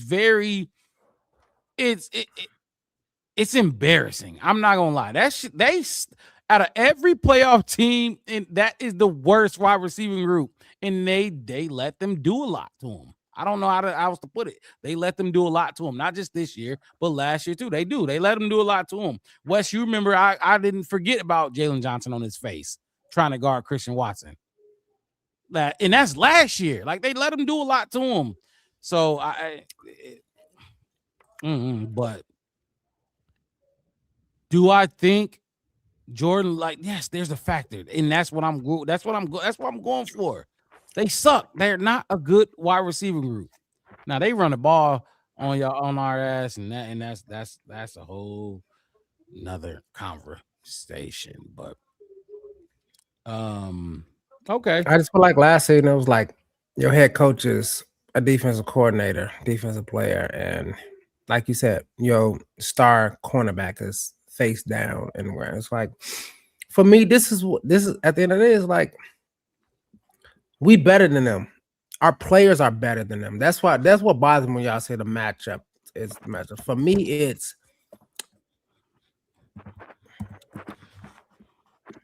I get it, but why haven't we been better? Like that's my only thing. Why haven't we been? You know what I mean? So even last year though, not just this year. Like last year I know it, but we ain't had no adults. Well, like okay, then you go to list this year. It's like this year for me, games. It's more of I feel like y'all holding back. Y'all scared of losing. Y'all don't want. We can't lose to the Packers now. Now, like you said, my Rob, and I'm over the last 4 hours or so, I have registered to your understanding of no, we have to beat them. This ain't no. I don't care who you put out on the field now. Now that I'm thinking about now, you know what? I don't care who put on the jersey. You want to call? Hey, look, my number 4807. Like I ain't gonna say it on here, but call me. I'll play special fucking teams because now that I think about it, our team is better than their team. Yeah, I agree. No, I think that matchup. Too. And that's really what. And when y'all said the matchup, I'm like, no, they don't. They match. But that's like I'm saying. Like the scheme is like, you know what? We are better than them. We can scheme. Speed, you can scheme against speed. It's not the first time a team went against a team that was faster than them or something like that. You got to neutralize them in some type of way. Because you can counteract those picks if you see tape, like you say, Mark Rob. Stats is stats. That's cool to look at, but when you look at the tape and see what they're trying to do, oh yeah, you want to pick. All right, you got to pick two people. You got to pick past. You know what I mean? Like we can slow them down. We can get in their way when we see what they're trying to do, where that speed is kind of nullified sometimes. I'm not saying it's all the time. Right. But I don't know. The matchup thing just bothered me. So, and it takes us full circle back to the early on question. Now, will this be a failure if you lose to this team? I mean, I'm gonna still stand by what I said. It'll be a failure. I won't think the season will be a failure, but it will be a failure in this game to lose to them. Would it be a failure? Will this season be a failure if you lost to the Saints in this game? No, I don't think the season will be what we are right now. I don't think the season will be a failure at all. Knowing what the fuck the Saints are. But the game itself, against the Saints, that'll be a failure for sure. I mean, if it was, the season though, not just the game. I'm talking the season. No, the season is not failed at all. We hit exactly what we expected a high end of expectations beginning of the season for sure. Mixed it with it for the Saints game. If we lost, would it be a failure? The season, not just the game. The season, would it be a failure? There's nothing that could really change this into a losing season. It's just So what note is it going to end on for us? To be when- honest, like the Packers have they don't have any fuel to say that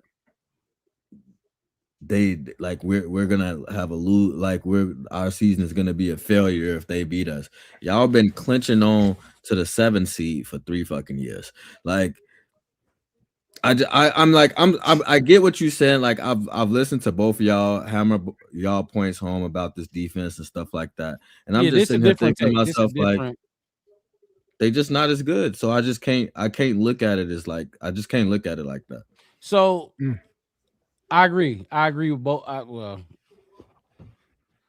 So lose to the Saints. Let's stick there, fellas. Lose to the Saints. Not a failure season. Good to go. Whatever. At what point in this year did we raise the expectations? If that makes sense. Like, okay, so 11-6 is good. You get knocked out by a team like the Saints, still a success. At what point this year did we like raise our expectations? I mean, personally, I didn't. Yeah. If you want to, you can go back to when we asked. I said 12-5. This is a possible playoff team. Get into a playoff game. Okay. Let's be competitive. I took a one out your book, Mark Rob. Let's play competitive football in December, and that's what we did. Even though I think we went 2-2 or something like that, maybe 1-3, something like that. But it's like we were relevant from Thanksgiving to Christmas. Coming from, we were just like, oh my God, we finna run into the Green Bay Packers at the end of the season. Let's at least win one game because we don't know how that's gonna happen. That was last year's narrative, kind of. So for me, it's I won't say I'm satisfied, but my prediction my boxes have been checked as far as prediction coming. But yeah, why not give me one more. Do it again. Make me drive to Santa Clara, Chicago. Mixed it. When did your if not like I've been saying 10 in the wild card spot since the fucking off season. Since May 14th when the schedule came out. I sat there and was like, we could beat this squad, this squad, this squad, this squad. Right. I went through the whole list.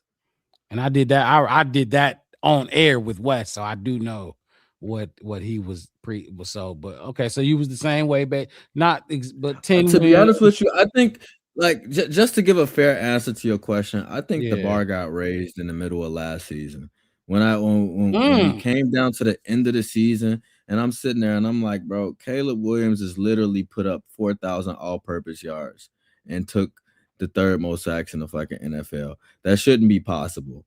And not only that, but y'all got a lame duck quarterback in the fucking Packers, and he like his best year, like Jordan Love in the Packers, like the best version of them is a version of us where we're like, we still got hella silly. like we not there yet. So I'm just looking at it like I thought this team had a lot of potential from jump. I was kind of just looking at it like if we can do this right, then we have a clear path to get to this point. And I feel like for the most part, we've done it right. I feel like it's come together pretty fast, but just behind what what I felt like Caleb could do from last year, I was just like, I think we'll be solid if we can put some good protection in front of them, and that was our first order of business. So I was pretty confident from jump. So that makes sense. Oh, I had something to say because I gotta. Yeah, no, go ahead. I got a vice to grip with you, Marcus. Mixed it, brother. So you thought middle of last season with Caleb, which I'm with you on that, and just putting some protection from. You thought we was gonna do this with Matt Eberflus? I didn't think Matt Eberflus was going to be here. Oh, I okay. thought Matt Eberflus would be the first. I thought Matt Eberflus would be the first head coach in the Bears history to be fired mid-season, and he got Okay, fired cool. 2 weeks after I said it. Okay, cool. He got fired in preseason in my mind, so that's fine. Yeah, no. Shit. I just when you said mid-season and we was on the rocks and all this kind of stuff, and I was just like, I felt it coming the moment I started seeing Ryan Poe's ass in press conferences mid-season. I was just like, I something's forgot off. about that. Yeah, I didn't We think seeing they a was lot gonna of do Ryan it. Poe's right now.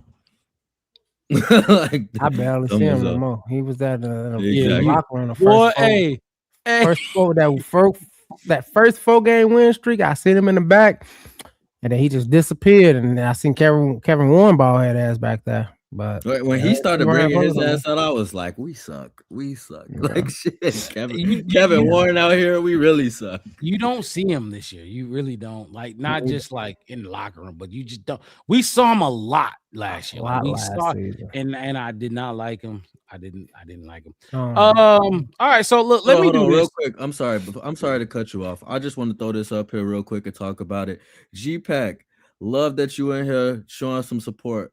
But real quick, one thing that you Packers fans are really good at is hanging on to the goddamn past. Y'all been talking about the last decade for the last decade.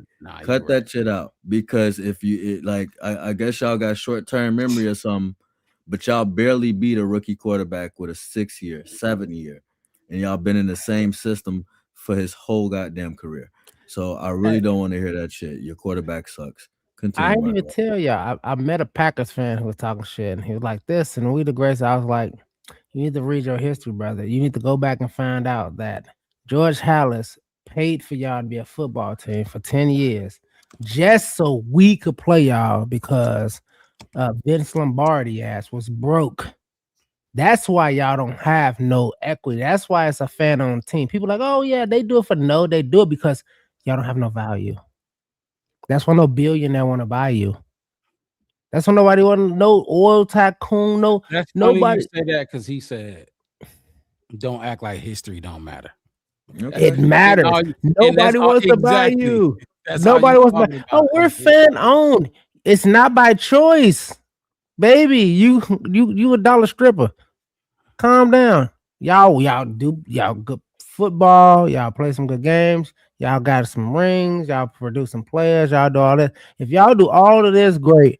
Why no billionaire coming? Y'all not even family on. There's no family on. At least we got like those Caskies. Like, we never gonna let go of the Bears. I don't care if they lose. Go 0-17. Even the Browns is owned by a family who like, we can go 0-17, but we're not gonna let go of our team. Y'all owned by fucking libraries and janitors and kind of, man, that's because we the community. Packers fans stuck in 2000. You lucky. Lucky. And the only reason y'all a team, and I'm gonna tell you the truth about this, the only reason y'all a team is because of the Bears. No, literally though. I'm just saying. We can leave it at that though. Charter Do your franchise. research, G-Pack, if you don't know. Charter franchise. They wouldn't be a charter franchise without George Halas. He put them. Absolutely Put not. them in the paper. He used to pay Chicago writers to put them in the paper and put their stats in.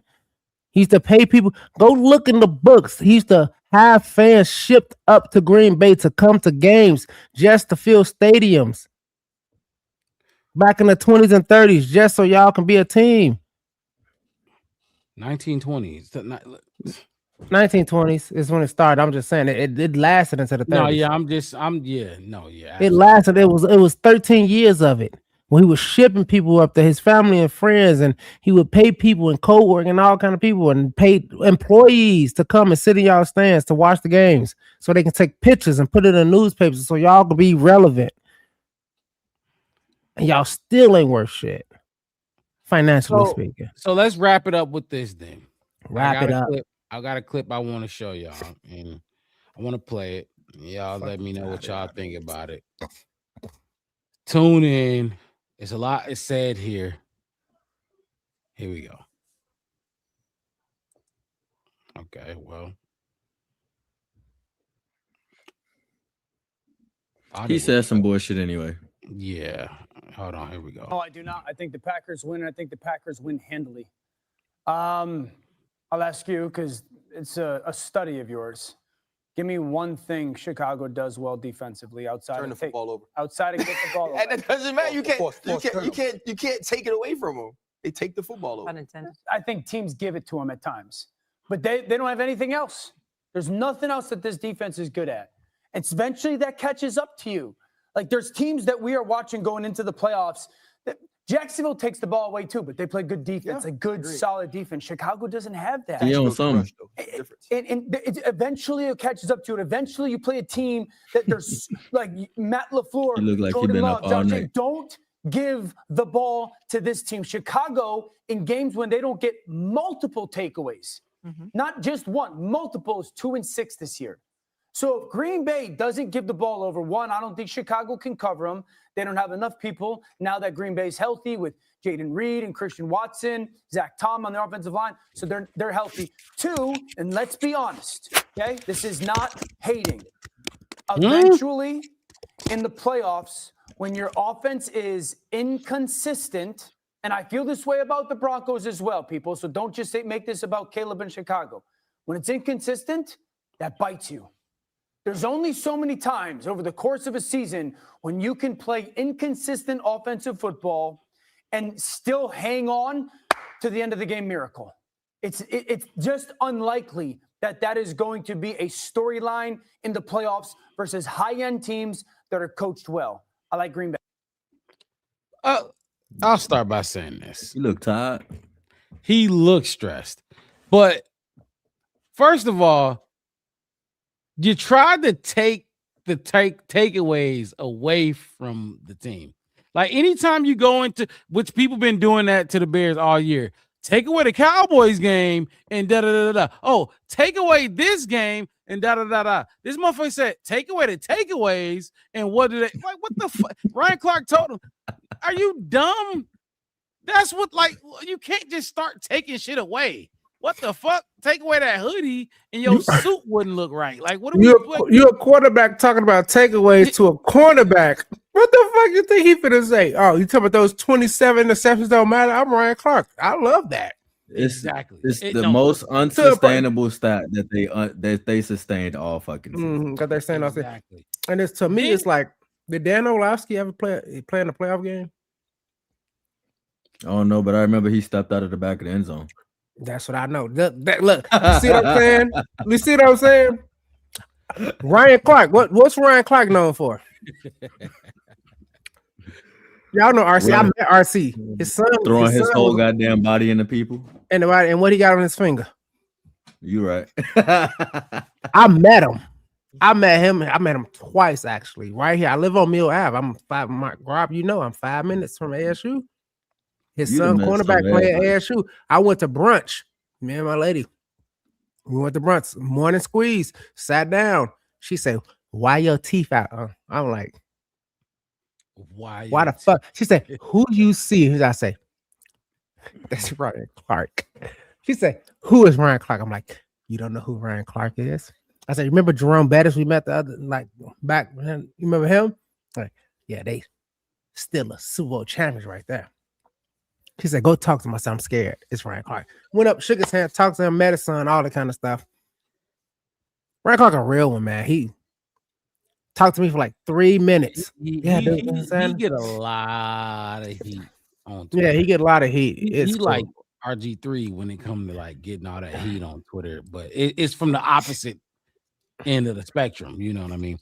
But you got to stay valid. That's how I feel about Ryan Clark. No, absolutely. But as far as Dan Orlovsky goes, so you try to take the takeaways from him, right? Mm-hmm.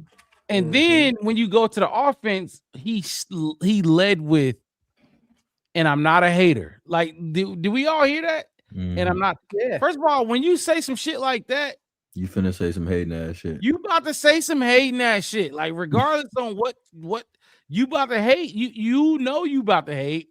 And you've been hating, and you've been getting called out for the hating. So that's how you know what you about to say is in a realm of some hating that shit. That he said, I think this about Bo Nix too. Shut your bitch ass up. You hating. You hating. And it's crazy. That's what he started on the bottom. 4-game winning streak. He was coming up. I remember him in his car. I saw it on his ex. He was like, yeah, Caleb does this and Caleb this and Caleb that and Caleb can do. He has that arm. He all this kind of stuff. And then you turn around and act like Jordan Love is better. Like get a ball to Caleb, he gonna win a game. That's what you were saying. I guarantee if I'm lying, I swear to God, go back on the social media, go back to like right before Halloween. So let's call it October 5th to right before Thanksgiving. Let's call it 11/17. And watch some clips in his car talking about, and I watched him. I follow him. And he's like, the thing that people keep saying about Caleb, yes, he has to get his footwork, this blah, blah, blah. He's like, but Caleb has the unique talent and this, that, and third. And then you turn around and act like, well, the defense is gonna, Caleb gonna win on every shootout then. According to you. And then now you want to turn around and flip the script. It's okay. I saw that. He was one of them ones who was trying to like be on Caleb's side throughout the year, trying to like, yeah, soft. Mixed it. You got any thoughts on what we just heard before we wrap this thing up? Yeah, if you're gonna call out the Bears defense for being bad, you gotta call out the Packers defense for being equally as bad, if not worse, especially since Micah ain't been there. Micah has been literally y'all saving grace all season because of his pressure rate. But without Micah, y'all have been ass in a hat. Y'all, on average, give up 221 yards per game. When y'all played us, you gave up 250. Not only that, but you suck in the fucking red zone. You're 10 for 16 in the last 4 games. And since we want to give them the break, since they rested their starters week 18, that take that game away. Since we taken away games and shit for Dan Orlovsky, they're still 9-12 in red zone conversions allowed over the last 4 games. You guys fucking suck. You suck. You can't stop a goddamn cold. Like, you literally. I can put Tylenol on the field and it'll do better against Caleb Williams. For real. So I'm not really worried about, like I said, man, like when we play this team and we lose, we beat us. Yep. So I'm not worried about it. Like you said earlier, Mark Rob, we still in football mode. We ain't rest nobody. We still in play mode. Come out here, execute, prep for the next week, because we know that this game is going to be won in execution. So go out there and do it. Score predictions. 24-17 Bears. Okay, what you got, Wes? That was close. I was flirting with that.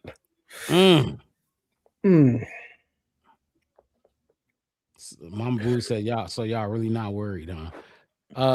Why? I sleep you good. Heard the score. I sleep good on my Caleb jersey and my Roma Duze jersey and my Loveland jersey. I'm gonna have a good night. What you got? Give me 28-21 Bears. Fuck it. 28-20. We all kind of in that.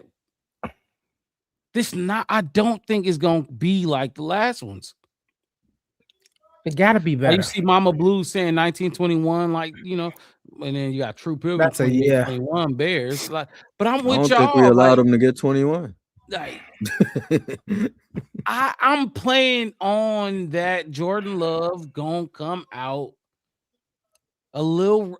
He gonna start a little rusty, and Ben Johnson gonna run that fucking football. Run the football, just run it down their throat. Derrick Henry just destroyed them, and I know our run game better than theirs. They got a better running back, but come on, man, run the ball.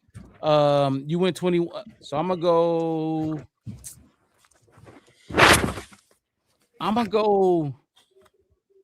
20. I'll give them 20 points. I'll give them 2 touchdowns and 2 field goals. Yeah, and then what 28? That's what 28, 20-28. That's where I'm going. A full 8 points. It's not gonna be, and it's not gonna come down to the last play or like none of that.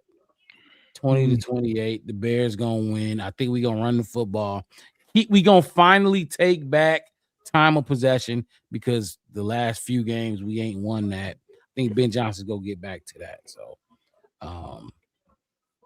any last words about this game or anything else before we get about it? Wes, I can't believe you was tearing that chicken up like you was just doing that. Boy, I ain't had chicken in 6 years. That's Hush. insane. I would look. Remember when you said you was like you ordered food? That was what, like 4 hours ago? I said I was ordering food. Yeah, but I thought you was going. I'm just thinking, okay, Wes finna get the fries. He, whatever. My daughter standing here eating these chicken wings. I'm like, I went back, man. New year, all this kind of stuff. So I'm New like, year, new you, huh? Yeah, man. I mean, I did it. I did the vegan vegetarian thing for 6 years. I mean, god dang. I mean, how long do I have to do it? I don't know. It was fun. It wasn't like for nothing. It was just because I wanted to try to do it. Honestly, it's crazy. I started doing it. I started to do it just to see if I can do it. It was supposed to be like see if I can make it to 6 months or to a year. And then I looked up and I was in like year 3, and I was like, well, fuck it. Whatever. What was the chicken from? What? Where else do black people get chicken from? Yeah, I mean, you're in Arizona. That's what it don't matter. It's everywhere. Right. That's good. where did you get the chicken from, Wes? Come on, man. It's everywhere. I We love got that some chicken. out here that y'all definitely don't got out there. We know that. Yeah, no. That's why I said it's everywhere to give y'all a sense of it. It's everywhere. Where did you get the chicken from? I mean, I love that chicken. The way you was eating it, where did you get it from? Oh man, y'all young. I love that chicken from. That was Popeye's chicken. Popeye's chicken. Yes, first time I had it in 6 Oh years. my gosh, I love that chicken Popeye's. I had to get it. It was quick. It was from DoorDash, so I had to get that real quick. I mean, yeah. I got a Harold's out here, but they was trying to charge me like ain't too much 65. open. $65. They opened. They were just trying to say like $65 for like 25 wings. I don't know about that. Wow, my boy is eating meat again. That's crazy. That's new. It's already 2026. I ain't gonna do pork though. No pork. No pork though. No pork. That's off the limits. No swine. I really didn't eat swine anyway. Not even bacon. Like I ain't doing that either. I mean, I ain't had that since 12 years probably. Mixed it. I will not be doing a watch party tomorrow. I don't know what you're thinking about it. Maybe you're thinking on it or not. I need to focus. I'm gonna be locked in this game the entire time. But we will definitely. What's up? It's on Prime. I could watch it at home. Man, so if you want to do it, I can sit here and watch the game and do a watch party. Don't have to go out and do it if you want to do it. If not, perfectly fine. We might set some up. I've been messing with the with this idea, trying to use the reusable studios for the watch parties and stuff. So we'll get something together. Just let me know. I'm 100% available. I'm gonna be sitting at home. It's gonna be probably the second cheapest game that I get to watch, not go out and sit down and spend extra on everything else. Actually, well, last year I spent more on games because I went to games and watched us lose in person. 45. Spirit of Santos, to the Pope, we need you. Everybody pray to the Vatican. Tell them send those blessings down. All I gotta say is we better win, because if we don't win, 2-0, I don't give a fuck. I ain't gonna lie. No, and this is the game where you win that way. Like the last Packer game we played, I was pissed during the whole game. No, I won't be mad at all if you win this game that way. Like, this is the game you win dirty if you got to. Win dirty. Like, don't play dirty. Don't play dirty, but win dirty. Exactly. And win this game, because if you don't, It's gonna be a lot. Yes, the first Bears tush push. Yeah, whatever. The first Bears, hey, whatever, man. Pull everything out, like the shit that you installed in training camp and ain't used yet. We need to see it. Bring it out. Bring it Bring it out. out. That's what I'm saying.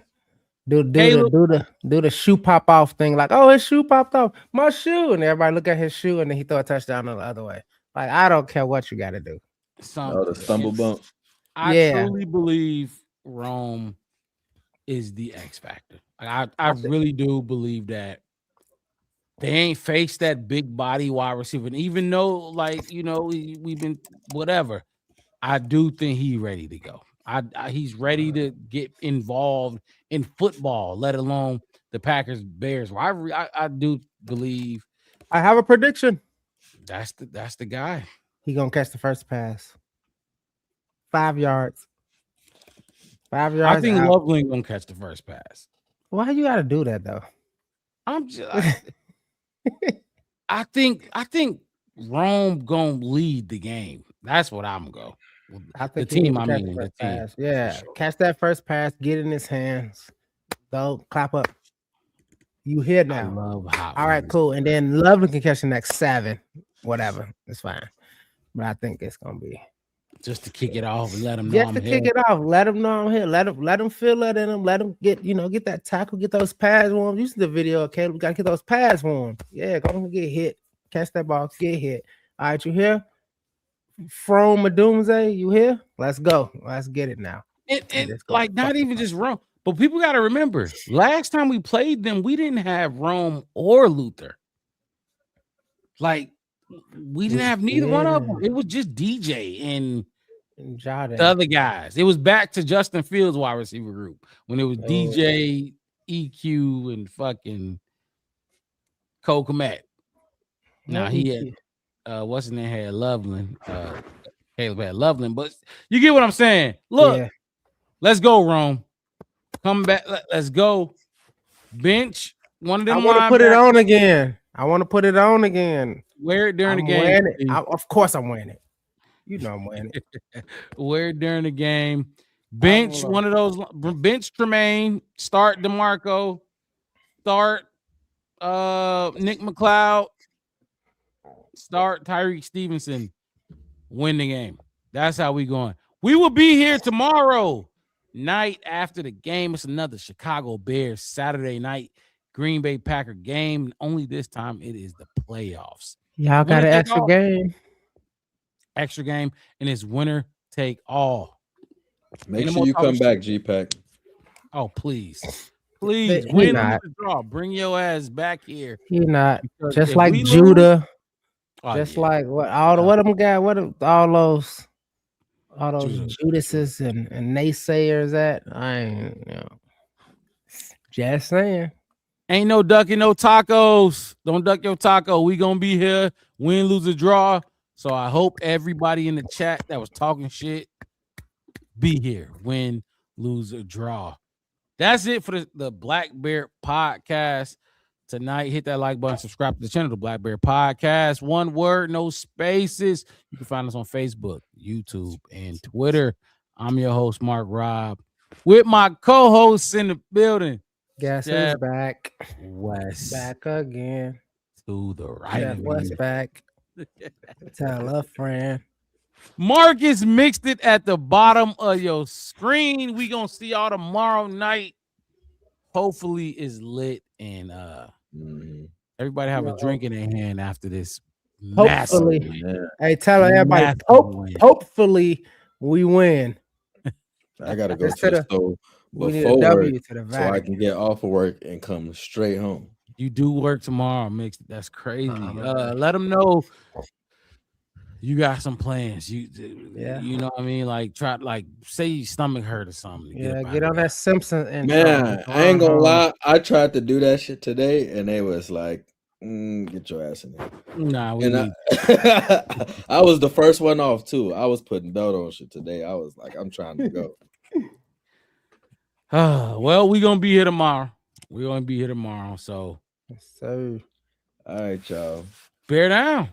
We'll see y'all tomorrow after the game, after the Bears win. Yes, sir. We out of here.